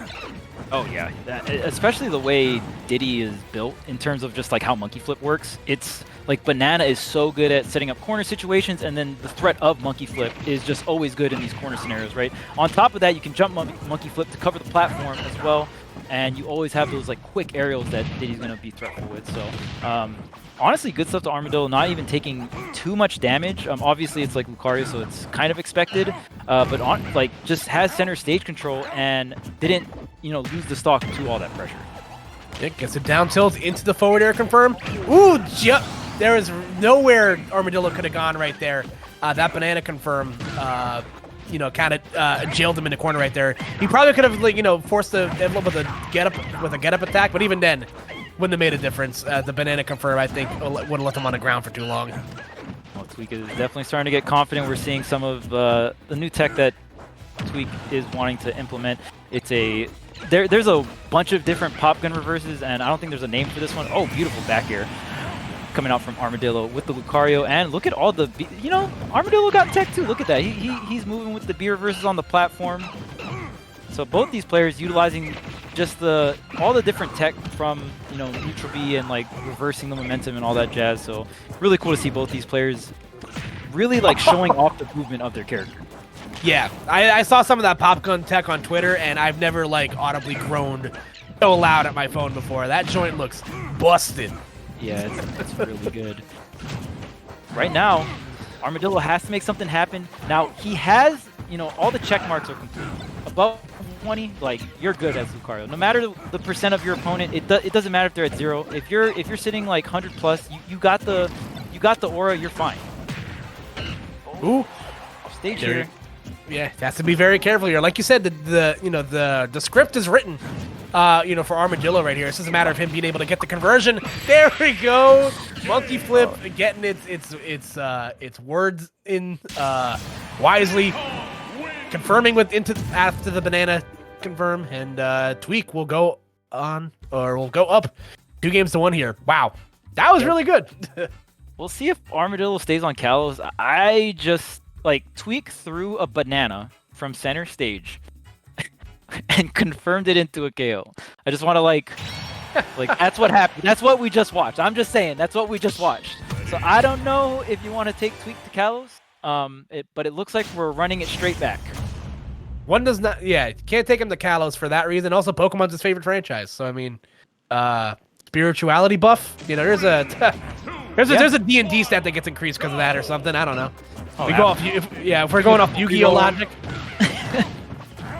Additional coin flips, some rerolls, you name it. Feeling so confident on the Diddy, especially just I don't know. It feels like the last two games just very confident with the all the B-Tech movement and just the way he's playing with the monkey flip, with the banana, even all these recatch nairs or just recatch banana stuff.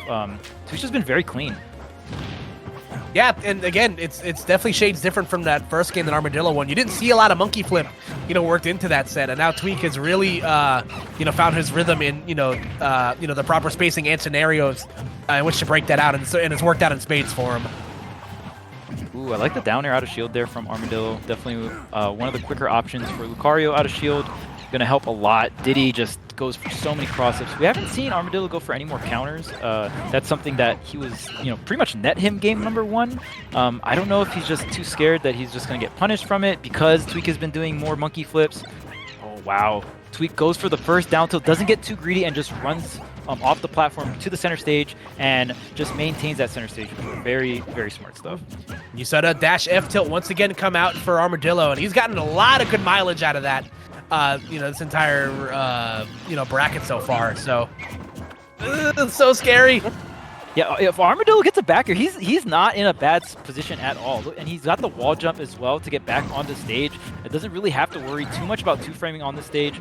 Tries to Z-drop the banana, try to get a grab, a side B, anything. Oh, and there's the down air one setup into the force palm. That is a thing, and wow.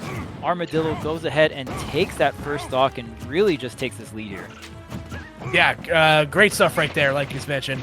Tweak able to get the monkey flip. Not going to be enough from center stage, though. However, going to allow him to pull banana and set his traps here, as once again, Armadillo showcasing a great, stall tactic on the ledge right there.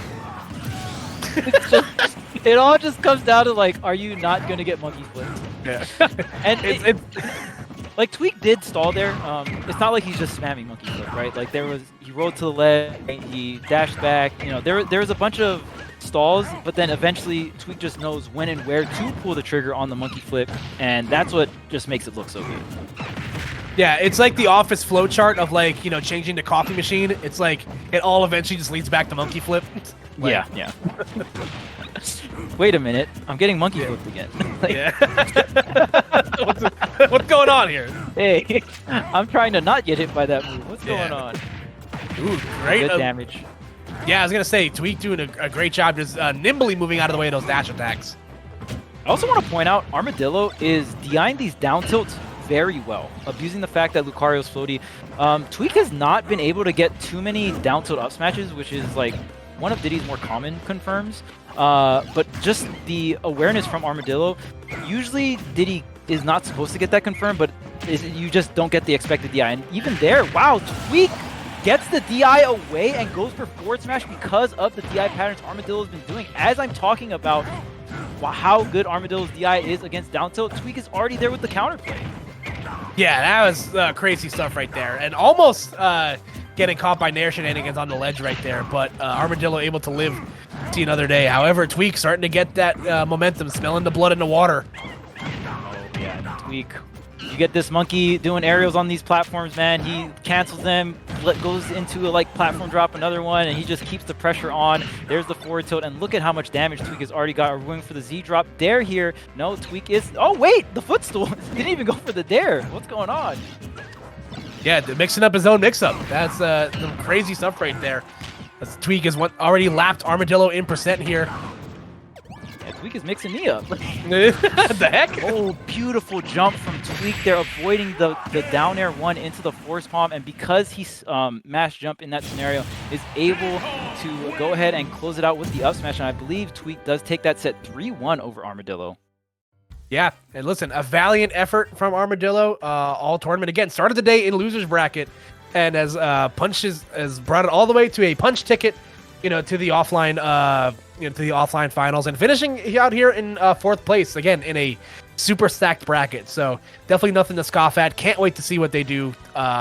Whenever we get to offline, and like, just like listen, just the way that we planned it, an all Jersey top 3, baby. That's The Jersey takeover, man. Yeah, listen. Jersey really coming out, showing up, like it's hype. Listen, one of the best regions for Smash. 24-hour diners, Wawa. Wawas though. Just saying.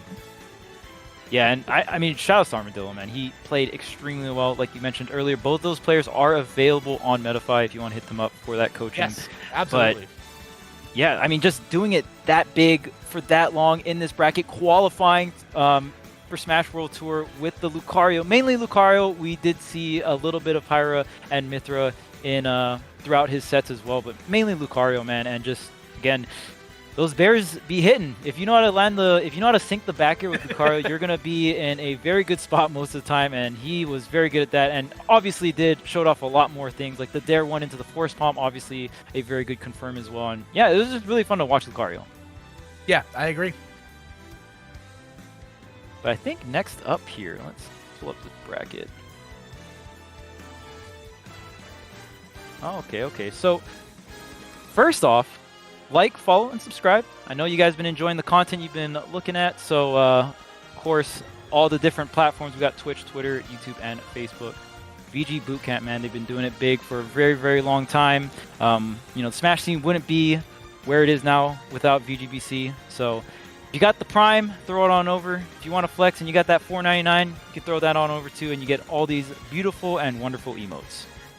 Yeah, like we mentioned, a plethora of emotes to play with here. And listen, like we mentioned, if it wasn't for VG, we wouldn't be nearly where we are with Smash right now. So definitely support however which way you can, for sure. And of course, shout outs to Metafy. Like you said earlier, man, a lot of the players in this bracket are actually coaches on Metafy. So if you definitely are enjoying the gameplay from those players, they can also offer you, some of their secrets, some of their teachings. So go ahead and use promo code SWT at metafy.gg. Yeah, listen, like we mentioned, plethora of players left in the bracket today. Armadillo, like we mentioned, on Metafy, and Tweak, also on Metafy, and some of your other favorites, some names like you might recognize, like MK Leo, DeBuzz, Void, or if you're if you're a Melee player looking to get some advice, obviously the likes of Mewtwo King, S2J, IBDW, and LOD, some of the best in the business. Listen, use the promo code SWT, like we mentioned, for 10% off all sessions. I would love to listen to Mewtwo King wax poetic about Super Smash Brothers. And if you want to, get a fresh controller for your Metafy lesson, there is a controller giveaway happening. Winner will be pulled at 11 p.m. Click the link in the chat to enter. And listen, who doesn't love free stuff, Charles? Always love the freebies, man, especially if you're a Smasher.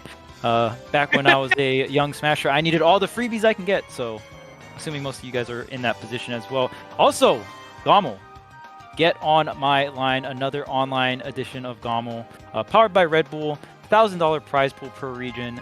Make sure to sign up. Check out EMG on all their platforms, man. EMG definitely been doing it big for the Smash community for a very, very long time. Shout outs to T.O. Joe and Max for all the things, and the whole EMG staff, man. Honestly, just doing it big for Smash all the time. I can't wait. I will definitely be at Gommel line, hopefully commentating, if not spectating, and of course, whenever that first offline Gommel comes back, I cannot wait. Yeah, I'm already booking my tickets, and like we said, so we've now done our part to keep the lights on. Stay in your seat or grab a snack, whatever you want to do. We can't tell you what to do. We can just, recommend. We'll be right back with Leon versus Tweak and Losers Final. So stay tuned.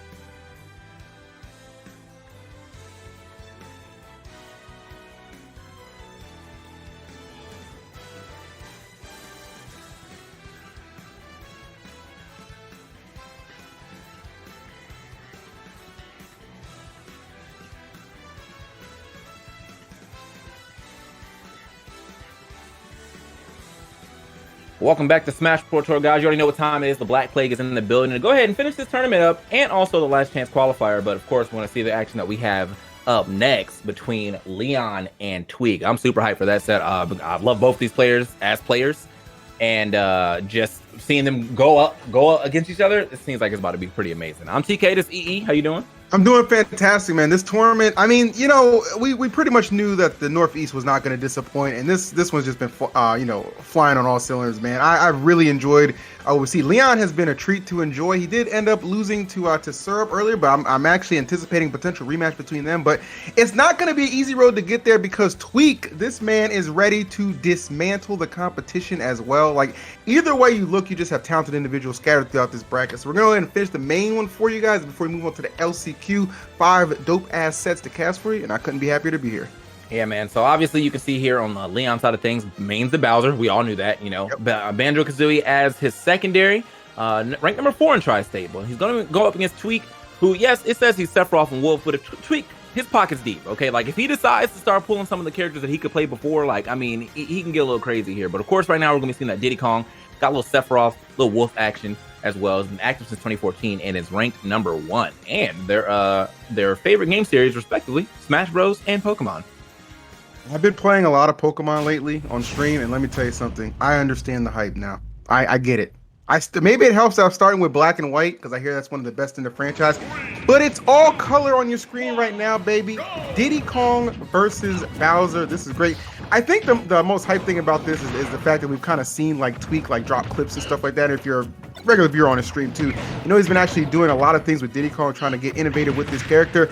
Yeah. And he does not disappoint. I feel like Bowser, as good as Leon is, he's just like a big old combo target, essentially, for what Tweak is trying to do. So it's definitely going to be difficult. His item control will be very pivotal here as well, given the fact that Banana can be so intrusive.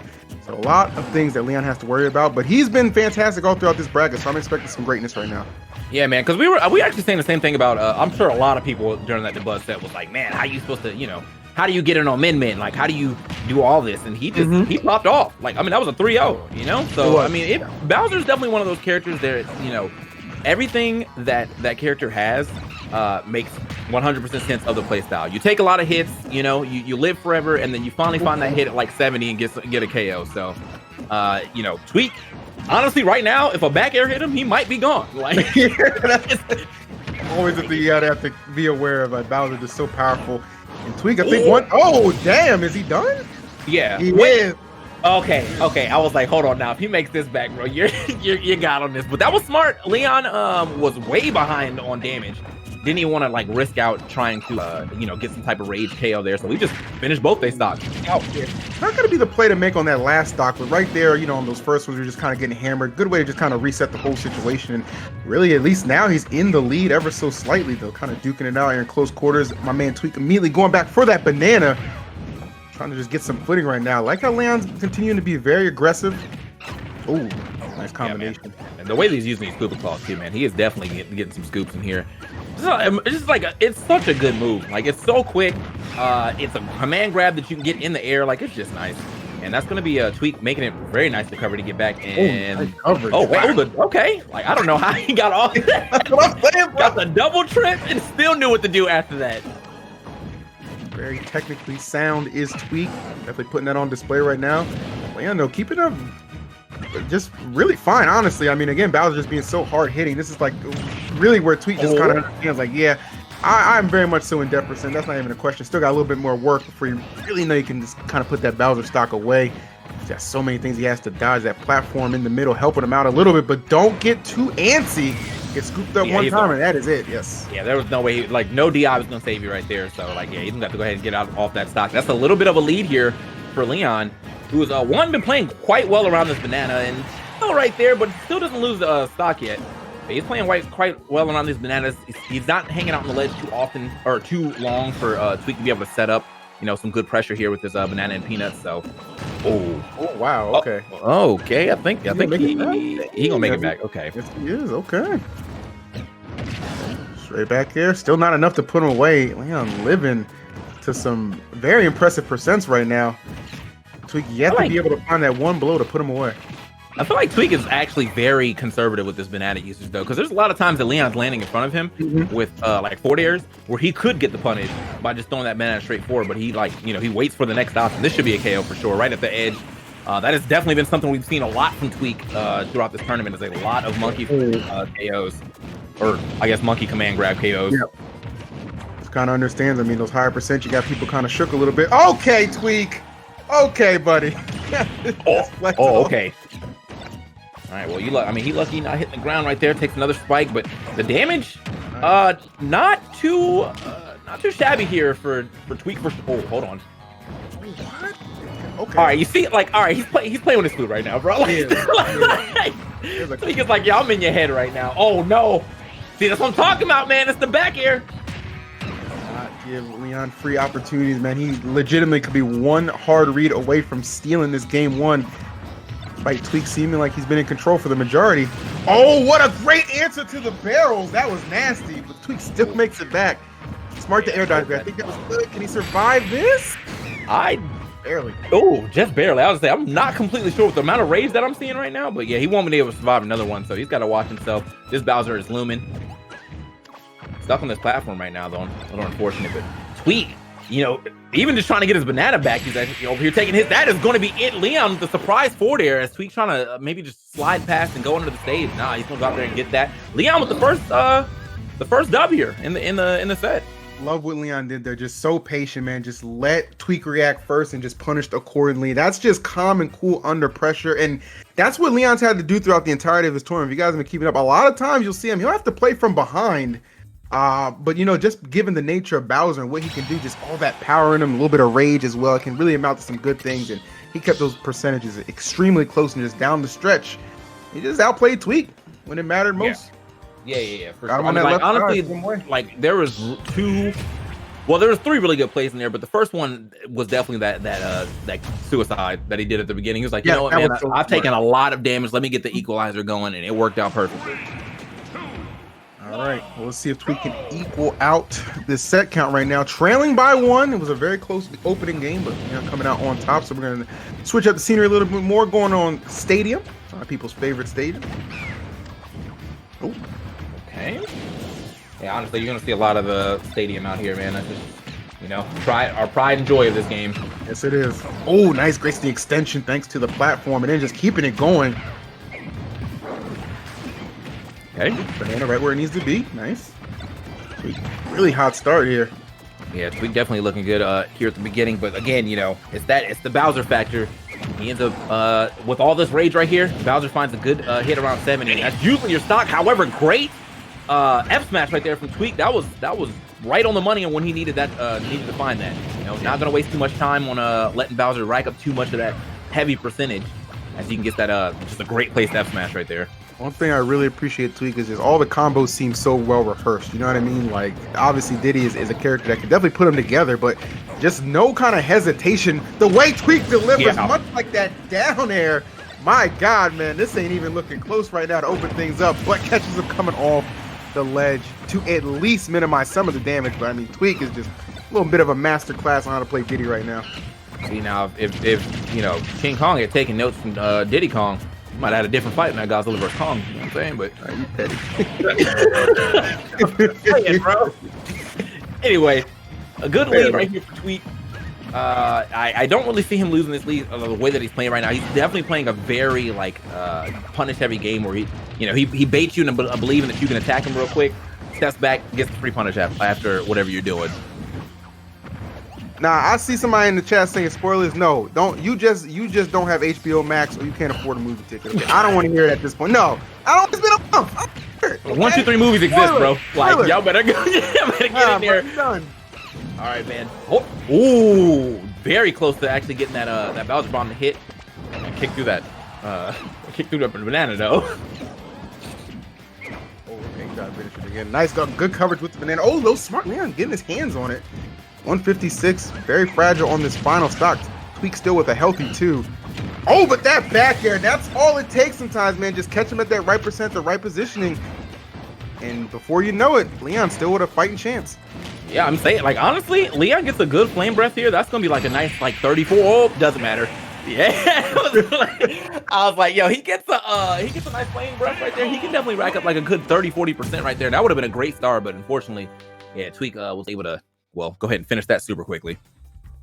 Dude, there is just no point in time where Leon is just not a threat. Like it just seems like just Bowser in general, man. It's just got to be so nerve wracking. Tweak does such a good job just stringing the combos there. It gets all the damage up there.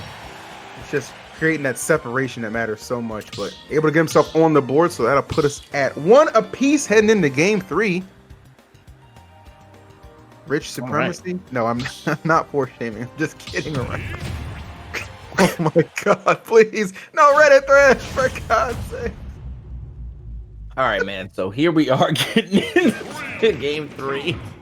Tweak, Leon getting that first game. Tweak taking him in PS2, getting that second one pretty handily. I think he hasn't really deviated from his his play style so far. It has really just been a lot of trying to punish Leon for overextending, but yes, I guess he just was getting caught up in some of the and so I feel like it was some of the tricky. I think that, you know, he was looking for some pretty big reads in that first game too, with a lot of the times that he was just kind of letting Leon roll into him and stuff like that. So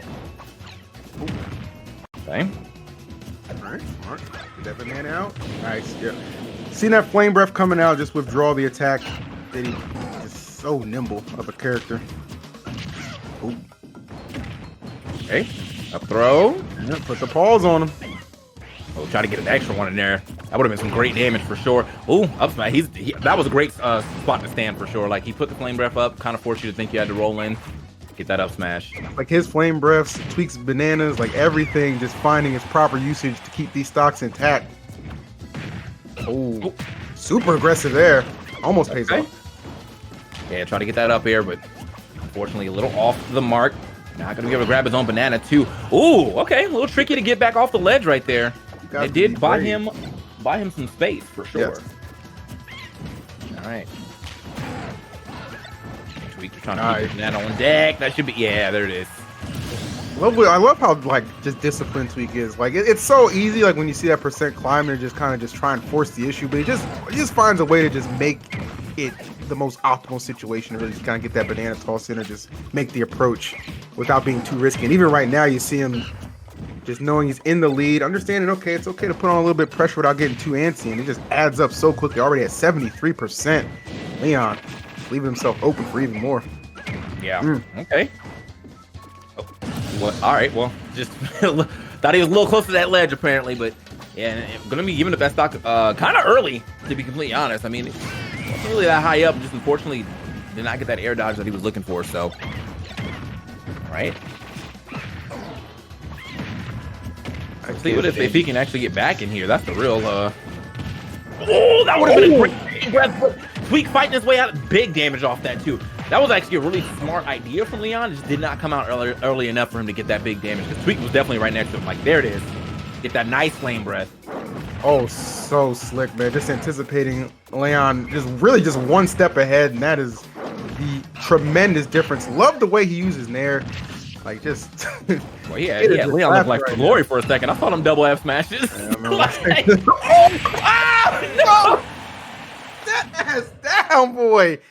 Bro, the plays right now. The plays. Oh, man. All right, well.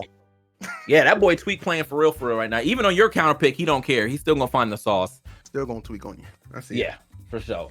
So, like, I'm not sure. Like, right now, the difference between that first and third game is mostly on Tweak. Like, I think Leon, he still has to, like, it's just Bowser. He has to make these, like, big committal plays to, like, get any type of a lead here. You know what I'm saying? Like, that's just how he is. Like, in this matchup in particular, it's not like he's going to be able to sit back, you know? So, looking a little rough for him right now, for sure. Just a tad bit, but you know what? He didn't make it this far for no reason. Oh, really? Interesting. Now, I've seen him play Hero before, but I didn't think he was gonna whip it out right now. Interesting. Okay. All right, I'm down for this. You know, bring a little of that random factor here, but also just, I mean, Hero, I feel like he kind of came and gone as far as like people, hyping him up. I think the character's still solid. I just think that like after the whole debate on, random should be banned. Like, people just kinda, like, like, they just stopped looking at him. So it's nice to see some more hero out here, but hopefully this is the answer that he needs, because right now Tweak, I mean, still playing about as dominant. Okay, gonna catch what the that sucks. Like that sucks, bro. Oh man, the banana actually getting him before he got the last hit. So his character pool is interesting. Like Tweak's character pool is like super deep. We already know that. But like Leon, like I've seen him play. Obviously mains Bowser. I think I've seen him play Game & Watch before too, and then Hero. It's an interesting little spread of characters that just don't seem like they complement each other. But I don't know. It just makes it work for him. Okay. No snoozing. Yeah, no snoozing right there. These upbeats out of all right. Upbeats out of shield definitely doing some justice. But unfortunately, I mean that can't get him punished if it ends up getting baited out, and Tweak is there for wherever the landing is. Okay. Should have a strong. I think he has a strong hit ready, or is this the that was the strong hit one. Okay. What are you gonna do?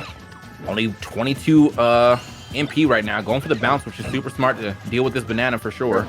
Oh, up smash, that ain't gonna help you with that. Nicely done. Tweak again, staying disciplined and only taking 80% there. So now Leon gonna have to respond again, and this is big. Like everyone's already qualified. That's not the issue here, but still, seeding does tend to play a part. Yeah, I mean, obviously you ain't gonna come in here like after playing this hard and just sandbag the last part, right? You gonna try to get these wins. Damn, bro. Online PGR means something somewhere. Alright. That's what I'm saying, bro. Yeah, I'm not sure what he's trying to do here. This is he almost waited out for that flame slash. I thought he was gonna go more so for the he's way out there with no MP. Yeah, you're that just unfortunate like situations happening in Leon right now. Off the stage with 4 MP. Come on, bro. Yeah, dude, I feel like that's why Tweak kind of forced the situation there so much too. He's like, you're really just not gonna be able to come back if I don't let you. Oh. Okay. Ledge trapping extraordinaire. Give me a little bit of Soul Smash 4 Diddy type beat.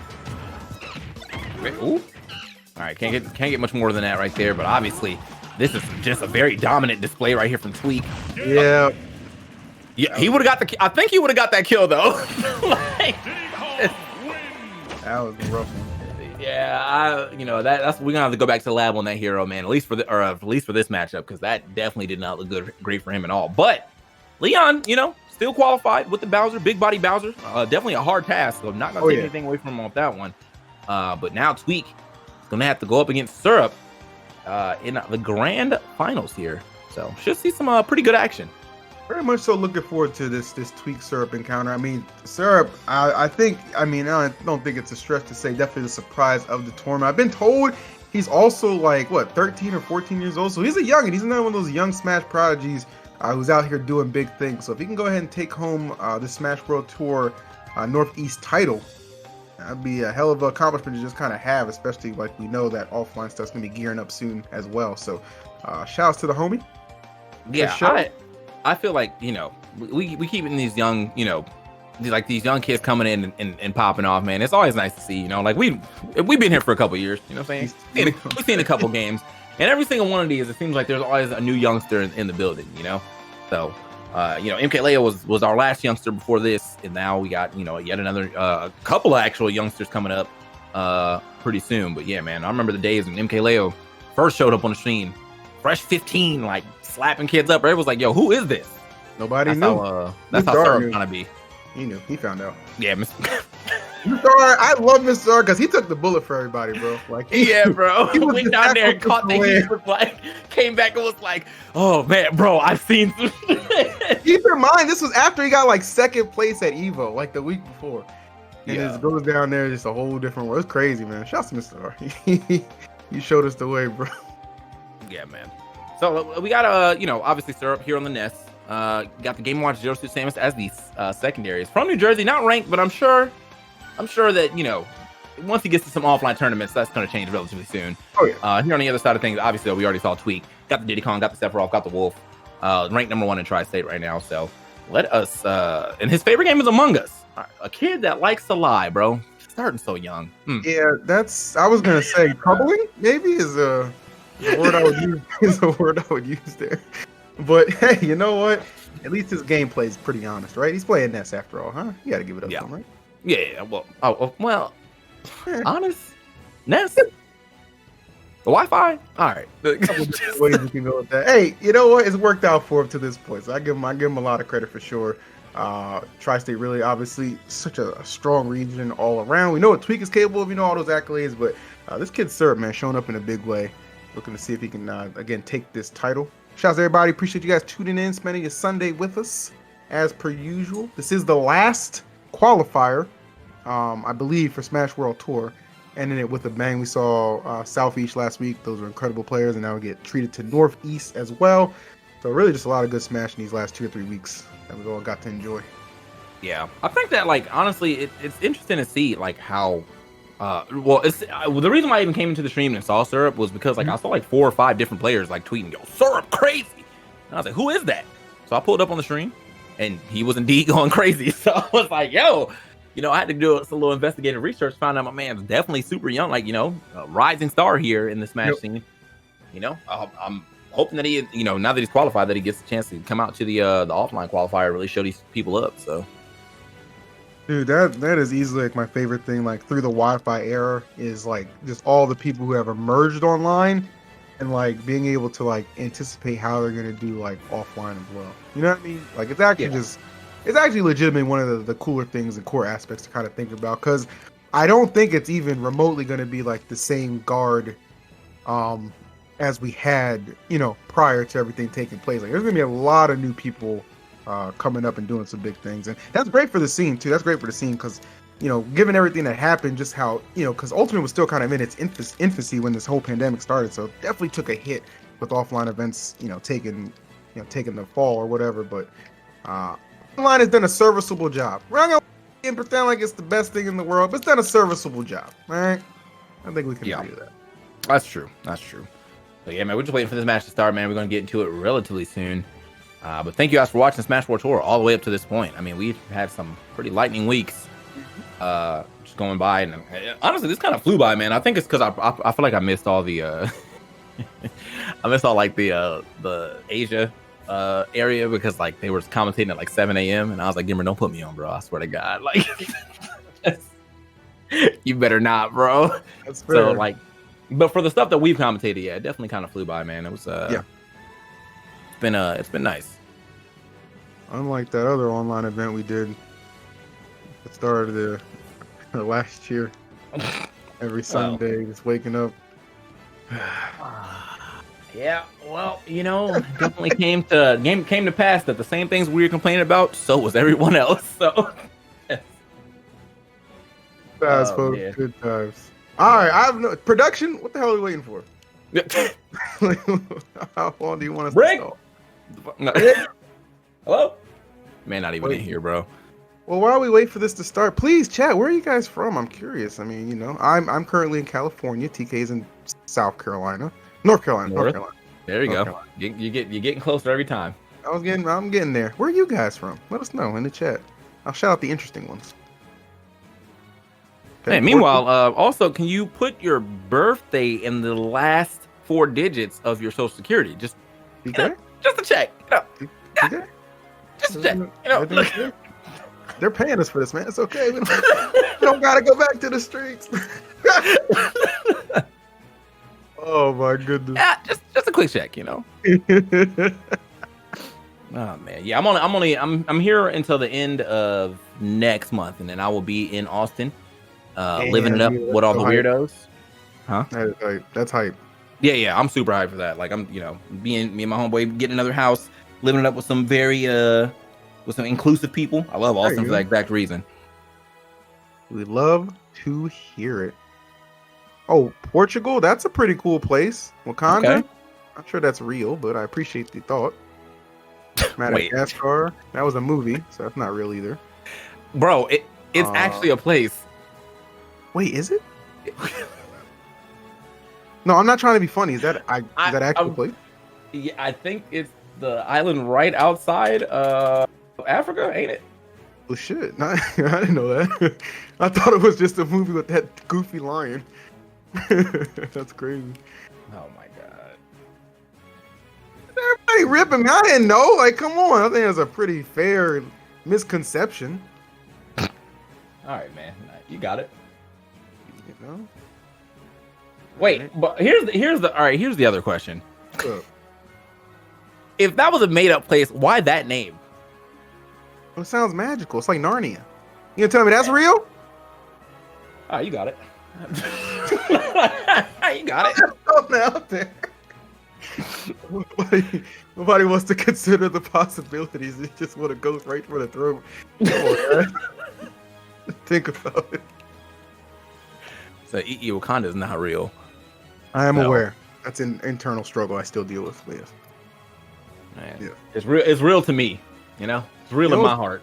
There you go. You know what's real concerning? Why isn't this match started? What's this kid got school or something? Like, he can't play the rest of the bracket. It's 9:30. It's bedtime. Mom came upstairs to unplug the system. He wasn't supposed to make it this far. Like, I'm saying, bro, what's going on? That's funny. That is funny. We'll see momentarily. I mean, we're all just kind of hanging out right now. We're in the same boat as you guys. We have no idea what's going on. Speaking of the American education system, y'all remember that the Smash 4 boot camp when Xax was playing Connect 4 and he was looking at that joint for like a good minute and he still put it in the wrong spot? Bro, I actually thought there was something. I was like, how much did you smoke before you came into this? Like, he looked just at that a dead on like a look. solid 3 minutes. Where it's like, dead on all right, look. this the one, bro. What are you doing, bro? Oh man, Smash Dude. history, bro. Do you remember what were those tournaments or those conventions we used to go to? Like Oda, I think it was Otakon or Katsucon, and I went to the maid cafe, and one of the challenges was if you were able to beat the maid girl in like under 5 turns and Connect 4, you got half off your bill. And I beat her in like 2 turns, and I was like, "Damn, you suck!" And she started crying, and I felt horrible. I was like, "I was just kidding. I was just kidding." But I didn't realize that people were so sensitive. She started crying. I felt so bad. Well, And my friend was with me. He's like, "Why would you say that?" I was like, "It's a joke. This is like 2009. Okay, it was a wild, wild west. listen, Half of you wouldn't survive. Okay, things were different back then, bro. Ain't as long as like we ain't never, you know, I ain't part of the program, but man, things were so much better back then. No, they weren't. Like we really just got away with a lot of stuff we shouldn't have. True, dude. Because she was like, "Oh man, I didn't do too well, did I?" I was like, "Yeah, you suck." But I was laughing when I said it. Wait, you had to beat her in 5 moves? I beat her in 2. How do you beat someone in 2 moves and Connect 4? Okay, well, it was like 5 or something. Well, I had to beat her in under 10, and I beat her in like 5. The point is, she caught the quick L, okay? She caught the swift L. All right, let's catch this winner or this grand final. Bro, Right on schedule. he is Mafia, bro. He's Mafia for sure. Let's get it, bro. Right on schedule. Syrup, Tweak, going at it in grand finals. Let's go. Classic EE story. Yeah, I'm full of shit, I know. All right. Game 1. Tweak Diddy Kong, man. This Diddy Kong's been very impressive for sure. See if we can do it against my man Syrup. He's been on fire the entirety of this tournament, looking to wrap up this bracket on the winner side of things. But as we've seen from Tweak many a time in the past, gonna have something to say about that. And I don't know if I'm sure you saw it because I mean he lives with you. Did you see that video about how the Tweak from Void where he was talking about how Tweak uses platforms? Yes. Yeah, well, like, I feel like we're definitely getting a decent amount of that right now. Unfortunately, the only thing he got was a receiving end of a home run for sure. Eats that one easily, and that's going to be a nice stock lead for Syrup, who, I mean, he's hurting, but it's Ness, and Ness definitely can find some good damage here before losing that stock. Look at that. I don't know how he found that double up air, but there it is. And now a quick 56. Oh, wow. He caught him with the kind of last few hits of that up smash. Caught him on that descent. So good stuff from Tweak. Very much so needed that Syrup. But a head full of steam. I love Syrup is very interesting to me. I love his kind of like hit and run style at times too. Like this kid definitely knows kind of when to withdraw from the action, kind of mix you up, make you maybe feel like he can be a little comfortable, but at the same time he's just right there ready to strike again.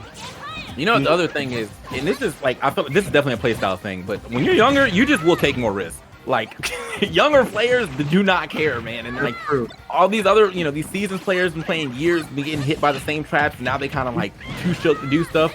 Younger players, man, they don't feel that. There's just no fear out here. It's perfectly what you said. It's a younger mentality thing. Like I didn't start wearing a seatbelt until I was 24. You better strap in for that one though. Down here, send you flying. Well done. All right now. Yeah, that's how you get back into the front right here. Tweak definitely finds some great conversion. Every time he gets like one hit at the beginning, he's getting like 3 or 4 right there. Just double back air to a little forward air for that little extra piece. These neutral airs are finding all their marks. That was actually a really good space for the neutral air too. So Tweak, I mean, not only are the neutral airs hitting, but like when they're not hitting, he's pretty much going about as safe as possible. So I'm telling you, bro. Sheesh. This is not looking anything pretty right now. Tweak in firm control. Seemed like Syrup was gonna take the early, or he had the early lead, but just was not able to maintain it. oh, okay. These are the sets that'll really test you. Nice. Okay, nice get up attack actually. Yeah, getting through that what was about to be a yo-yo setup. Syrup though, man, like after that first stock, he really hasn't got much going for him, and Tweak kind of seemingly has his number for the later half of this stock. Having a hard time getting off the ledge. You're nasty, Tweak. You're nasty. Commitment achieved. God. Yeah, man, like finish the game. You know what I'm saying? He gave you the air dodge mad early. Might as well. It was gonna be a while until he can act again. So Tweak definitely knew that. Got out there, didn't even let the PK Thunder or anything like that even become an option for him to get back to the stage. That's gonna be a solid first win right there for Tweak, though. Yeah, that one wasn't even a question after he got out the gate. All right. Well, let's see what Syrup can do. Got to bounce back a little bit. Put some work in.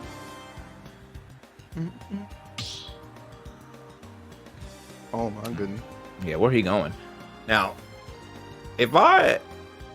was I watching him earlier? Does he also play Lucario, or is that just I might have been watching someone else.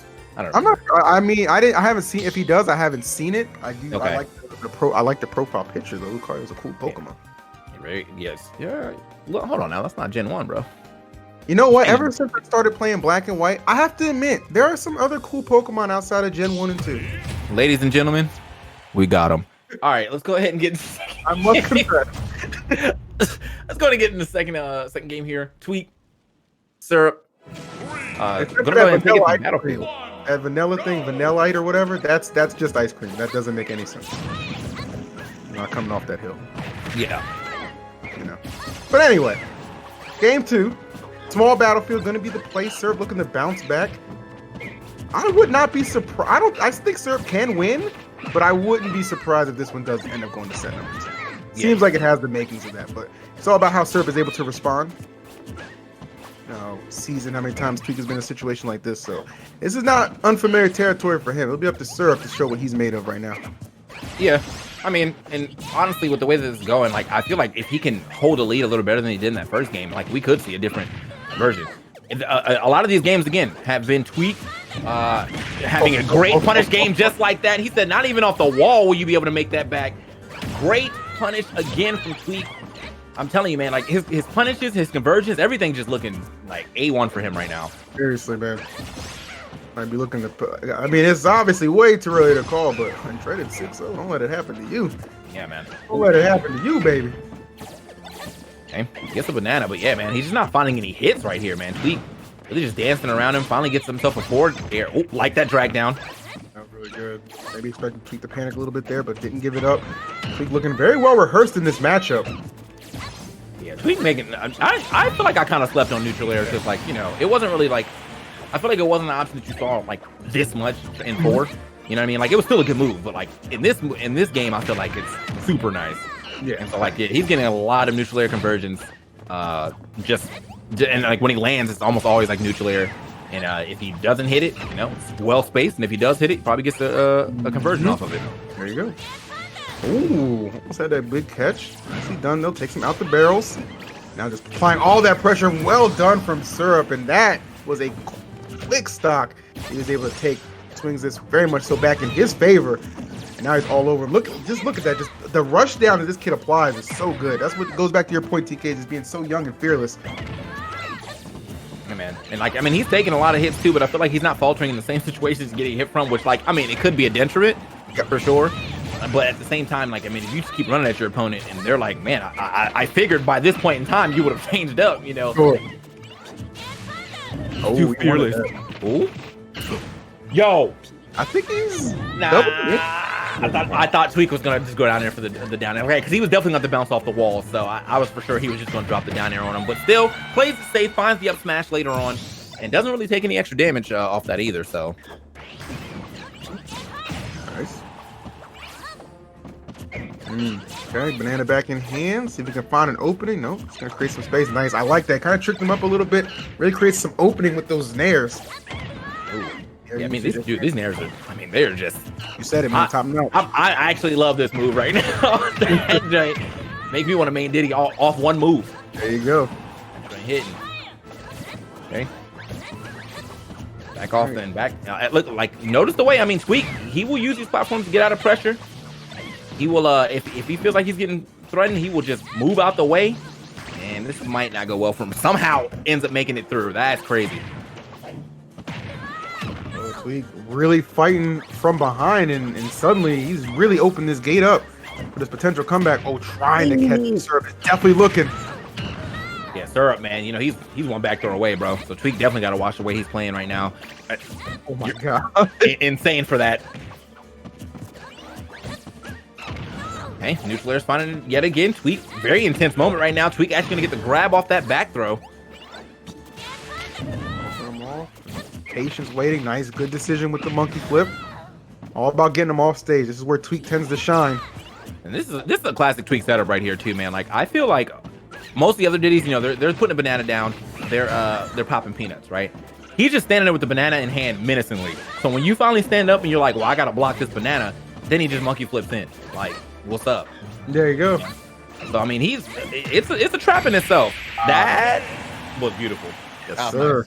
Just the delivery behind it, and it all comes down to just being disciplined and patient. And then Tweak has that in spades, so he's gonna go up 2-0 against Syrup, one away from resetting this bracket and really putting the heat to him. Yeah, man, that was I mean, that was just really good action right there from Tweak all together to realize that he got that down tilt, and it seemed like he was a little late on the come up on it, but he still got there in time to get that back air. So good stuff.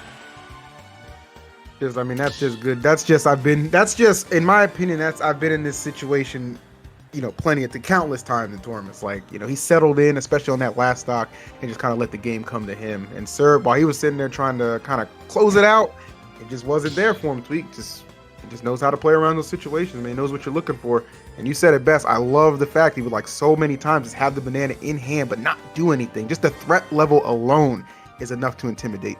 I mean, that drink got me shook all the time, so I feel it, you know? Like, just, it really, I feel like it also depends on the character you're playing too, because some characters just have like really long trip animations, so if you're one of them characters, it's even worse. But yeah, Tweak doing quite well against Syrup right now, who was one on the winner side, and it looked like we're about to get this 30 in a handshake for the reset. No character swaps yet. Not sleeping on Syrup though. I mean, this kid is as legit as it comes. Don't get it twisted, guys. It's just, you know, experience-wise, you got to give it a tweak, but that will come as, you know, years and sets and things like that progress for Syrup. But right now, he knows the tall task he has ahead of him. He was in the lead a couple of times despite letting those games get away from him. Let's see if he can close out this third game and make it a solid contest in this first set before we could have never be heading to set number 2. A lot of pressure being applied by Tweak there on the left side, but able to break it up is Syrup. Nope. And then Syrup just, okay. Nice little neutral air out of the shield right there. Syrup, I mean, like, I feel like he's doing a decent job of at least putting Tweak over at the, you know, Absolutely. at the edge. Like, he's getting good stage control, but he's not doing a good job of, like, keeping the stage control. Which seems to be kind of an issue right there for him, and allows kind of Tweak to really just turn it right back around on him. Look at that. Immediate conversion, and now we got the lead. He's like a walking Ferris wheel, bro. He's always just spinning on you. Trying to land safely. Syrup, though, I love he does a good job applying pressure. Make Tweak think twice about it and just lands in front of him with the forward smash. Got a little more creative. Probably had him accustomed to expecting the fair was going to be there, but Tweak mixing it up, and he gets paid big time for it. Ooh. Tweak, man, so tricky on getting around these moves. Syrup, I think he expects a lot more people to like sit and shield, right? But Tweak, honestly, he's not doing that. Like, it's a lot of jumps and just getting away. I think Syrup should start looking for that as a way to go for the punish. Maybe just jump, like preemptive jump up air and see if you can catch Tweak. That's not okay. He's out again. His recovery options are so wild. Yeah, he's like, let me reset it and try again. Okay, and yet again, tweak. Bro. I'm telling you, he's not in shield like that. I don't even know if he got those on his controller right now, bro. Like, them joints ain't mapped. $1 million question right now.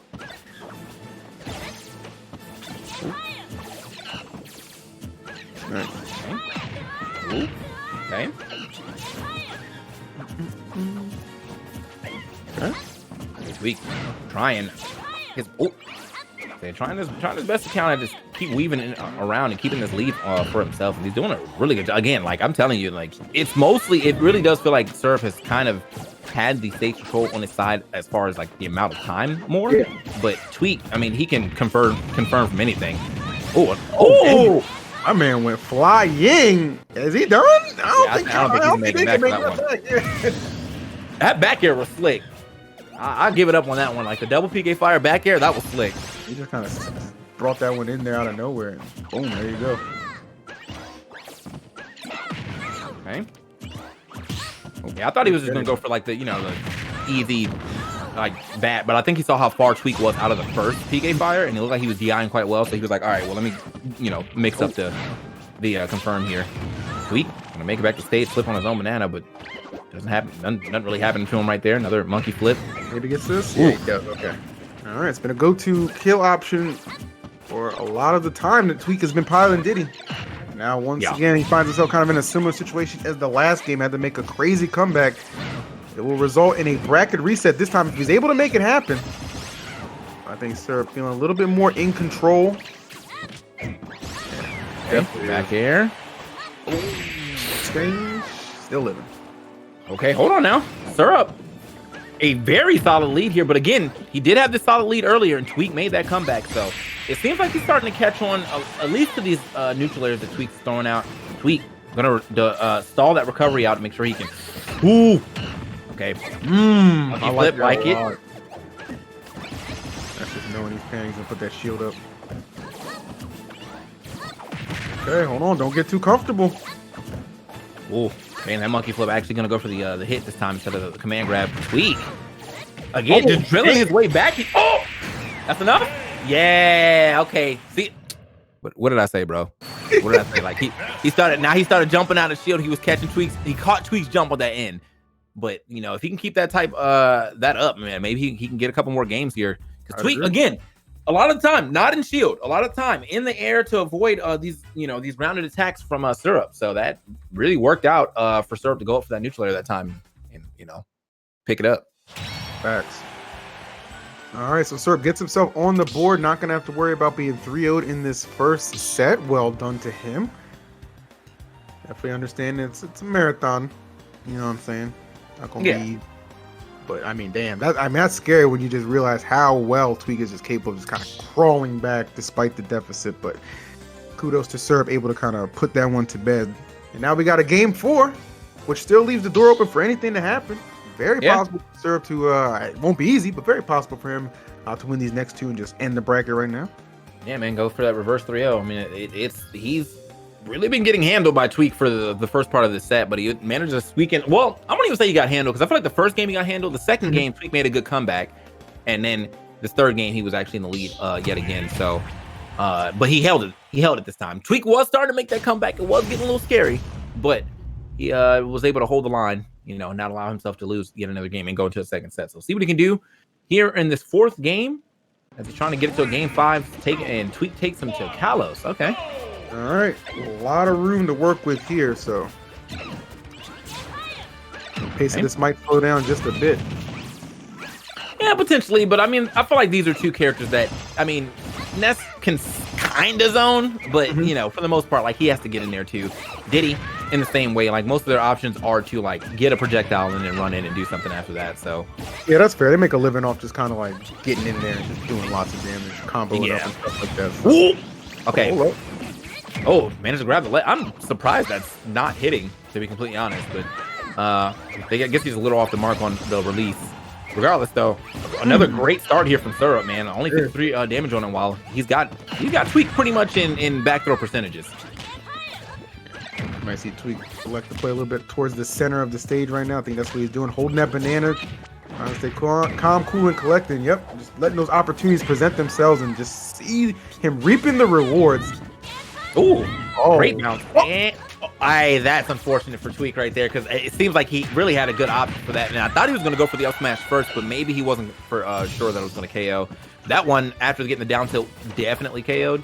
Not too sure about what would have happened before, but regardless, Tweak has been sitting at this 112 for quite a bit. Kind of getting that up smash, kind of bailed him out of missing that punish earlier, but the lead granted, no matter how you got to it. Oh, okay, I like that. Tried to reset him. I really like how he'll just use that down air to pop up and just so many options he can have after it. Up tilt, nair, a couple of different ways to keep extending that combo. As he extends this lead to 58% on Syrup. And Tweak, I mean, you had mentioned it, what, about 30 seconds ago that he was sitting at 112? He's still at 112, bro. Yeah, what is going on, Syrup? You had a great start, bro. You got to get a hit in here. Tell him. Tweak is, this is about to be a perfect stock that he started at 112, so. I don't know what's going on right now, man. Oh, is he dead? That's it. That's a perfect stock for Tweak. That man's been at 112, stayed at 112. Oh, man. Syrup having a hard time right now, trying to, keep himself from not, oh, Tweak with the wall clean, nice.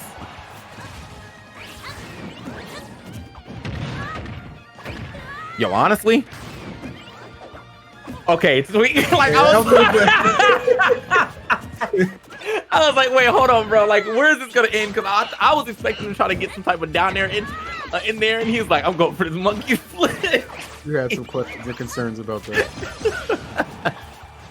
Oh. All right, man. Oh, that would have been huge if he was able to close that start. Yeah, I think if he had got down there with the neutral air, well, I think Tweak might have actually saved his jump. So, oh, even with the air dodge, no. Times. Oh my, Tweak taking that first set emphatically, bro. That was a gross ending to that one. Very solid display of dominance in that fourth and final game for the first set of grand final. So on to set number 2. Can't say I'm too surprised to see this one going the distance. Two incredibly talented players. Tweak being clearly the more seasoned of the two, but Syrup still showing an incredible amount of skill to get to this point. So we'll see if he can rebound and adapt a little bit more in this next set coming up, going back to 0 apiece. I hope B is just behind Tweak every time he gets a spike going. Shit! Like, it's just every time, bro. It's a real one right there. Shouts to B, homie. Yeah, man. So that first set, I mean, the Nest, it was shown that he can at least get a game, and there was also shown that he can get some good leads too. Just unfortunately was not able to, hold on to the first lead that he got, and then after that, yeah, that fourth game was just a wash.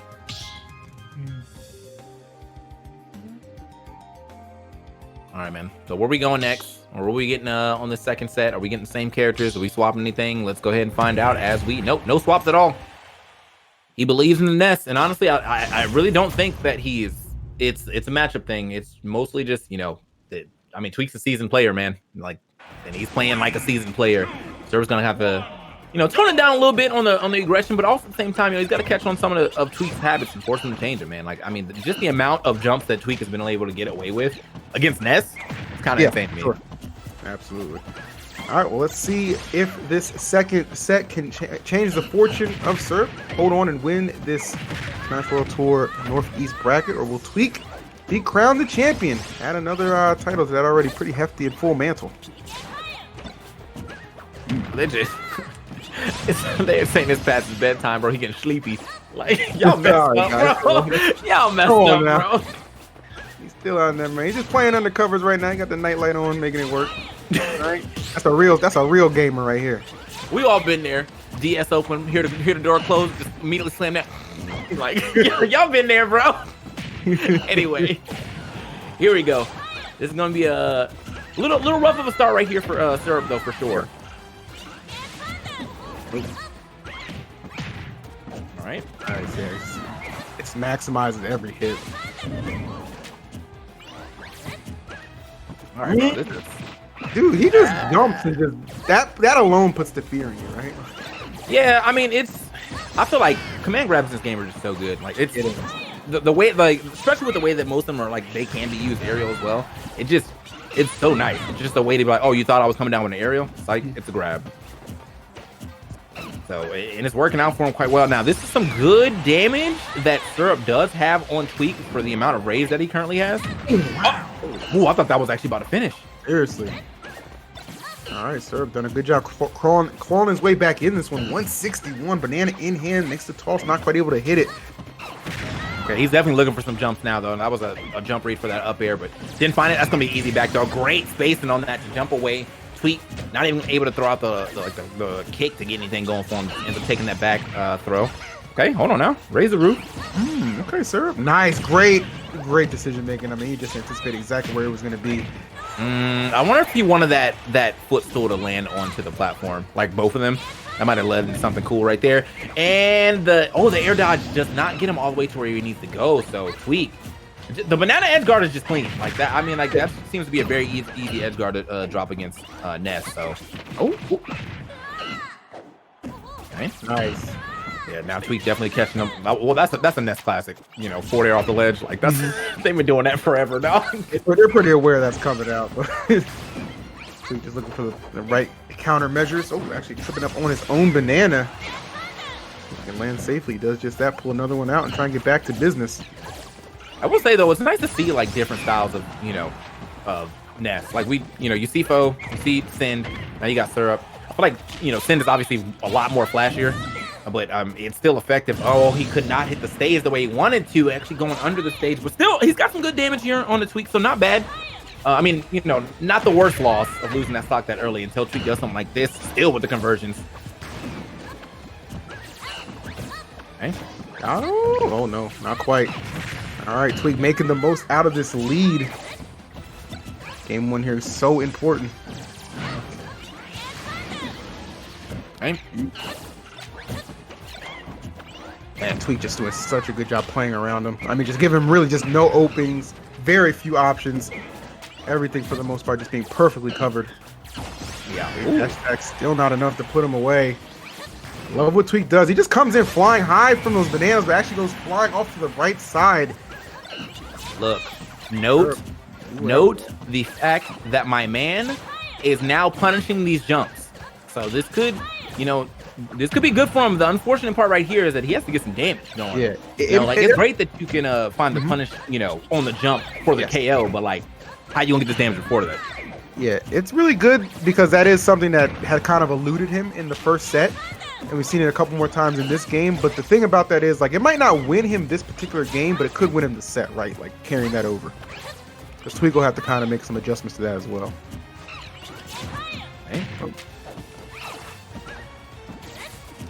Tweak. I mean, like, his spacing actually is immaculate to get right outside that dash attack. Okay. He's getting these hits here, just hasn't found that last hit. I mean, if he gets another down tilt, I'm sure we're going to see down tilt up smash. Maybe down tilt back here, depending on how close he is to the edge. All right, it's starting to add up. Yeah, the forward tilt, he's been putting that as a little bit of a pressure tool for quite a while. That time paying off, rewards him with that final stock. And game number 1 going to go to Tweak. Yeah, that was that was just really well placed forward tilt, but he's been doing that quite a bit. Yeah, it's just that was the first one I think we saw KO. But yeah, the way that he's been doing those forward tilts over the edge, just to catch Syrup, just in case he pokes his head just a little too high, and ends up taking that stock. So good stuff to Tweak. Yes, sir. Now up, was that second game? That was first. That was first. I was like, hold on now, I feel like we got flying through right now. You know what I'm saying? I have a question. Now that Send, that's Best Ness. Is that a permanent name change? Is that real? Assume, man. I don't know. Best Ness, I thought that was just a troll for a tournament because I recorded a new episode of Do You Know Black People, and I was calling him Best Ness the whole time, and he didn't correct me. So what's going on with that? Maybe he had too much respect to correct you. No, don't respect me. You heard it here first, boys. Well, hold on. No, not. Anyway, back into the next game, bro. Like, well, hold on now. Moving on. Game number 2 here. Oh man. Yeah, this is for Syrup. well, these things got to stop for sure, man. I feel like right at the beginning, Tweak knows how to find those conversions off of just a straight hit, which I guess you can't really say, like, stop getting straight hitted, because, like, that's just going to happen. But I think it's like, you know, maybe try to get a little damage here before such. It seems like Tweak is pretty much, you know, he got the book of syrup on deck. Ooh. And a sticky situation he found himself in right there. Will he make it back? Yeah, but still going to take some damage. Tweak's so efficient with being able to ledge trap, just hold down space, and just make you take so much damage at the end of these exchanges. I was going to say, man, 2% before you lose the stock, that's a little rough. But, man, to get a little extra percent in there, man, but unfortunately, really ain't nothing to write home about yet. A 128. You're on to, nice. Bro, can't get all the way up there, but that, I mean, he waited for the air dodge. I feel like he did. Yeah, he knew. Thought we were gonna get like a, you know, just a delayed up air, but Syrup getting a little something started for himself. Oh, Tweak getting out of that with the wave dash back, basically. I gotta give it up on that one. Oh my god. How many times have we played it? It just doesn't fail. Just interrupt the recovery and have the down air. Boom. Round up, ready to go. Man, I just feel like right now, man, like Syrup, it's pretty much every time he gets, you know, Tweak gets that one, bro. Like, I feel like he needs to find a way to play like Tweak, get that one hit and get mad damage from him, because Ness can do that. I mean, Ness definitely has some pretty nice strings. I won't say like as nice as Tweak is kind of freestyling on him right now, but Ness definitely got some pretty nice strings to find himself some good damage here.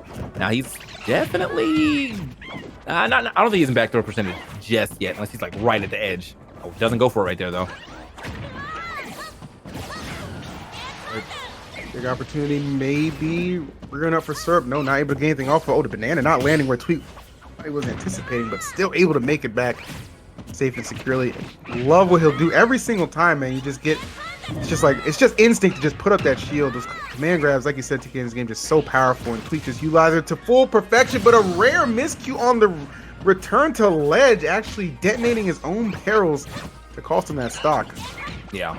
Okay.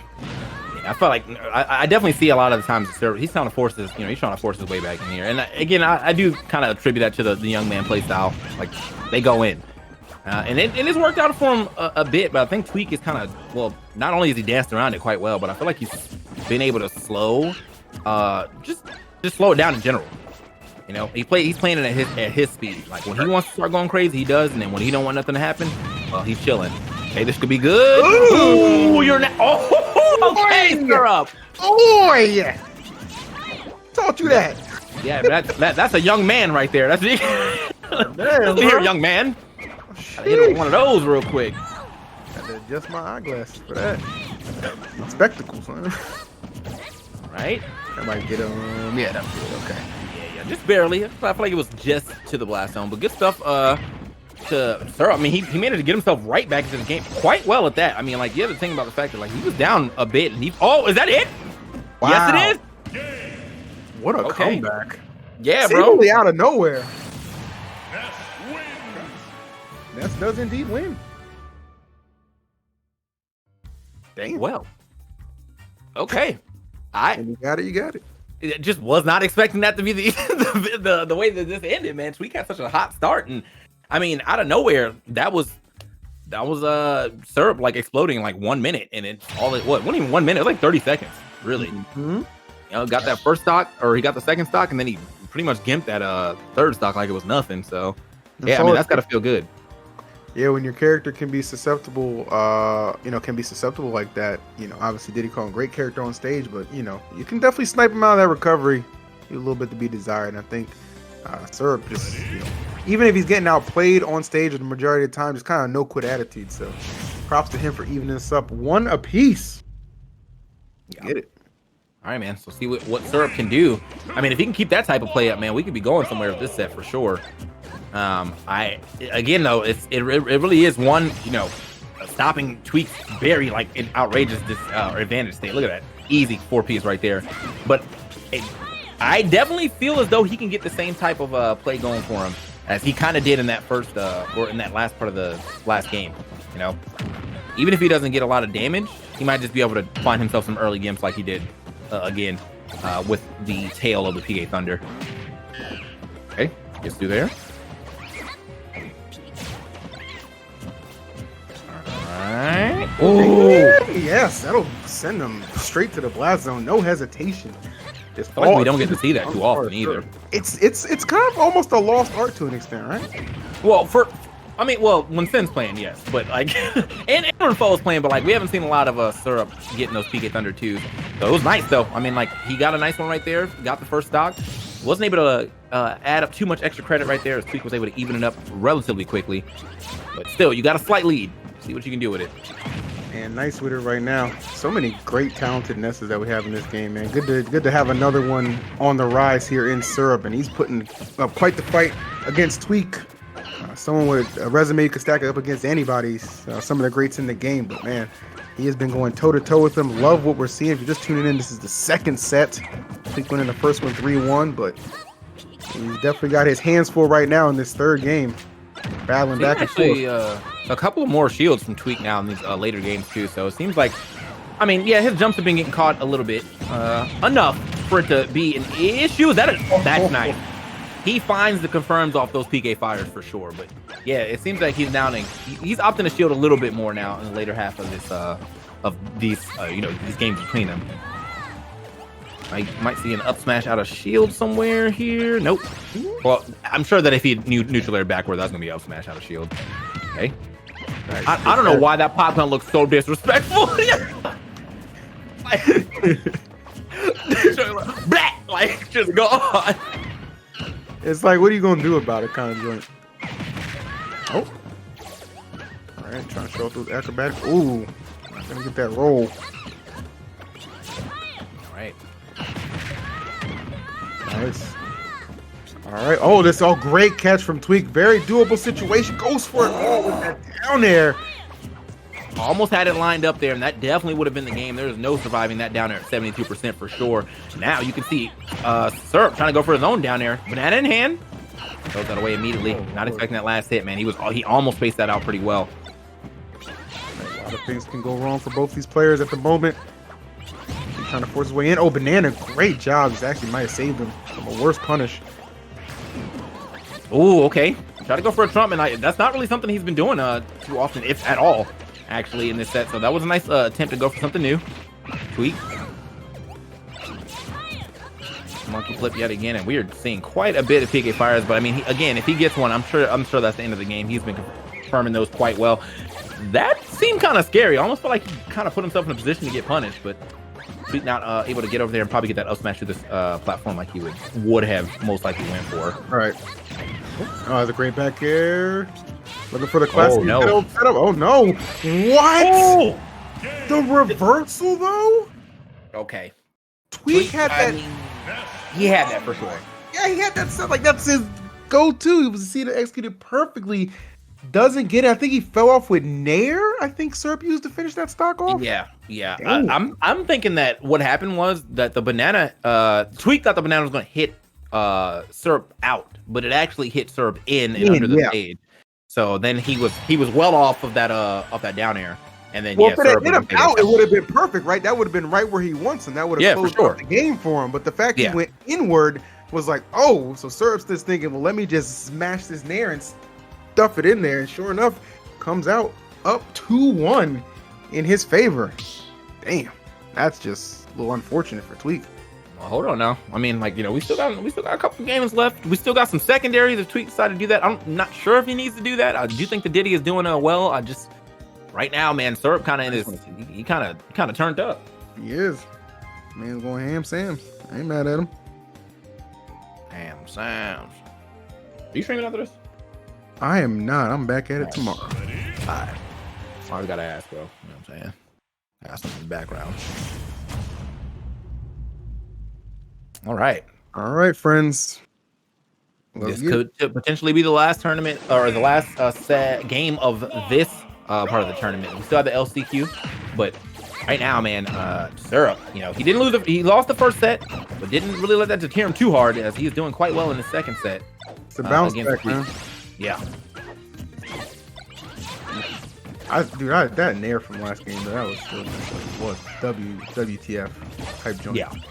So I don't know. Syrup understanding. Look, he sees it right there. He sees the writing on the wall. He's up 2-1. Knows there's no reason he can't put this tournament away right here and now. Tweak obviously would love to add a victory with the Diddy Kong.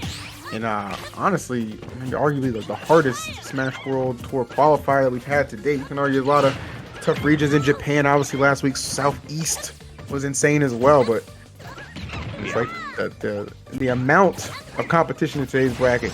Uh-oh. At the top of the line. Oh, we making it back? Yes, we are. With that banana back in hand immediately and just toss out a few peanuts. I think one thing I'm definitely noticing about Tweak is style, and this may just be an online thing, but he is definitely going for more reads than like some of the guaranteed damage I can see. And I think that the read usually nets him more, but sometimes you gotta go for the guaranteed damage. You know what I mean? Sometimes, and should be just barely making that one back. Okay, back throw. Not enough. Not even close, man. That's not even what happened. Oh, there it is. That's what he was looking for last game. Popped him out that time, put him right into the down air. So good stuff to Tweak. Getting that first stock. And honestly, he's been playing pretty much off stage a lot of the time. He's been kind of like held to the edge, while I feel like Syrup has really been holding down that middle stage. Back throw. Almost. Yeah, he's fortunate he was as far away as he was. Nice sniping that off. And yeah, he's not going to have enough time to charge and make that back. Almost feels like Tweak's playing a little bit more reserved. Yeah, definitely. I can. It feels like like he's in his head a little bit. Yeah. And I'm not like that's just the best term. He's probably not in his head, but I do think he's like could be overthinking some situations when he was like in these situations earlier in this set. He was not. Like it was all instinct. So either way, man, like just Syrup. Regardless of what Tweak is doing, Syrup is he's taking advantage. Movement on another level right now. Trying to seal this one up. Oh, nice. All right. Get a nice little monkey flip yet again, but Tweak now. A little bit of the stage control there. Finds the forward air, so he can go ahead and set up his traps here on the side. In.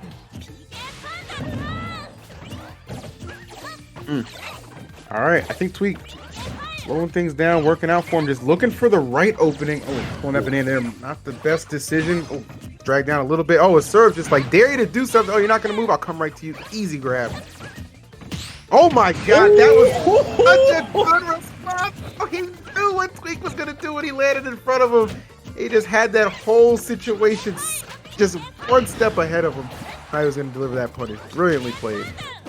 That was a Sakurai approved parry. He felt good about that. He was like, I know what you're here to do. I got you. I know what you're here to do.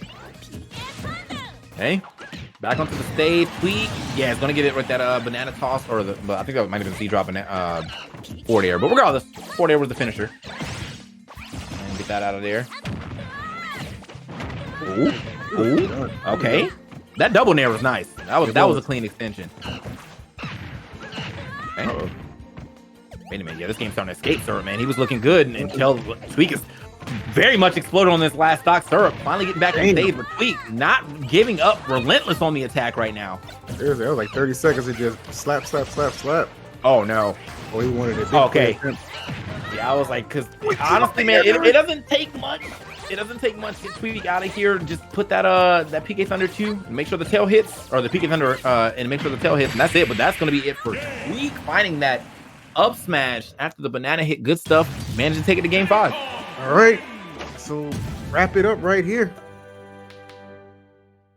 Syrup, Tweak, TSM, Armada. Battle for the ages right now. Only here on Smash World Tour Northeast qualifier. All right. Thanks. Like practicing his ring announcement right now. Like, oh man, Bruce Buffer, baby. All right, man. So I think we're pretty sure we're playing this entire set out like this. I don't think we're going to be seeing any character swaps here, but this is a really good set overall, man. No reason to switch right now, man. Yeah, not at all. All right, Chad, who you got, man? 1 for Tweak, 2 for Syrup. How y'all got this one going down? I definitely don't remember what the poll was. So. Y'all gotta remind me real quick. I don't know, man. This is actually too hard to call right now, man. These This games is a have been going tough back and forth. It's a very tough one. Yeah. All right, well, All let's right. get it. Kind of decided. Game number 5, second set of grand finals. Right now, Battlefield gonna make a normal Battlefield at that. Gonna make its I believe first appearance here. Yeah, we've seen a lot of on Battlefield, but Yep. I'm not sure about normal. Maybe one time for this, but you know, regardless, it's definitely one of the rarities of the picks of this set for sure. And it looks like there's no rareness right here on the way that this game is starting to develop, man. Another decent lead here for Syrup, but he's been kind of holding. He kind of gets the lead on a lot of these games. Just Tweak is able to close out that first stock, Right. you know, first. So, all right. All right, Tweak electing not to Yeah. bring out a banana yet. There we go. All right, gonna wait till he's off stage. Maybe just trying to maximize his positioning. He was fighting well without it. Okay. A lot of patience right now. Yeah, no one's I trying mean, to be too overzealous. I it's get game it. 5, bro. It I is, get it. yeah. Yeah. Like every mistake could be the last. So I got you. They're definitely playing some very intense neutral. You know, kind of what you expect to see, though, man. Like Tweak going to be playing behind that banana pretty much. no The tackle. oh, Tech, no chance. wow, he snuck that one in there. Man. There was just no hesitation from Syrup. He saw that immediately and he was all over that man. Yeah. So now Syrup, man, you know, one stock closer to taking this tournament. Gonna get that top seed. Okay. Make him think he's eye and then just go back in there for the quarterback sneak. I see you. I see you. We can get off that. Get nice little dash attack for there. Easy damage coming in from Tweak so far. But now, again, I'm telling you, these jumps, they're starting to get caught. I don't know where that PK Thunder went, bro. That Abandoned him. yeah, has somewhere else to be. Like, there's another nest playing in another region. I need like, gotta go help him out. All right. So Syrup. Still, I mean, he's doing it. I feel like he's actually trying to control the ground a little more here. Barry's looking good. Trying to space out some of Tweak's approaches. And he has been doing a pretty decent job of doing that. Okay, not going to be able to get that, though, unfortunately. That PK Thunder not fast enough. So many good baits and conversions between the two. Oh. Not going to be the stock, but again, getting him off stage is really, he taxes him so much for just trying to come back. And there, monkey flip. Yep, he's got that higher percent. You know, he's going to be looking to use that shield to alleviate a lot of this pressure. Where that command grab becomes so much more powerful. Okay. Forward air action. Forward air yet again. Ooh. Now this is I feel like honestly both of them can lose the stocks relatively soon. Back row? Yeah. Yep. Yeet. All right, there we go. Final stock for Syrup. Needs to make this one count. Tweak is looking to extend this lead as much as he can. 90%. Not the healthiest of stocks, but certainly not the most in danger. Yeah, okay. Okay. That damage is beautiful. What? We said No. maximize, TK. We said maximize. All right? Maximize your. Yeah, I'm saying maximize your damage right there. Oh. Man had more miles than a Tesla, man. You know what I'm saying? Like, we ain't filling up, baby. And now the Like, he catch sat up. down there and hit so hard, just had that shot. He was I'm like, saying. he didn't bounce off the ground or nothing. Just He was just done, dude. This got out of hand so quickly after that too. Like Tweak actually could finish this with a potential 2-stock yo-yo, maybe. Yes, okay, delivered. 128 for Syrup right now. Can he make the most improbable comeback? See, I don't want to say it because I know as soon as I'm like, I'm not trying to curse. All right, I start moving, it's coming. Well, that's the question. I was trying to curse it, just in case.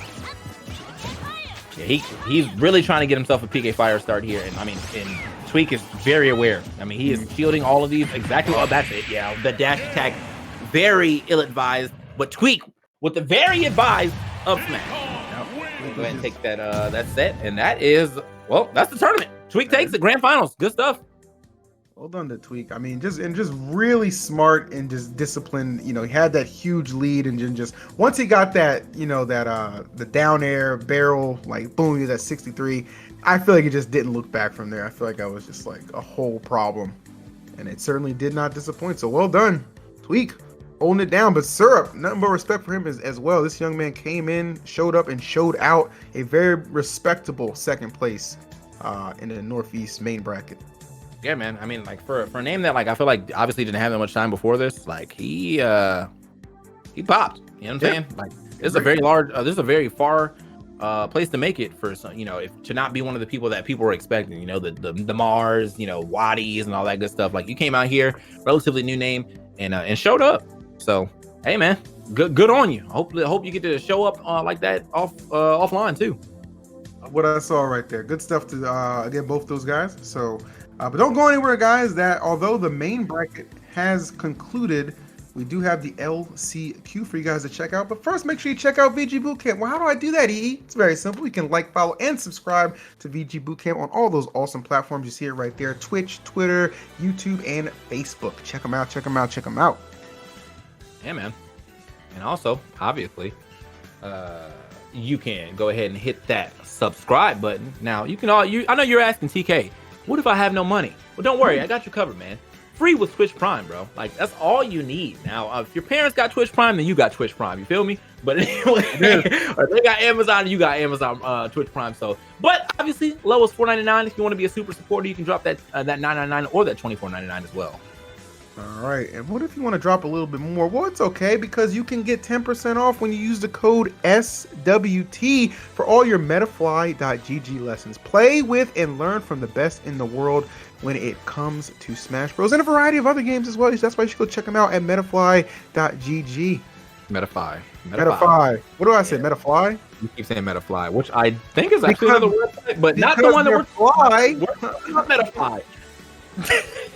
I ain't know that. Anyway, man, get your lessons here for Melee, for Ultimate. Probably can still get yourself some 4 lessons if you're still playing that, to be honest. So Smash World Tour, get 10% off by using SWT right there. Big shout out to Metafly for partnering with us and all that. Yeah, but yeah, use your promo code and get yourself some lessons. But also, if you don't have a way to get those lessons because you have no way to play, well, we got a controller giveaway coming up for you. Click the link in the chat to enter. Winner is picked at 11 p.m. That is 40 minutes from now. So get yourself into that controller giveaway and live long and prosper or something. I don't know. I mean, yeah, that's fair. All right, and it's back again. I didn't even know what was happening, but I'm glad it is. June 26th through the 27th is Get On My Line, powered by Red Bull, $1,000 prize pool per region. Make sure you sign up today at smashgg/GOMLINE.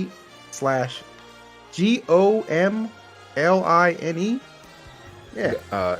GOM line. But yeah, it's like Get On My Line. Not it's not on the level anymore because we online. But gotcha. I see what y'all tried to do there and make me. Yeah, I mean it works. All right, man. Cool. Anyway. All right. Just make sure I you think check we're it going to break. out. We're going to break real quick. We'll be back with the LCQ very quickly. Stick around.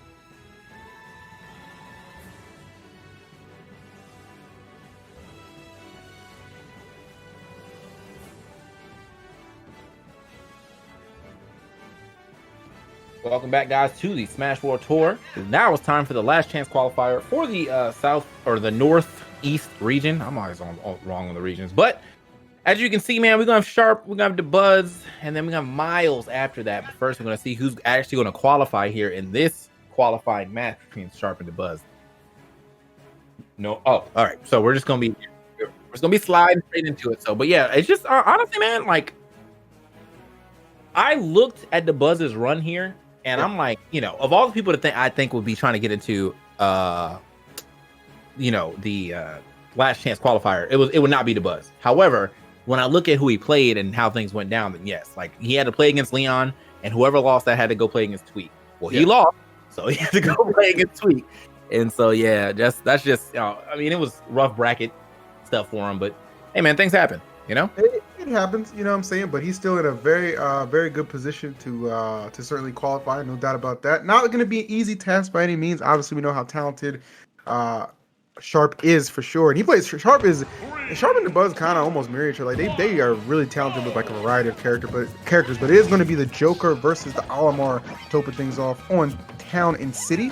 So we'll see how that one plays out. I feel like DeBuzz, sometimes with DeBuzz, I feel like he's lost faith in the Olimar, and then like, but when he has one of those days where he's like feeling like the character, he's like the best Olimar we've seen play. To be honest with you, so we'll see if today is one of those days. I mean, that's this actual battle. I mean, like there used to be a little competition, you know, back in the day. But, you know, now he's kind of been that guy for Olimar. Sharp, looking for a lot right there for that down air, but it was a good option. You know, there's not once Olimar starts floating, bro, he ain't got no hitbox. Oh, couldn't get all the way up there though for that up smash. All right, so I mean, losing to Arsene, but he still got some pretty decent damage here onto DeBuzz. Buzz though got the same amount of damage on him, and now not having to deal with Arsene should be a little easier of a task for him to try to get the stock off. But you can tell, why they're playing from this far of a like, you know, area. DeBuzz and Pikmin are always something you kind of try to like play a little further back from. So one, you either can't get hit by them as you're going in, or nice back air. Okay. That was very sneaky, just kind of got that in there. DeBuzz had a hot start, but Sharp able to kind of weather the storm, and that is why he finds himself in a pretty good position right now. 107, well, 119 after a couple of those. Pikmin have something to say about that. Grab, not going to be enough, but I don't anticipate him surviving another one. Yeah, all right, so DeBuzz got a pretty good lineup right here. He's got he's got 2 kill options with I don't know why that was a nice toss. Yeah, he had 2 kill options, one with a throw, one with a heavy hit, and now, yeah, gets him way back to stage yet again.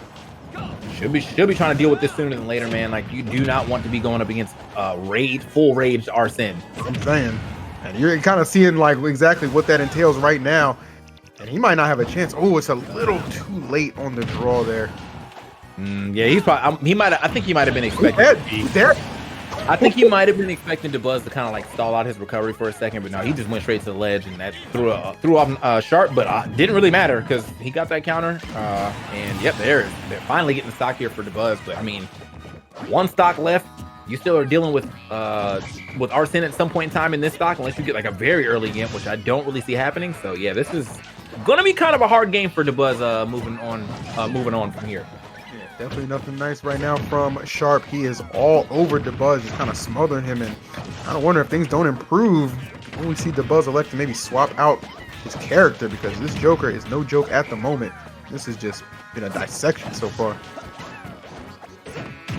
Oh, okay, couldn't get the jab lock, but still, nice awareness to notice that, like, you know, that first jab didn't hit, so he got back in the shield fast enough to get that punish regardless.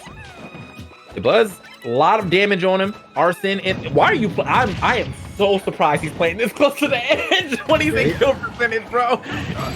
Oh, edge wasn't even a factor there. He went straight to the top. Yeah, I mean, it's not. I'm sure that he didn't want to be there. It's just kind of like it's the law of the land of how you're playing Olimar. But unfortunately, man, he was about to hit like an onslaught back airs on that boy. One of them was going to shield poke if he stayed there long enough. So DeBuzz, just kind of stuck between a rock and a hard place at the end of that match. Man's messing up. It is what it is. Good stuff to Sharp. Takes that first game very convincingly at that. Very convincingly. See a Rosa sighting maybe. The Min. Couple of options here.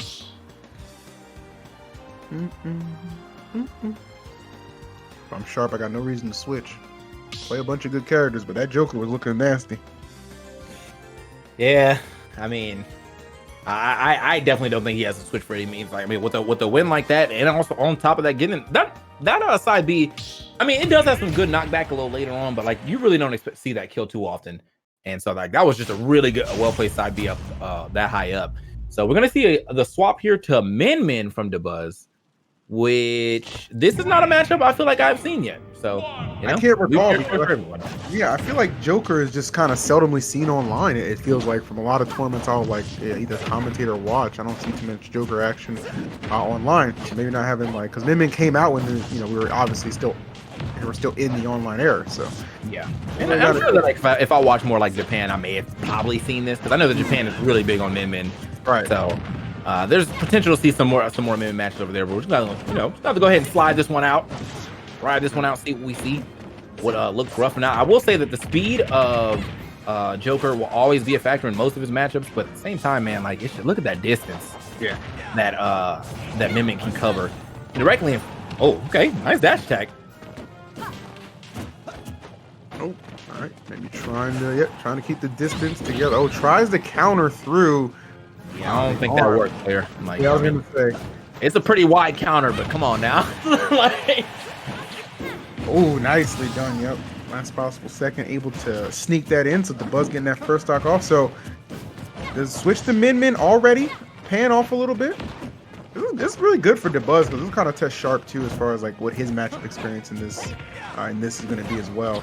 Two of the game's premier DLC characters right now, scrapping it up in game 2. Yeah. Buzz, I mean, like doing a really good job of just keeping Sharp at bay. Sharp finally getting himself a dash attack in here, but honestly, man, one thing I'm really noticing, wow, that sucks. Pushed him closer to the stage. The one thing I'm really noticing though is how often Sharp has to be in the air. Like obviously he doesn't want to be directly in front of Min, who's going to continue to throw out like these very long-reaching attacks. So a lot of times he's just preemptively jumping, using all of his like options. So if DeBuzz starts hitting him out the air, man, this could spell some imminent doom for him. Good point.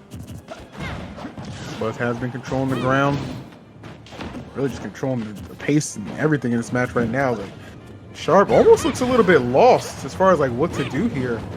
I mean, I feel like all of North America is lost when it comes to this character, man. Like, obviously we've seen some people beat some Min, but I just feel like the way that Min plays, it's so like awkward, like for your opponent. The way you're playing a totally different game. It's almost like the same thing like with like Lil Mac. When you're playing against Lil Mac, you're playing a different game.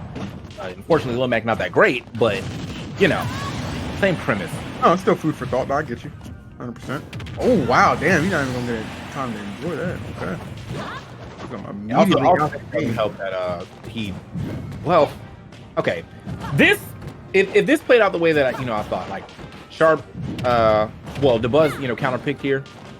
Like this was just a really smart counter for DeBuzz, straight up. No platforms to worry about landing on. Like this is just flat stage, and with the character that is hitting so far ahead of herself all the time, yeah, this is how you counter pick. Oh, hold up. He does have Arsene. Anytime you got Arsene on your side, you got an opportunity to make some form of a comeback. Oh, he's out there reaching. Okay. I mean, well, he had the distance to get back. I'll give it up. Absolutely. Okay, connected. Oh, hold on. Still got a few embers of Arsene left, trying to maximize it, but not going to be able to get back in time to do anything with that. So, the Buzz here, 136. Oh, 151 after the hit will close out the stock. So, uphill battle still remaining for Sharp, but it's much more doable at this point. Yeah. He's kind of starting to find his stride a little bit, really trying to pin the Buzz down on that right side, create some openings. He's getting in there. All right now. That back one more time, though. Hey, that's, all right, give it up. That was a nice little way to get back down to the ground. Ooh. I feel like, honestly, this game is not out the realm of possible. Oh, well. Oh, okay, great recovery. Yeah, he definitely had to get under that, man. That's a very easy edge guard for Min quite often. Oh, nice. That parry was nasty, and Arsene should be only a couple of ticks away from making an appearance. Okay. Yeah, he's looking for that extra hit for that Arsene for sure. Yeah, Megawatt comes up first. We close? Where's his boy? There he is. Oh, he finally shows up. All right. It's better late than never, I guess. Sharp. Looking for one setup. Oh my god, bro. It's so strong. Yeah, that Megawatt arm, it ain't no joke. It's so strong. Even in arms, it ain't no joke. Like that's canon. Like, you know what I mean? That's a Get shame. hit by one of those. Sharp really found his footing on that final stock, but it's maybe a little too late. Arsene making his appearance, and that Megawatt, obviously, as TK alluded to, does not play around, man. So one apiece. Let's go. Yeah, man. I think that was a great swap. I don't know if we're gonna keep that swap depending on stage, because, like, you know, he does have other characters to play. He does have the Rosa too if he decides to do that. That stage easily benefited him in that game. Like, and even with it benefiting him, it still almost came down to the wire. Like, it just took a little while for Sharp to finally, like, figure out what to do. And so maybe he's kind of, you know, learning the matchup on the fly right now. And we're right back to it. Let's see where we go here on stage, though. All right, no reason to switch. Yeah, I mean, you got the win. You know what I'm saying? Right. All right, we are gonna switch up the stage though. Pokemon Stadium. I think this is I mean, not like the best choice, but I mean, I would assume like Battlefield got like banned or something, because that's what I would expect to take a min like to wherever I can get the most platforms. Let me get through. So, I mean, this is still a good. I mean, it's always gonna be a good stage. You know, double platform setup is just weird. Just that's home. So, see how this one plays out. Ooh.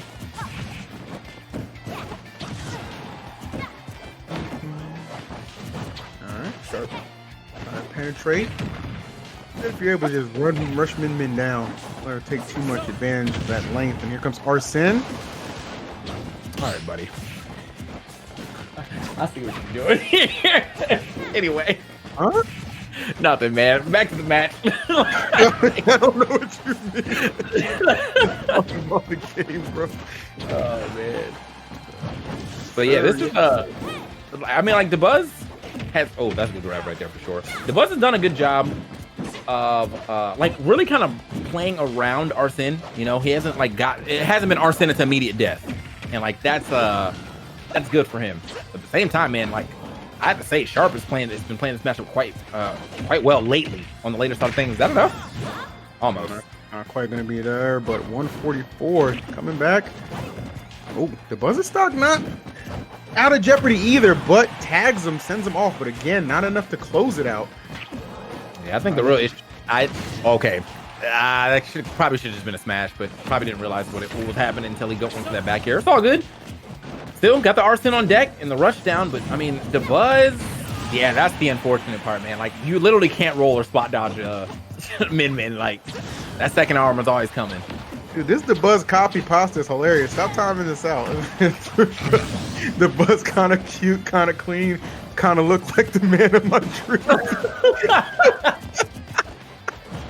That is hilarious. Twitch chat undefeated. Always. Yeah, the Buzz boxing him up yet again. Gets himself a little bit of meter on that one. But yeah, I think the real issue is, like, so obviously if you're close enough, you can try to get that punish after the second arm comes out. Because, you know, they're going to arm jump.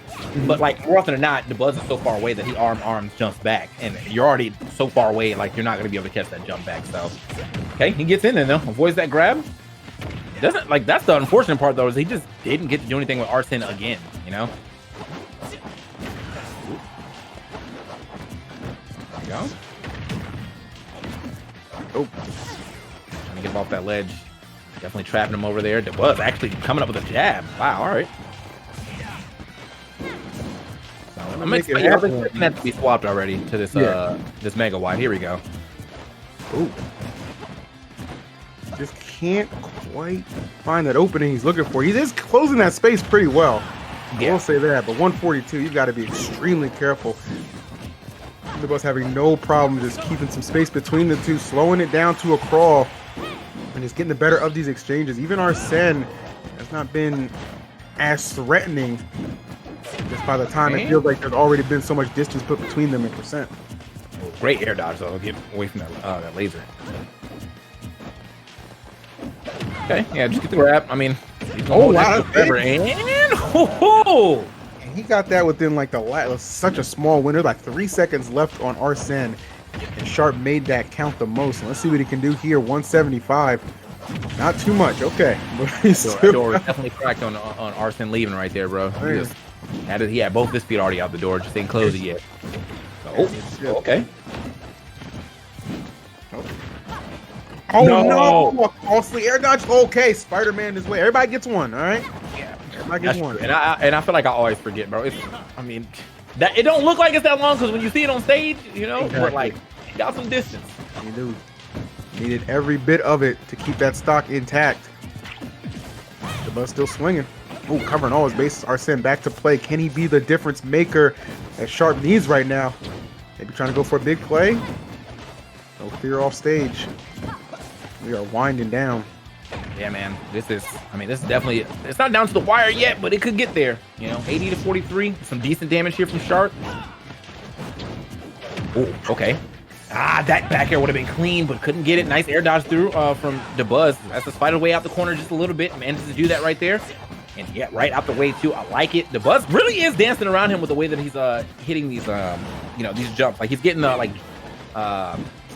hit, jump, and then he gets on the other side and does it again. Nice pivot grab. Boom. Damn. Yeah, now this is rough. 130.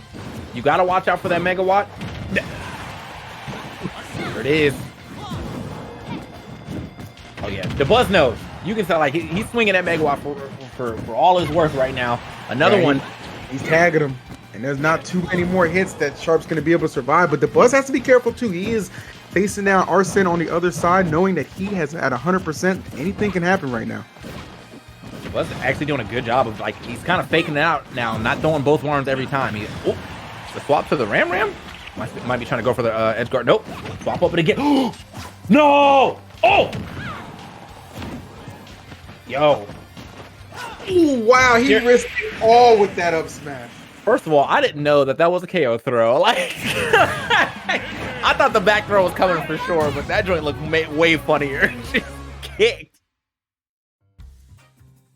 Oh, that was good. That was good. That was down to the wire. Definitely appreciated the sense of urgency on both sides right there.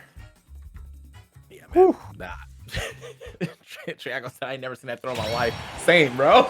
Like, I only knew there was an up throw because I know what all the other ones look like. There you go. Oh, man. All right. So, the Buzz now going up 2-1, and we got a swap to the Wolf. Okay. All right. Trying to get a different look. I don't blame him. I mean, you know, he took that first game with the Joker. Last two have not gone your way. So, again, this is winners finals. You put yourself in such an advantageous situation if you're able to get through this and just be waiting on the winner's side of grand. So, that's definitely what Sharp is looking to do. Got to win 2 games in a row to get there. The Buzz just 1 away from closing out this set, sticking with the Min, which has sparked the lead for him. Let's see if he can close it out as well. Damn. Okay. Just back in there. Now, I feel like this can kind of work out for the sole fact that, I mean, you know, Wolf, first of all, it's Wolf. You know, that character's always solid. But second, Wolf's got really good aerial momentum. So, like, seeing the fact that he's going to be in the air so often anyway, at least be able to make some movement with it. Right. Agreed. Get yourself over there. So, we got a pretty decent lead here on the Buzz so far. But, I mean, again, it's just one. Oh! I was going to say, it's just one real good edge guard that the Buzz needs, but it doesn't matter. Now, Sharp. Gotta find those. Oh, I feel like that's a B&B basically. With that neutral player missed tech down smash. Yeah. That's really just not even any thought process behind that. It's just like, oh, okay, you put yourself in that position. Yeah, I'm gonna clean up that stock pretty quickly. So, Sharp may be slowing things down a little bit to a crawl, electing to kind of find some refuge on that right side platform. Oh, but the Buzz just staying on so quick. That up smash comes out so fast. Great Fox. And there it is. That up smash do be kind of quick. So yeah, gets that going for him. Those jabs on shield, easy punish right there for the Buzz. Doesn't take doesn't allow the lead to develop a little bit too much on him before he loses that stock. However, unfortunately, this lead is definitely starting to develop now. Sharp, nice little 3-piece into another 2-piece right there, and he is still keeping that pressure up now. If anything that we've seen through the Smash World Tour is that Wolf's back air is busted. Yes. So if he lands one of those right now, that's a done deal. Oh, man, he's on him. Yes. Okay. Up there. Ooh, that second one would have been clean. Punched up a little bit for the buzz. I felt like that was right there. All right, 147. Oh, I like that grab. Pretty ballsy. Yeah, I mean, he's definitely getting like it's working out for him. Like sometimes he has to go in and get a little aggressive. I've seen him throw like a burst dash. Jeez, speaking of dash attack, like I've seen him throw a couple burst dash attacks when Sharp gets close to him. He's been getting some nice grabs as well. Oh, okay. Wait a minute now. Oh, Sharp, that was great. A great 40 right there to go ahead and harass him with the platform and get away from that up smash. Ooh, Sharp. Yo. Yep. He said we're going to game 5, huh? Whether you For like it or sure. not. Like this is game 5 gameplay for sure. Oh, damn. That's the game 5 exit. There it is. There it is. I'll meet you on Smile Battlefield, bro. Yeah. Oh my lord, he's wasting no time. That wolf came out, claws, ready to do some damage in game 5. Ready to get started. Yeah, man. He said the buzz was already like he got hit with that down smash and on the freeze frame said, "What are your bans?" Like just Let me know real rough quick. out here. All right, unforgiving.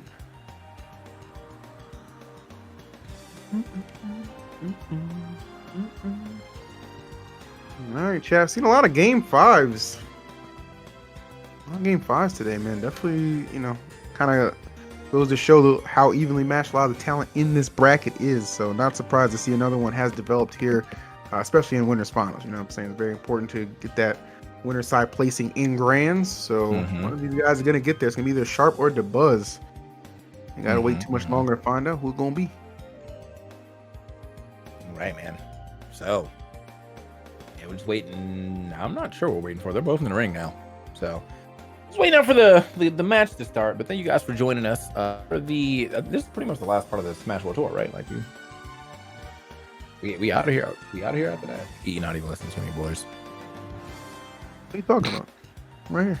Nah, bro. Anyway, is this I don't know what you mean. bro? I was trying to figure out what's going on.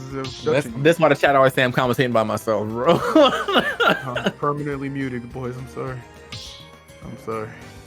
Oh man.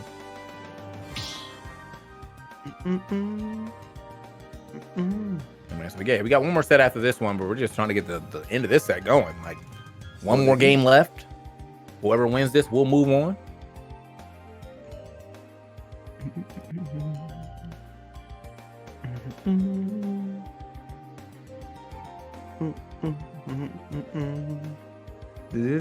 All right. Oh, so that's what the deliberation was about. Was not sure if he was going to stick with Min Min, and probably the better play. Honestly, with the way that last match went, yeah. Yeah. We've seen the Rosa come in clutch for DeBuzz multiple times. We'll see if this will be another one of those times. Definitely needs it. Big game 5 right now to secure yourself a spot in grand finals as well as a qualified spot in the Smash World Tour. And honestly, it's just a nice sight to see, man. Like Rosa after Smash 4 came and went. Like we ain't seen this character is rare. His character is extra rare. So, honestly, like every time I see Palutena now, I'm like, oh, that's cool. Doesn't feel as jank as before, obviously, but still got some nice tricks. DeBuzz. It's still DeBuzz, it's still Rosa, it's still Luma. Like it can still get those shenanigans going, but it definitely feels a little more evened out, if you were. So you got to put in a little bit more, maybe work, some fine tuning, things of that nature. But hey, he makes it work. What the hell was that? Did he think he had a jump still? He must not have had. He had to think he had a jump. Yeah, probably went so low. Huh? Yeah. All right. Well, happens to the best of us. Lose your jump, don't even realize it. So, I mean, there is lines like it's kind of hard to see on some stages, but there's like little like heat lines over your head when you don't have your second jump. So you know, but it is kind of hard to see with some background. So I wouldn't really depend on it unless you got that 40-20 vision. But On them thick specs. yeah, Got them strides on. right. Let's go. Not the strides. I just got them flambeezes. You know what I'm saying? Anyway, Those are my boys. that's my boys, bro. All right, man. So this is you know, even with him losing that stock relatively early, it's still an even game. Yeah, he actually just completely seems unbothered by the fact that he dropped that stock. Didn't even look back, just looked ahead, and that resulted in a full stock lead here, 51%. So Sharp gonna have to mount a very impressive comeback. Oh Lord. Ooh. Boy, just gliding. Okay, yeah, man. That boy is in the air. Sharp is in the air. A lot of double jumps being expended, but honestly, the Buzz not really having the best. Geez, Oh wow. geez. Like I feel like that always looks so embarrassing. Right. It's like somebody will get a lead, but they don't make too much out of it, man. Maybe like a 20-30% come up, and that's about it. And that is not going to be enough to win down the stretch. I feel like you want to get as much percentage as you can, but hey, you live with what you're able to put on the board. And that's exactly what both of these guys are doing right now. The Buzz still in the lead. Final stocks here. Yeah, man. And I mean, again, this is whoever wins this qualifies. So getting to game 5. Ooh, way up there. Get everything Sharp. he wanted. He's looking for these jumps, which is, I mean, smart because Sharp is definitely jumping quite a bit. So Yeah. for him to start looking for these up airs on Sharp is not a bad idea. Fortunately, though, Sharp getting a little damage here. Oh, okay. Piecing it together little by little. It will start to add up. Don't take too many trades right now, but damage is damage as far as Sharp is concerned. Oh, keep an eye out for Luma, man. She is treacherous. Okay, neutral air going to find his mark. And that back air almost. Okay, get off me, Luma. Okay, this is literally down to the wire now for Sharp, at least. I mean, like, he can't really survive too many more hits than 147. I mean, he is a fast faller, but he is relatively light. And yeah, look at the way he's like trying to play around, trying to get Luma out of here. Gets past Luma. Look for that, trying to line up that back air. This is good stuff, but I like the fact that he is avoiding this Luma as well. Uh-oh. Right. Ooh, Yeah, got him all the way. Can't get out of that, man. Oh, damn. Immediately deleted. Deleted. Okay, he tried to be slick with it right there. If DeBuzz grabbed that first time when he landed in front of him, that was an easy back here for the finish. Up throw, not enough at 189, but definitely can't take another grab. 4th throw. Not going to get Luma out of here? No. So terrifying right now. Oh! Yes, No. that was not it. Yeah, he bet hard on that dash attack, and well, he definitely bet on green for that one. That was super rare. So that one, and that is going to be the Buzz moving forward off that up smash and off the Rosa play too. You good? Yeah. All right. Anyway, so off the Rosa play, it's great. It's great. Great play right there from the Buzz, man. I thought the swaps were a little, you know, I was a little shook at first. I was thinking about it. I was like, all right, you know, he had to get off the min for sure. I thought at first he was going to go back to the Olimar, but the Rosa was a nice change of pace, and it definitely worked out in his favor too. Sharp really, like, just one bad decision at the end. That's it. Like, I think the dash attack would have been, I mean, if it hit, we would have thought, like, great, but, I mean, the Buzz was already on the ground. He had already been in his shield a lot. I think it might have been, you know, better for maybe a run-up grab or something like that. Just unfortunate, though. It happens. Yep, it does happen. It do happen. So I'm still here. we know. Okay. We got one more match for you, man. It's gonna be Miles versus. Wait, isn't this the Buzz? Yeah. Production?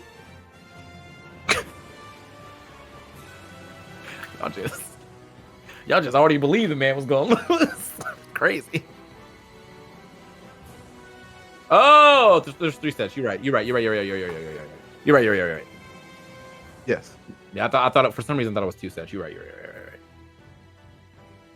I'm just cleaning the lens. Don't worry about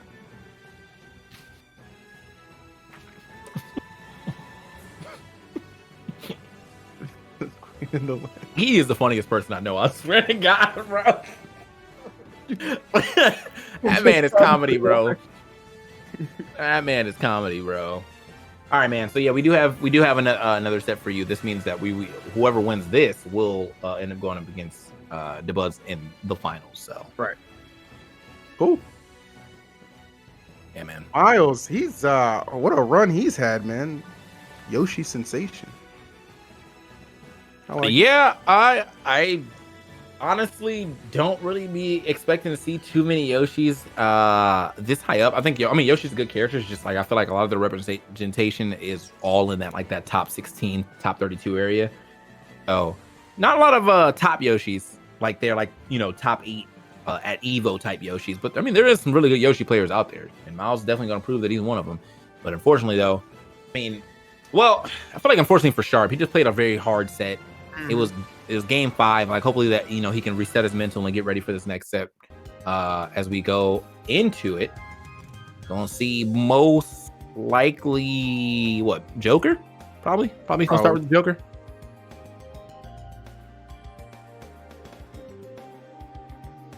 All right. It's tough reading the chat. Oh my god, you guys are hilarious. Little technical difficulties I'm getting sorted out as we await the start of the match. Doo-doo, doo-doo, doo-doo.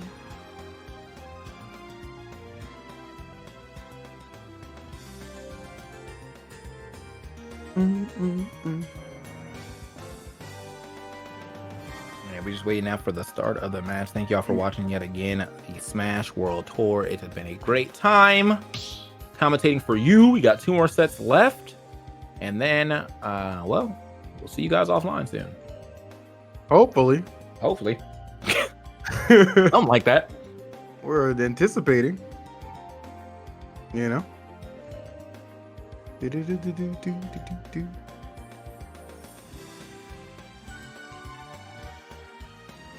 So, how's your Sunday been? Well, when these games start, great. All right, here we go. Let's get into it, man. Miles and Sharp getting into our first game. Sharp gonna stay with the Wolf. But yeah, see how this one goes. Wolf going up against Yosh. Good call, good call. I think Sharp is just. I gotta imagine. The thing what I'm hoping for Sharp is that he's not looking too far ahead to get that rematch with the Buzz, and he stays focused here because Miles is not just like a victory by any means. I mean, look where we are at this bracket in LCQ. Like, this kid is nice with it. So you're gonna have a tough battle to get back to the Buzz. Yeah, Miles is not. He's not the one to sleep on. Yeah. But unfortunately, I mean, I think this is a really good, smart pick from Sharp. Again, another one of these situations where, like, if you're going to be, you're fighting against Yoshi. Yoshi has great aerial momentum, but so do you. So, works out a little bit in your favor. No rolling there from Yoshi, but also notice the damage difference right now. Now, Yoshi can definitely rack it up. Right as I say that, the damage was a pretty big difference. Now we got it to about a 30% deficit. There you go. Yeah, Yoshi always that character. I feel like in every Smash game, always that character with just like the untapped potential, right? Like, yeah, I mean, but Yoshi, man, he's just that one step away from being just that, top tier character. Yoshi is just, for my money, he's just a good character, but he's nothing like exceptionally special. He doesn't do anything too unfair, anything broken. He's a solid all-around character, Miles has great fundamentals. He plays his character very well, and he says it right there in his tag. He's on Demon Time. Let's see it, bro. I feel like if Yoshi had like a grab confirmed, like if he could do okay, that was nice. If he could do like down throw to up air as like a KO confirmed, yeah, he would. That would definitely push him up a little bit. Does kind of struggle to get these these kills at times because he doesn't have like a lot of confirms. But at the same time though, like Yoshi just finds straight hits so freely that it doesn't really seem to matter. I mean, first he racked it up 70% just up airs. Yeah, that's a good point, Chad. Why isn't Black Yoshi in this game? I like that color scheme. Same with Olimar. Didn't Olimar have like a black scheme too? Yeah, man. We call him Kendrick Olimar, something like that. Yeah, I remember that. What the hell happened? Oh, damn. What the hell happened in this match, bro? Good Lord. Demon Time in full effect right now. Miles up 3 stocks. Yeah, it's definitely big demon time right now. Like this is, you know, and the way that this started, like Sharp. I mean, well, Sharp has done a lot of damage. You know, it just could not find that KO. But like he knows how to rack up the damage. Just can't find the kill right now. So unfortunately, that is what allowed this large lead to really develop against him. Sharp trying to run away, can't get away from Yoshi. Boy's been running all his life. Damn, bro. You see that nose, bro? He know exactly where you going. Stay out. You no joke. Hey, Okay. that's like important right there. Yeah, it's kind of forced his way out. Oh, nicely usage of the platform to try and extend. Still trailing, man. I'm really in a situation where you want to trade too much. Another Yoshi specialty too, man. Just I got hit. I'm mashing A. Oh, and you are definitely gone on that one. That has that F smash definitely gonna do it up. 69% 2 stock. That was a strong game from Miles. Yeah, that was very impressive. Good stuff to Miles, who very much so could be a little bit more of a challenge than Sharp was anticipating. Yeah, and now this is the. I mean, like as I said, you know, Sharp could be going through a little fatigue too. Man, he just had to play a long set against the Buzz. Miles been sitting pretty, been able to watch, gather some good information, and now that information is paying off, man. Miles looking like he might get the come from behind qualify, as he was definitely in the lose side of things. So Kind of crazy how close Sharp was to just making it to Grands, but just maybe one ill-advised dash attack they just kind of bet on. I get it. Just didn't pan out for him. Ate that up smash for the Buzz. Now finds himself here trailing a game against Miles. Somebody I see a couple people in the chat not familiar with. Miles has been good for a while, guys. He's that I'm more familiar with his doubles work, to be honest, but he has proven to be a very challenging singles competitor as well. If this tournament today has not already shown you that. yeah, I think it's from New England, I want to say, if I'm not mistaken. It's the card, but if I'm we had cars before, but you know what I'm saying, production. Anyway, back into the match. Got to swap over here to the ZSS, which is another pick that I can see working out. I mean, on paper, I felt like that Wolf should have went a little more crazy, but unfortunately, he just could not find like KOs. And so, yeah, we took a lot of damage, or we got a lot of damage, but no way to finish it. All right, I like Here we this, go. This is a character that might be able to finish. Yeah, this is interesting. Again, pointed out in his set against the Buzz, this is he's a bit of a Swiss Army knife when it comes to his characters that he can pilot at a very high level. Gotta wonder. Yeah, he's definitely got some good characters in his roster. CSS is not the pick that another New Englander would maybe agree with, man. Custom Mars. Yeah, he doesn't agree with character. Keep picking. I love it. I love it. He's gonna keep picking him until he proves it doesn't suck anymore. Until that opportunity, he's just an honest man. I respect it. All right, so a lot of damage here racked up to Yoshi. That's I'm surprised that actually a stronger hit. I think he did get the last hit on that one. Regardless, though, a lot of damage racked up on Yoshi. Not a lot on this ZSS. But again, Yoshi actually is kind of decently heavy. Oh. Now, as someone who's from New England, I almost think it would be a disservice to him if he does lose to ZSS. I know how great Sharp is. I know. But you got the best one rolling in your reach. You can't go out like that. Well, yeah. I mean, you got all the practice in the world against the best in the world on that ZSS. So probably hardly considered, or very much considered the best in the world. But here we go. Ooh, tries to get that neutral air. See, I'm telling you, man, Yoshi had to confirm off that. That stock was gone.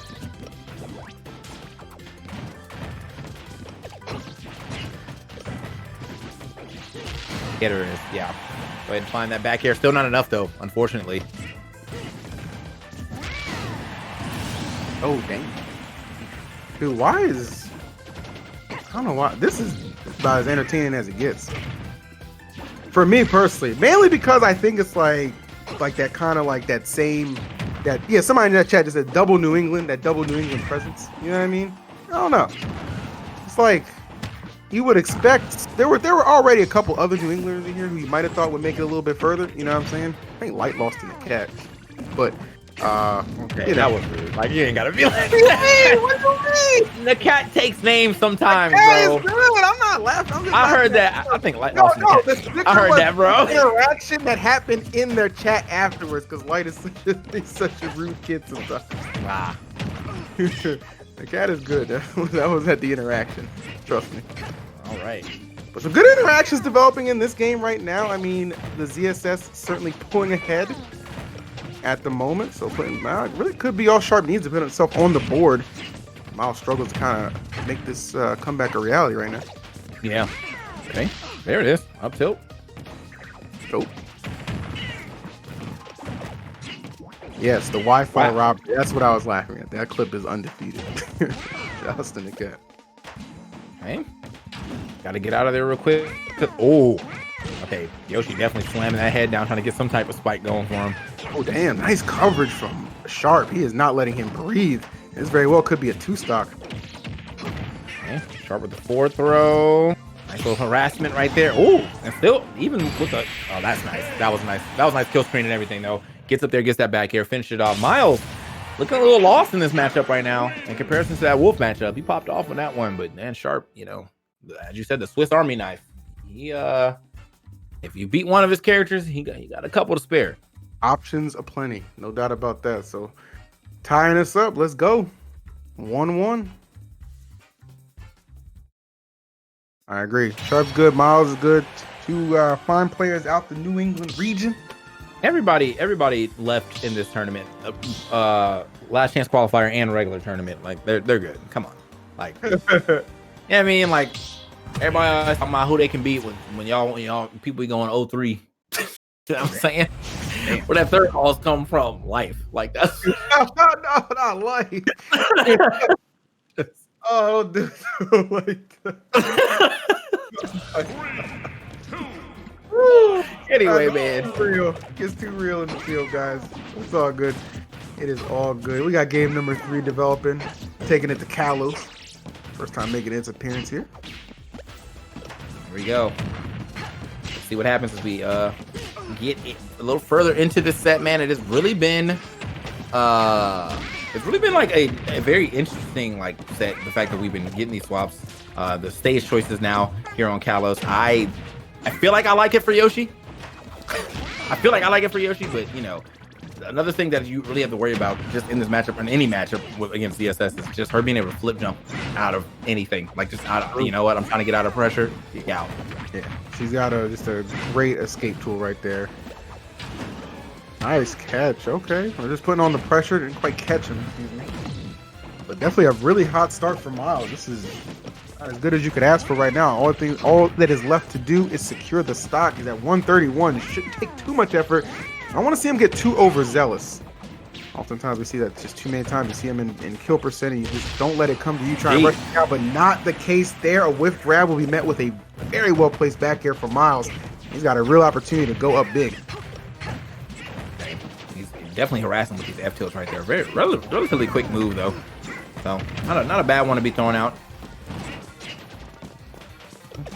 Step back right here now. Obviously, you know, the lead is not on Sharp's side, but he's definitely going to be the aggressor in this situation to try to make sure that it doesn't, it doesn't stack up. You can kind of see him still playing somewhat of a patient game. I'm not sure if that's going to take. No, great DI. You have a DI that went down. If that was the other way, definitely no way he was going to be able to get out of that. Yep, back throw. Oh, damn. He was flirting with death there, but able to survive. Now trying to make the most out of this lead. Love the spacing from Miles. He is playing pretty fearless despite that 90% he's at. Ooh, and it's going to end up costing him right there. Finally able to catch him for Sharp. Gets that stock off without too much damage done. Only sitting at 41 after that exchange. Yeah, you know, I mean, like, definitely played that stock relatively well for being behind. You know, didn't let the lead develop a little too hard on him. So, let's see if Miles can at least try to keep this lead right now. Sharp has really been in control of the stage as far as like where he wants to be and when he's getting these hits. So he's taking a lot of that center stage control. Kind of forced Miles out to the side a lot. Oh, the spacing right now from Sharp too. with that, like that being parried, he was so far away at the F tilt. Ooh, good turnaround to catch him there with the up B. That was smooth.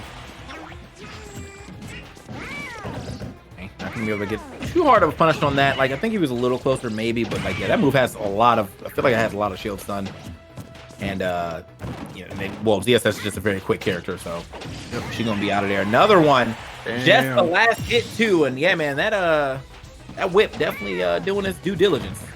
He really wasn't able to make anything out of that lead. I mean, just nice. Really just a nice effort from Sharp to just kind of crawl back and now take the lead. And things could be getting a little out of hand. Nice.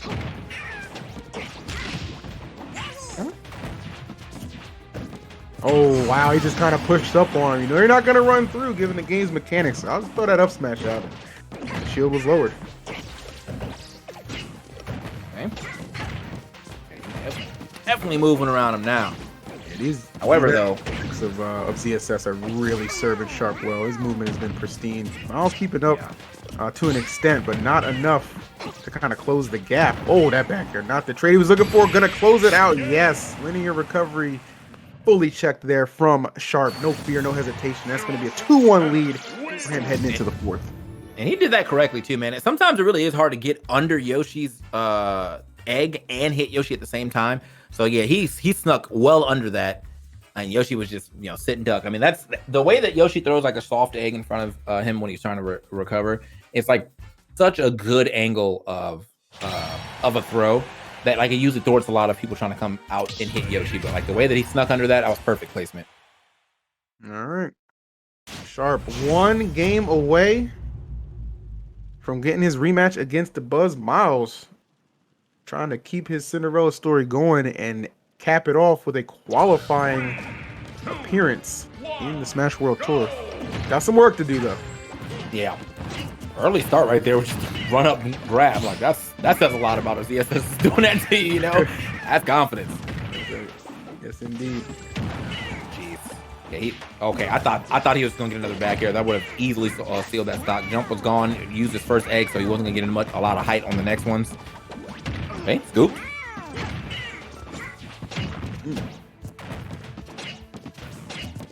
Okay. Through these exchanges, Miles trying to get the better of them. Oh, okay, nice. Didn't go anywhere, but damage is damage. We'll take it. Oh, stuns him. Probably wasn't expecting that.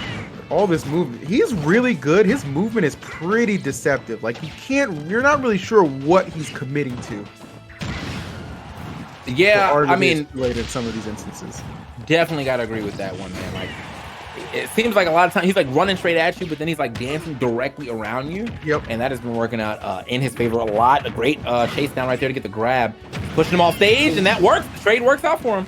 Damn. Okay. Commitment. Perfect display. Man.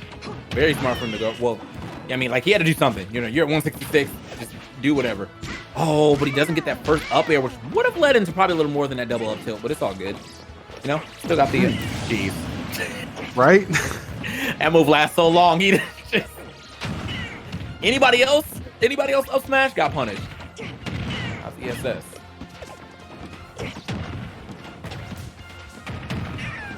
All right.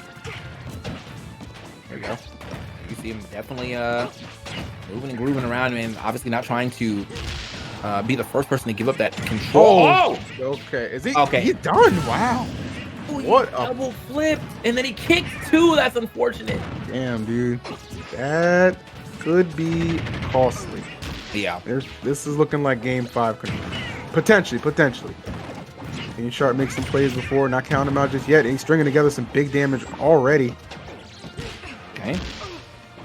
It's so weird to me that Yoshi's F tilt pops directly up. That's just like it throws me off. But like obviously Yoshi's a very vertical comboer, so like it makes sense with that character's for it to pop up and allow him to get into his more upward combos. So oh, got him. Not quite enough. No, hanging in there. That was a huge stage. Yoshi, a little bit of girth on him. Okay. All right. Yeah. Again, man, it's gonna flip out of pressure. Decent amount of people. Oh, kicked! All right, you got to feel good about that performance right there, man. You got a spike. You got the good trade at the beginning, and you were able to keep your second stock. Yeah, that's gonna give him a little confidence for sure.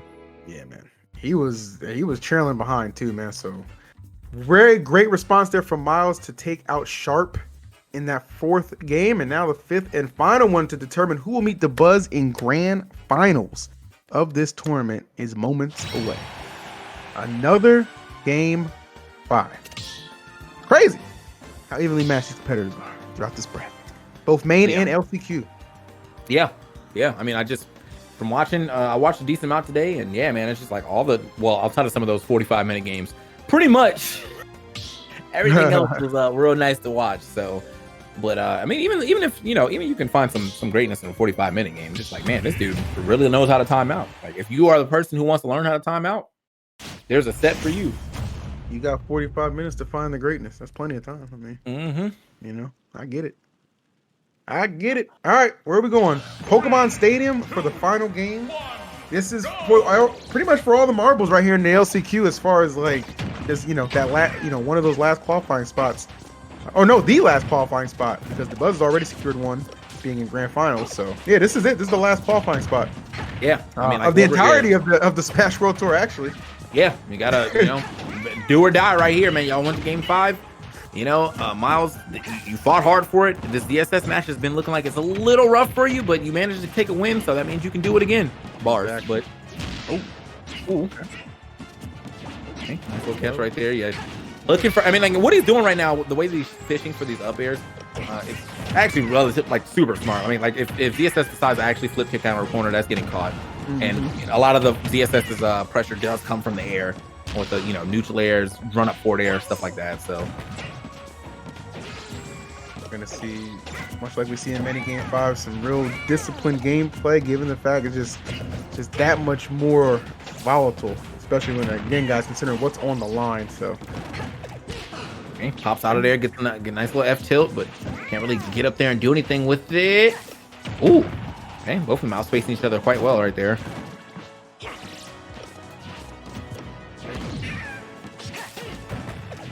Ooh, trying to tag him up. Miles sliding in there. Great grab, though, from Sharp. Seen that decision one too many times. Wasn't going to let it go again. Oh, my God. He is fortunate.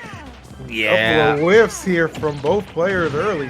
Dude, I feel like that's the first time I've ever seen a Yoshi roll off the ledge. I don't know. Like, that animation looks foreign to me. So.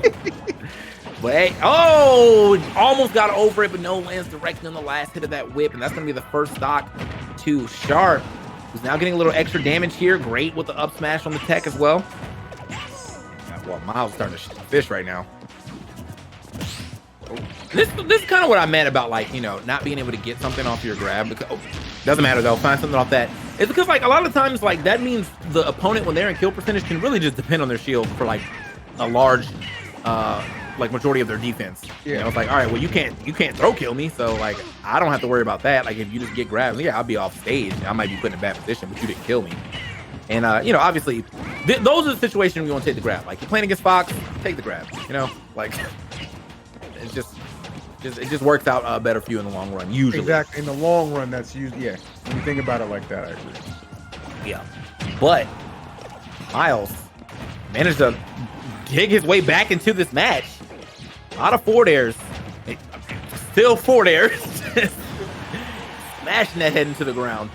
Ooh, tried to catch the air dodge, gave it up, but no punish going. Ooh, you wanted a lot, my guy, but it is not the result you were looking for right there. All right, final stock for Miles. Needs to make it happen. A lot of percent, though. Looking like it could be headed his way. Needs to get this stock off. Oh, I think he wanted there. Yeah, it looked like he was definitely trying to drop in for that nair, but unfortunately got snuffed out by that up air, and he finds an air right there. That nair saved him. Because I think if he got hit, that was the end of the game. Very well could. Honestly, it's looking like the end of the game because he can't get anything started for him. 129 to the 100. Ooh, don't get stepped on. Sharp is pulled just so far ahead. I don't know if this comeback is possible. First you have to stifle his momentum, pull him down, and then get back on stage to do anything about it. And Sharp said, nah, I got a date with the Buzzer. I'm running a little bit late with this game 5, so I'm going to dispatch that pretty quickly with the 2 stock. Great effort from Miles, but he does come up short in that attempt. It looked like he almost DI'd that correctly. Like he went very high up into the top like side of the blast zone. It didn't matter. He was so far. He was so close to the blast zone. It just didn't even matter, man. What a dominant last stock right there from Sharp, man. Like he, you know, we were seeing what was looking like a pretty even game at the beginning, and then yeah, after he took that first stock, like he just kind of ran away with it, you know. Man, good stuff all around though, man. I mean, that was, you know, good competitive set for sure. You could just tell Sharp just wanted a little bit more, man. Really eager to get that rematch with the Buzz. Both have qualified officially. So right now, just playing for a little bit of pride as well as some seeding that comes along with it as well. So that's what you're going to see here in the grand finals of the LCQ Winners Finals run back between the Buzz and Sharp. Yeah, man. So we'll see how this one plays out the second time. You know, very, very good set between them, but like obviously the Buzz was able to clinch it out with his Rosalina. So here you could see the ZSS. I don't think we did we see it in the first set? I don't think we did not see ZSS. We got to see a combination of Joker and Wolf.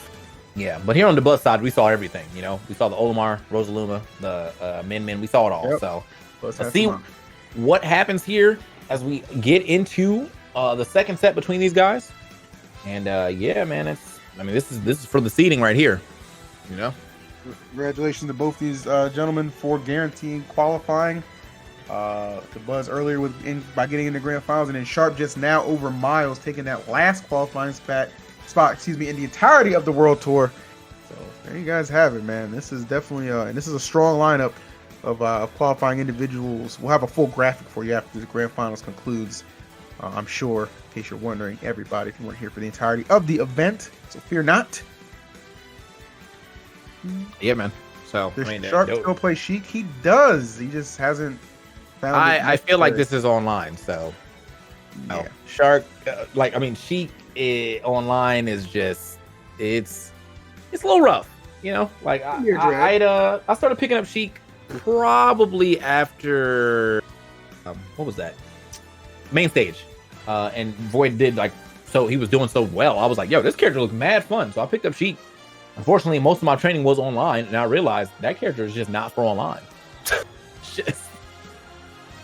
That's not where that goes. So, right. You know, I kind of like sometimes I feel like the Joker players feel the same way about Joker though. Like, I mean, Joker does have Arsene, so like, yeah, but for the most part, you're kind of like in the same boat of like, you know, you need some precision that you need from offline, and yeah, it's a little rough. So definitely would like to see a Sheik though. I mean, I love seeing Sheik playing anywhere. Like anybody playing Sheik, I'm like, yo, props, kudos. Yeah, you're kind of. If you got the stamina, the chops for it, I respect it. So guys, we're just waiting right now to get grand final started. It's going to be Sharp coming from the loser side, taking on the Buzz in winners. Yeah. Place your bets. Get them points in, all that good stuff. I'm here. People saying we getting some random. What y'all talking about? How y'all see this? They must have been in the Buzz chat or something. So we're gonna have some pretty interesting matchups coming in. If we're getting this random going. The Buzz on the Robin, Sharp on the Pichu, which I feel like he had one of these before. Am I tripping? I don't know. We'll find out though. As far as the Buzz having a Robin, that's to be seen. What the hell is this? Listen, they both qualified. They don't care about seeding. And go home.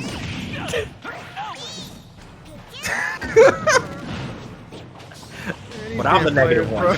Okay, buddy. Now they're both qualified. They're guaranteed in right now. I don't think they probably just don't care about like the little bit of difference in placing between like 7th and 8th. So yeah, we might actually just see all random throughout, I believe. But okay. Man, I would have liked to. I personally love their winners final set. I would have liked to see a run back of a nice competitive set. That's just me. Either way, though. If the Buzz loses this, though, what you want to do. We're gonna see it for real, though. Do your thing, homies. Yeah, this is just can we get to the next random? Because I'm just not feeling. Okay, can we get to the next random? I'm not feeling this Robin at all, bro. Oh man. He's robbing my time. That's what he's doing. What the hell is this? I'm just asking a question, man. I don't want no trouble.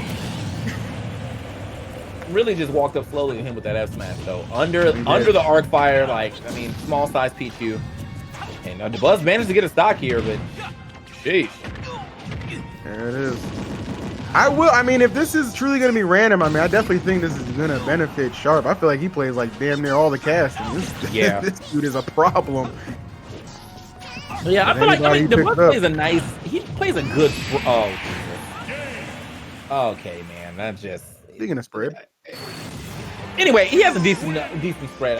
That wasn't one of them. Like, I mean, he's got the Min, he's got the Rosaluma, he's got he plays Pit. Like, he's got that too. So, let's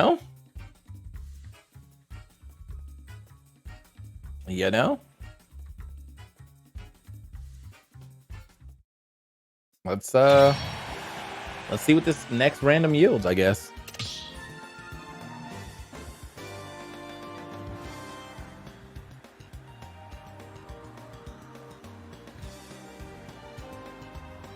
All right, so really not too much to say if they're just big and random. I mean, that's just we're all just chilling. Yeah. I guess all I, like I'm not about to assess this matchup. Well, what the Buzz could have done is not pick random. That's that man was jumping around so much. I thought he was on Hero at first. I didn't know what was going on. Oh man. It's all good. Let's see what we got for game number 2. It's gonna be Pyra Mythra versus. Yeah. Well. Pit. Okay. Well, it's not the Buzz's Pit, but honestly, I feel like he might have messed with a little Pyra Mythra. Yeah, I could see that for sure. I actually like the Buzz's Pit. The Buzz does play the Pit too. So I'm interested to see what how Sharps will look. Yeah, this one will go down. Bro, how nice is like? I need to know, man. Like, just how nice is he? Because. Again, the random pick, but it looked like a character he actually main right now. So many questions to be answered. That Lightning Buster, so it's so deceptively like, wow, that was a good pickup. It's so deceptively good because like, it looks like a long move, but it does not have like end lag at all like that. So yeah, even if you whiff, you pretty much good. And with her having foresight, sometimes really is hard to. I mean, it's super hard to punish that. Okay, Photon Edge gets the leg right there. Wow. Okay. Yeah, that was easy cleanup right there for that stock. All right, gonna bring out Pyra, trying to do some big damage. That is her specialty. It tends to be. Oh, don't get. I was gonna say, recovering is certainly not. So you don't want to put yourself in a situation where you're getting sniper gimped. Yeah, this is definitely where Pyra is gonna shine. You're over 100%. For just a nice hit, can't get all the way up there for that up air, but still an up tilt. But even without the up air, still gets the KO here. But back to the speed demon here in Mythra. But honestly, man, sometimes matchups, like the way matchups go, if I feel like I'm not getting like the full benefit of like playing Mythra and getting like forming you in neutral, or if I feel like my neutral is just not better than yours, I just play Pyra. Like, well, yeah, I remember a couple times throughout, like earlier in the World Tour. This is like a week or so after the character just came out. We actually, but oh, you're a nice guy. You're a nice guy, bro. we saw a ton of Pyra being played. Actually, it seemed like over Mythra to an extent. You know what I mean? Like in Mexico and in Japan, I remember seeing that a lot. That was pretty hype to see. Yeah. Okay. Yes. What? Okay. No one will question. Yeah, I feel like they weren't really into it. Neither were the players, bro. Like, anyway, yeah. No ass caught. Okay. Like that. Well done. Well done. Oh man. Here we go. Lightning Buster here.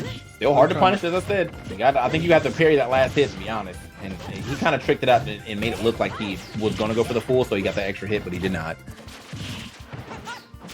Ooh.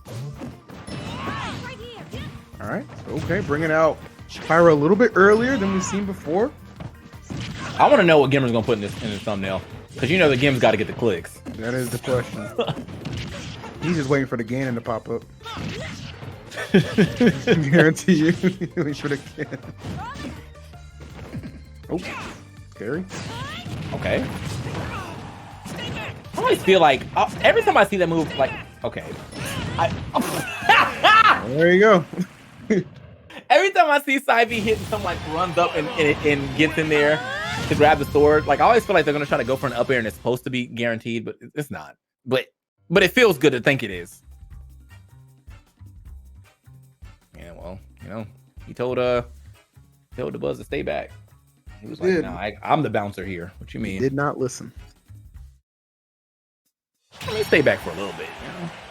You know? Till he didn't. Till he didn't. Till he did.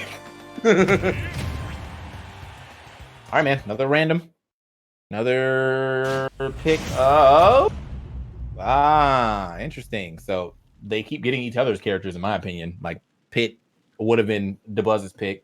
DSS obviously a sharp pick, but I mean everything seems like a sharp pick right now. You know that last game, yeah, it's a little rough near the end, but see what DeBuzz can do. I mean he's had to fight this so often. You know those Smash 4 days, I know they still looming in his head. So if you learn a little something there. Gotta remember. Interested to see one of. I mean, DeBuzz plays a couple of the diva characters. We've seen his palette before. We know his Rosa, obviously Min. So let's see what his ZSS is talking about real quick. Not familiar. I don't think I've ever seen Sharp Pilot Link. So although I guess I do stretch the fact that he's godlike with such a high amount of the cast. Link may not be one of them as we see him not able to recover. And DeBuzz only 15% taken. So that's a really strong lead for him. And he tried to do the bomb recovery and just didn't work out for him. Rip. Yeah. Oh, he jumped. You're not supposed to jump. Like, it's this D-drop bomb. He jumped into it, so it's all good.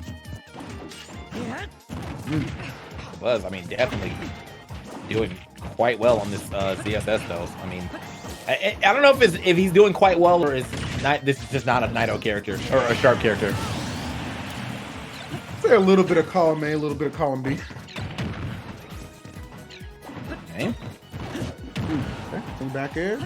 Bomb on stage, should be able to make it back though. Hanging out for a little bit. DeBuzz grabbing the bomb. Word. All right. That was menacing. Yeah, that was definitely menacing. Down throw into menacing forward walk. Like, I give it up. Okay. Nice. Okay. Maybe bait that down there. Doesn't give him another one. Yeah, I'm starting to. The more that like I'm seeing Sharp play, like he's starting to get into the groove of the true essence of Link. Nairs. Drop Nairs. Yeah, yes, he has a sword, but everyone knows it's about that Nair. Nair. That's the thing. Oh. Nice. Okay. Smash.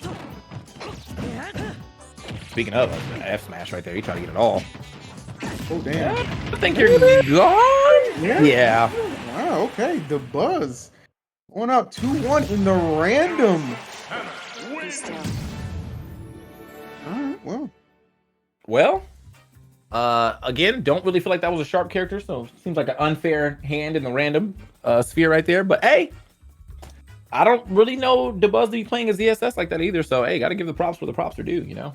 Yeah, I would say that I was definitely surprised how efficient actually DeBuzz kind of looked with ZSS. Like, hats off to him. So he's one away from sealing this up.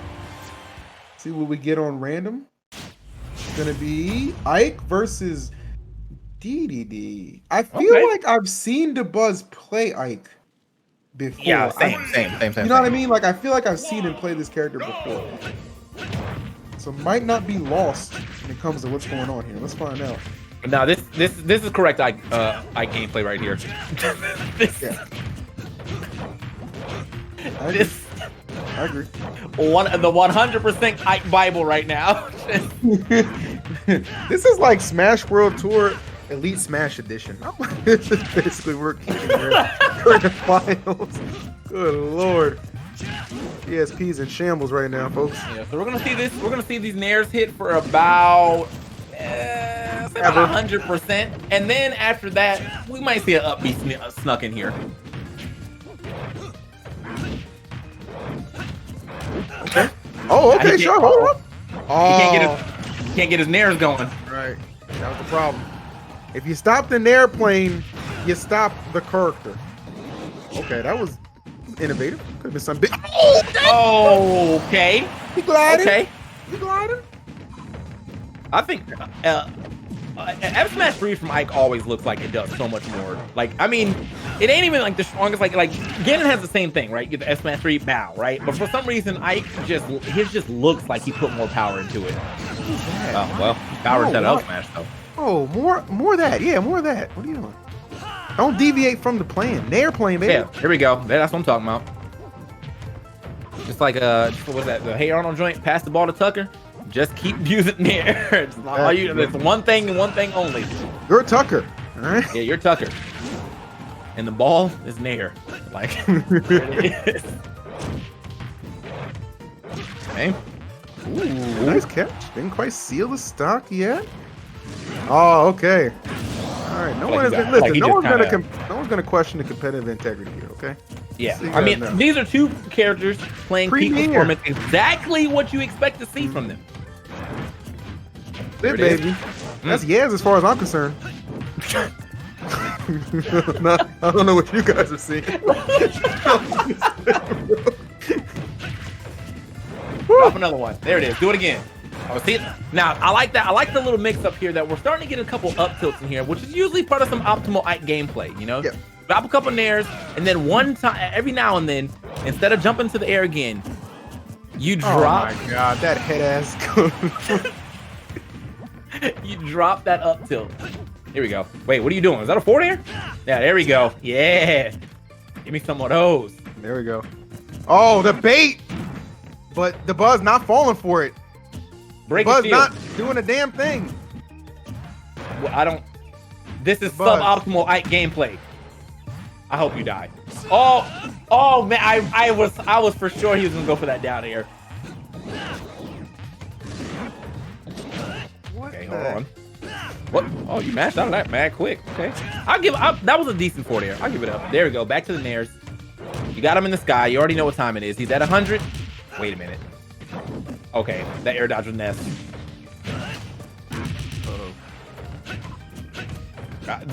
Is he about to lose this? I sincerely. Are we going to a game 5? You can't get up there. Man, you so lucky, bro. You're so lucky I got super armor. Oh, good space. Oh my god, he almost walked straight into that. Game 5? Game. Come on, man. Like, all right. All right.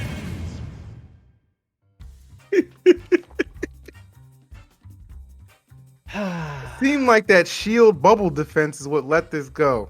I feel like he deviated from the plan, and that's really what happened. Like, we were naring, it was a great time, and then you deviated from the plan. Wow. All right.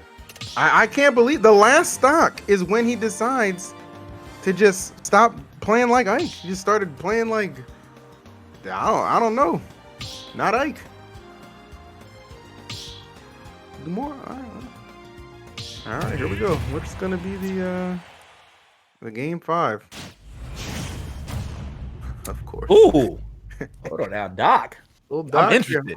I'm a K. Rule fan here, so we're on the different sides of the fence right now, buddy. All right, we can get the biased commentary going. Well, let's do it. All right. Well, let me tell you right now why K. Rule's gonna win, okay? Because right now, the reason that Doc you would think is a good match right here, I'll give you one word: diabetes. Okay? K. Rule's a hefty fellow. Okay? He's got that belly. We all know it could be a problem. Okay? But you gotta understand something about that. This is not human anatomy you're dealing with. This is a damn reptile, baby. What you know about that? You're a doctor, not a veterinarian. Well, you don't know what his degree's in. All right, like he might have 2. Think about it. You know what I'm saying? He could be a doctor, veterinarian, a dentist. You know, he could be doing it all right now, man. You know what? That's man. Mario has a lot of jobs. That's all I'm saying, bro. Like, I'm not gonna put it past him. He might know something about these animals. He's been taking care of Yoshi for years. Just because you have a stethoscope doesn't make you a doctor. I could go buy one of those off of Amazon right now. Okay? It's a Cracker Jack degree, baby. All right. Got that out the box, bro. Just saying. All I'm saying is, look who's winning right now, man.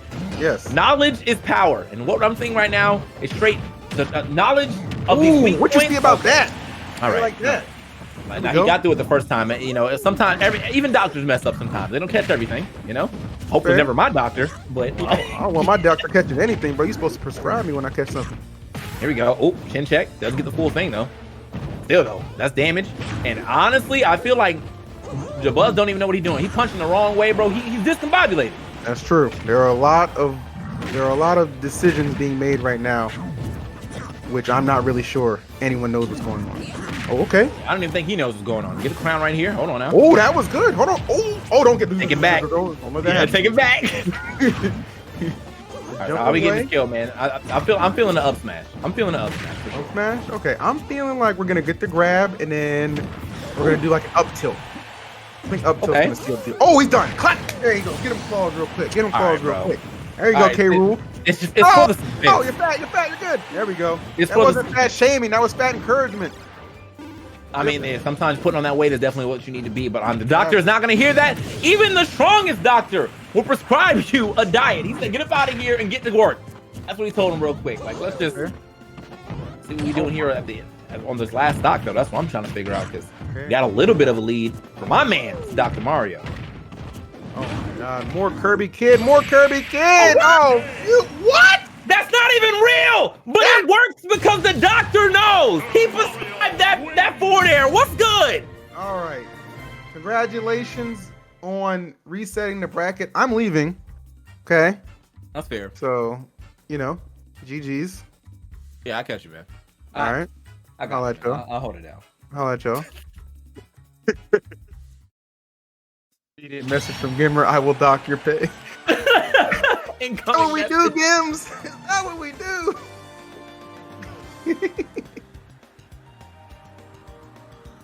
I actually felt like I was kind of concerned that I was dead as concerned that somebody was gonna get their main in that 5th game. It was gonna like tarnish the whole random.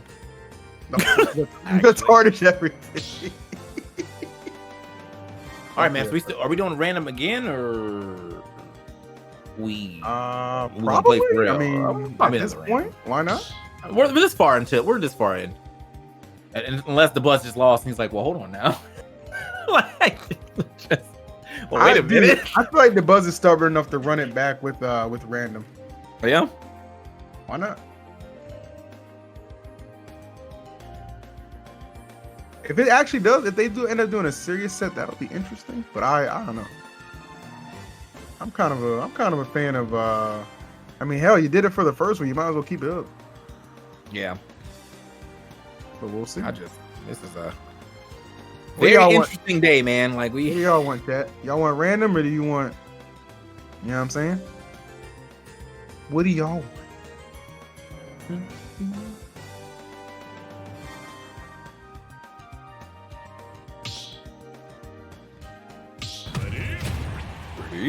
Oh, we're not doing random anymore. The Buzz lost and said, I need that seating though.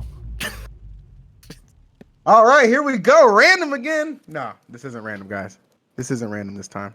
All right. The Buzz said, you know what? I actually want this title real quick. So here we go. The real grand finals begin. Okay. Well, this is I mean, we're back to a set that we saw before though. So now we back to the serious side of things. The Buzz took that L and said, "Wait a minute, too close for comfort." So now he's definitely out here trying to play for real now. Oh, facts on facts, my man. Facts on facts. So they gave us a little. That was kind of like, I don't know. You just consider that the opening act real quick, just something to kind of wet your taste buds. But we got another set between these guys. Actually, gonna be the 3rd set of the day when you think about it. Obviously, winners finals going to the Buzz. The first set of the grands. In a random battle going to Sharp, which we kind of anticipated he would win a random battle. Mainly because the Buzz abandoned the Ike strategy. He had it. Yeah, dude, the Ike strategy was working so well, and out of nowhere he decided, I don't want to do that no more. Why, bro? I'll never understand. Why? The world may never know. But here we are. Gonna be a good one, regardless. The Min and the Joker coming out to play. I'm trying to snipe out a little bit.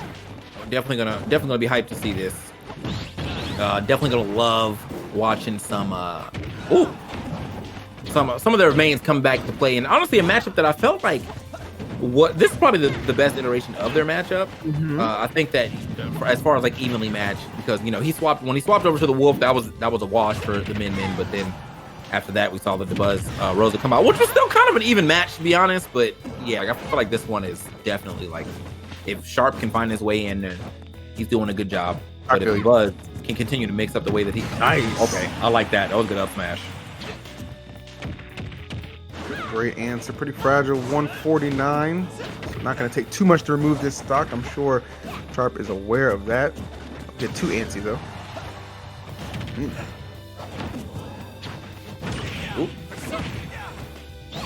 Oh, okay. Blast him to the other side, but still not enough. Was making it work, but finally that stock is slayed. All right, so got a little over halfway of this Arsene as well. So. Oh, they did. Yeah. All right. Okay. Back it up. Following up. Yep. Trying to schmoove through. I like that. Good shot. Oh, I thought that was actually about to be the stock right there, the way he got that shot. But yeah, no, Dabuz able to go ahead and get that regrab on the second up B. Okay. Dabuz trying to mix up. I saw him try to go for that grab right there, but now Sharp actually gonna put it out early.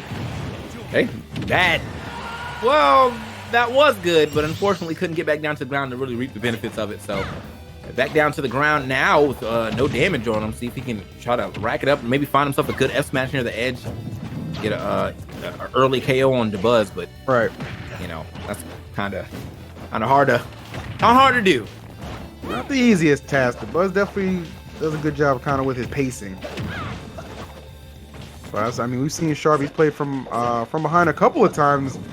Yeah, that's a pretty good success.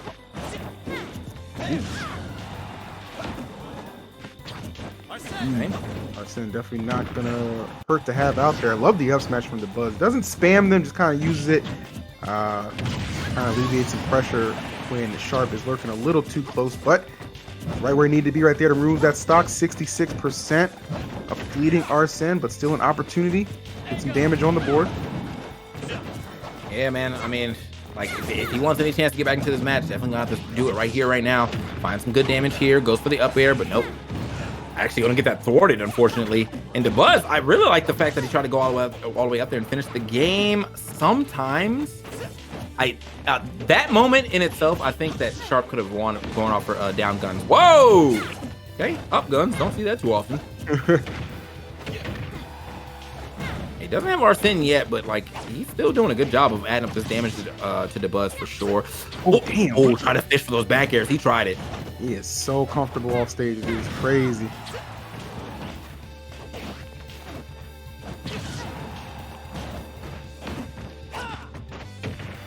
Oh, maybe no. Surprised Dabuz let this one kind of get this close though. Sharp though. Much credit to him for crawling his way back in. Oh, almost gave that one up. Yeah, man. I mean, dude, I wouldn't. Yes, Oh, just enough. Almost, it looked like he might have been able to try to air dodge back in, but if he did, I'm pretty sure Min had it covered. Like, I mean, she's the longest arms in the game, bro. Like, where are you going?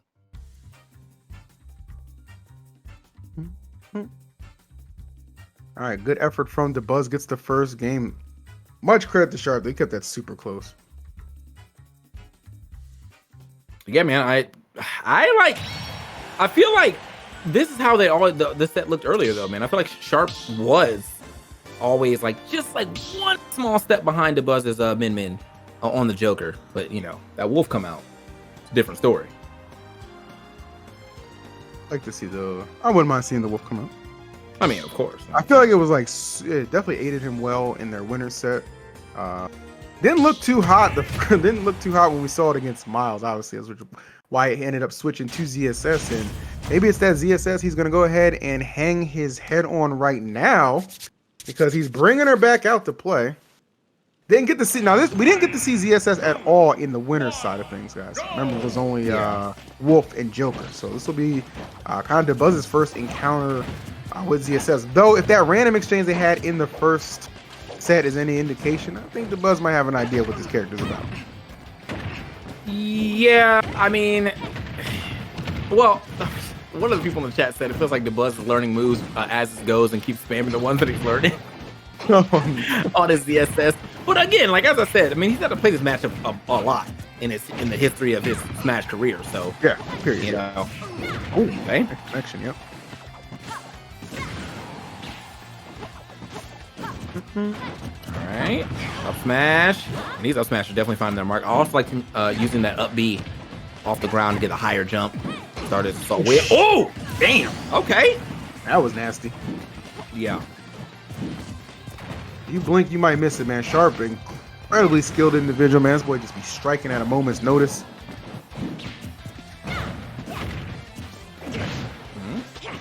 Ooh, Okay. yeah. It's that Look at nice that. little up smash action.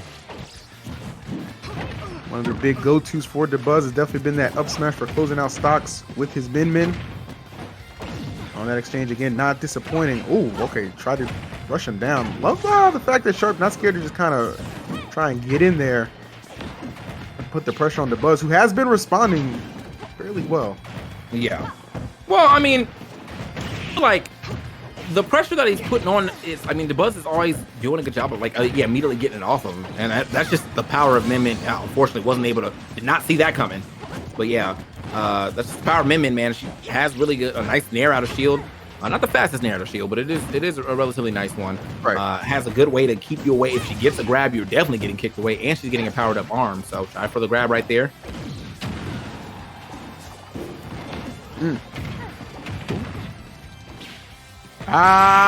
Drop those stilettos, baby. You knew he was looking for something wild like that. The Buzz just kind of floating there, not sure when to commit to try and return to the stage. And Sharp said, you waited too late either way. Yeah. Go. All right. Well, that was a great swap from Sharp. I mean, this is exactly what he wanted. You know, Yep. obviously getting here and getting a win. Now, again, I do, you know, he still has the Wolf. Could have popped off on the Wolf too, but like it's nice to see that he can pop off on the ZSS as well. So, in this matchup, I mean, we know that he can pop off on ZSS, but in this matchup in particular, that's what I'm speaking of. Nah, I feel you. Y'all feel me, chat? Y'all still good? Chat did. Who's making these polls? What is this?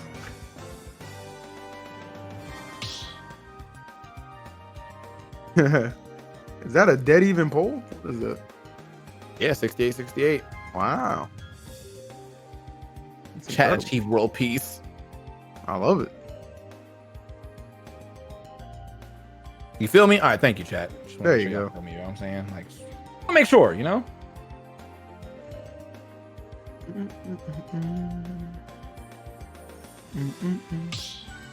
Chat cooperating like that is a beautiful sight to behold.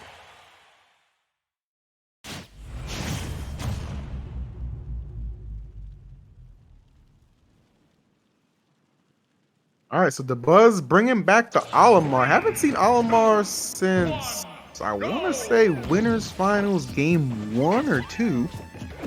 Maybe both. No, I can't quite remember. But we haven't seen it since Winners Finals. That's all. Yeah, it's been a little bit, but I mean, I feel like they're trying to go the distance here. I'm seeing a lot of, you know, we've seen a lot of Game 5s in this year, last chance qualifier. These people ain't playing. That is very true. It's last chance, you know. You got to play with all the marbles. Play with, you know, play with your heart, your head, your chest, all of that. Okay. So now I mean, again, like as I said, you know, a matchup that the Buzz is very familiar, and if there was a matchup, it would be this one. This is the, you know, this is who he was playing quite a bit in Smash 4 as well. Oh, he was like, I'm dead. He's like, he just drifted off. He's like, I'm dead. Like, Sometimes you just accept the inevitable, and the Buzz was pretty unrelenting with that chase down. So I got to give it up to him. okay, hold on now. The Buzz kind of going in right now on the Olimar. Okay, finally gets grabbed right here, but still, should be fine on making it back. Yeah. What else was he gonna do? Like, didn't have another way to like at least slam him into that wall. So the Buzz getting the grab here for free. Oh, my bad. Okay, it's Alf, not Olimar. Gotcha. Thank you. I'll write that down on the list of who gives up. Anyway. Either way, Alf or Olimar, it's still whooping some ass. Okay, how about that? Okay, pretty strong here. Alf making the plays right now. Keep it Oh, I like the fact that he's not afraid to stay in his zone, penetrating though, but there is the response right there. We're going super esports mode right now, folks. We are going total esports. Everything's got to be frame perfect, accurate, no doubt about it right now as we see DeBuzz. He's got a couple of purples. We used to call those Moniques, but that's not culturally appropriate right there, so we're going to call him Big Ben, baby. Is that good? That's correct, EE. And as we are watching Alf, and don't forget it is Alf because people will tell you otherwise. Yes. Alf is definitely going in once again. Look at the great lead that we have here from Alf one more time as he's got the great edge guard going on. Oh, and tries to go for the down air, but is not going to be able to hit that. EE, what did you think about that last action? I think that was one of those moments that really defines the players, okay? It put these people in the Hall of Fame for a reason. Those are highlight plays that could make a reel down the road. 10 years from now, you're going to be thinking about that one play, the fact that you didn't make it. 10 years from now, 10 seconds from now, I'm still thinking about the fact that I did not call this character Alf. His name is Alf, not Olimar. I apologize. Please forgive me. Don't send any mean tweets. I'm doing my best, much like you see my man Sharp trying to do his best to make this comeback a reality, but it's looking like it's just going to end in devastation.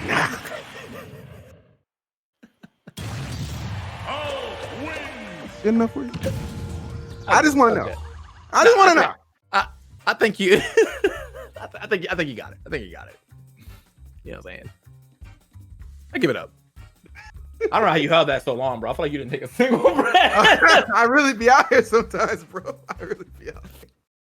Yeah, man. So anyway, Alf, Lord. Everyone knows what you mean, but they just want to be that guy. Gotta be that guy. The non-sub too. Shut your ass up. That's not Steve. That's Alex. All right, buddy. You know what I meant. Like, good times, boys. Good times. Game number 4 coming up. The Buzz in the lead 2-1. We'll see if Sharp has enough to drag us to the game 5, or will it all end in the 4th and final? I don't know. I really don't know. Let's figure it out. all right. Here we go. The cloud is out. And honestly, he's definitely trying to rain on Alf's parade. Ooh, I like this Cloud pick, honestly. I'm a big fan of Cloud still. Big Spargo fan for sure. So anytime I see some Cloud gameplay, I'm definitely about that.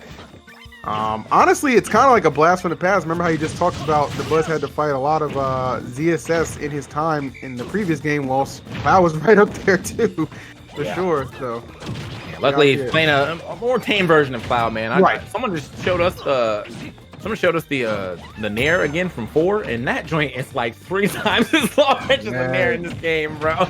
Yeah, I was like, what? We let that out? We allowed this? Wow. It's kind of crazy how quickly you forget too, right? Yeah. Oh, chopped up. Okay. Quick little down air action. DeBuzz with 1 Pikmin right now. Definitely playing a bold game. No Pikmin now. All right, here we go. Only got something. Yeah, that was smash. Gonna be nice. That was the one he needed, though. That was the one he needed. Okay. The Buzz looking clean early on. Okay, pick the dash attack. Again, man, we've seen so many characters between them though. Like, I feel like you get some decent matchup knowledge on so many sides. Like, hey, I wonder what this matchup with this matchup was like. All right, well, I wonder how this character plays. I wonder if I can play this character better. Well, you're gonna get well, outside of that random, you're gonna get a lot of character gameplay right here that you can definitely look back on a little later. There you go. All right. Oh, nice. Ooh, cool. So sick, right? He's so quick with it. Okay. Oh. All right, the Buzz, man. He is definitely doing a good job of spacing around this large sword of Cloud. Kind of backed himself in the corner, though. And it's interesting, like, I feel like in a lot of situations, I'll call people out for, like, backing himself in the corner. But I feel like the Buzz is he's, like, that's where he's best at or something. Like, he learned to play from the corner quite well throughout his history of his game, so. Oh, wow. What a response. Whoa. Love it. Oh, but maybe a worthwhile trade, all things considered. Maybe a worthwhile trade. All right. All to me.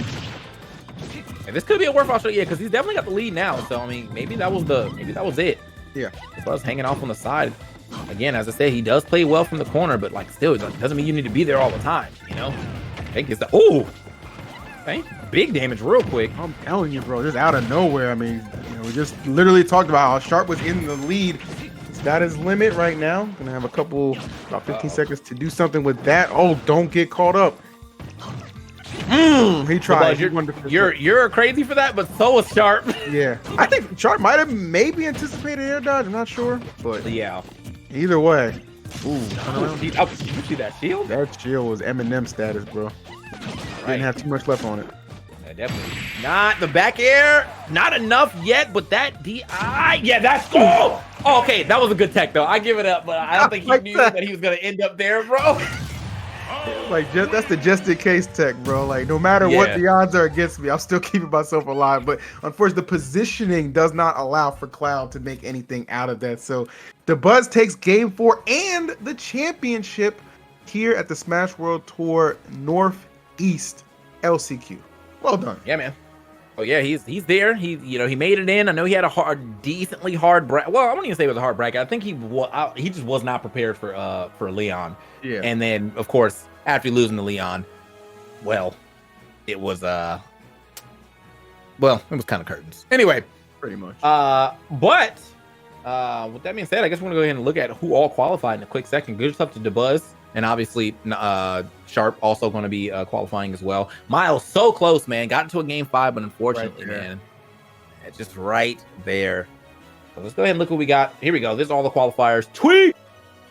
Leon, Armadillo, Waddy, Riddles, DeBuzz, and Sharp. Big shouts to Waddy. Didn't know he qualified, so I'd like to see that. I didn't see a lot of his matches, but I'm glad to see my man Waddy qualified. And then here in the last chance qualifiers, of course, DeBuzz and Sharp. So we got some pretty good representation of the Northeast region, man. Like Syrup, definitely a newer name. Armadillo, somewhat of a newer name to me as well. But for the rest of these people, Riddles, Waddy, Tweak, I know these guys.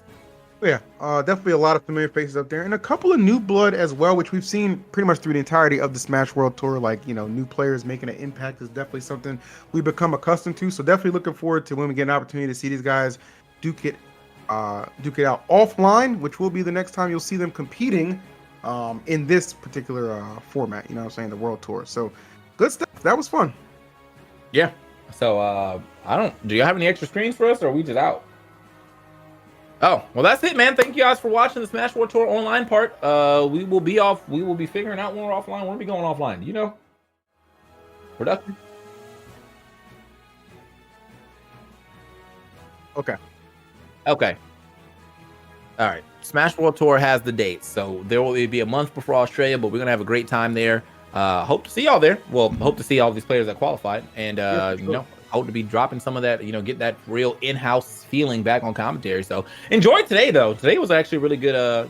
Well, for us, I know some of these other commentators had it a little rough, but for us, we had some words for me. had it pretty well. So, but with all that being said, man, you guys stay safe. Keep wearing masks if you're not vaccinated. Even if you are vaccinated, just, be a decent human being. And if you haven't got vaccinated, think about getting vaccinated. I mean, it's free. You know what I'm saying? Ain't nobody, just get out there and do it, man. We're trying to get back to these tournaments sooner than later, man. With that being said, though, I'm TK. I'm E. And we will see you guys next time. Have a good night. All right. Stay blessed, guys.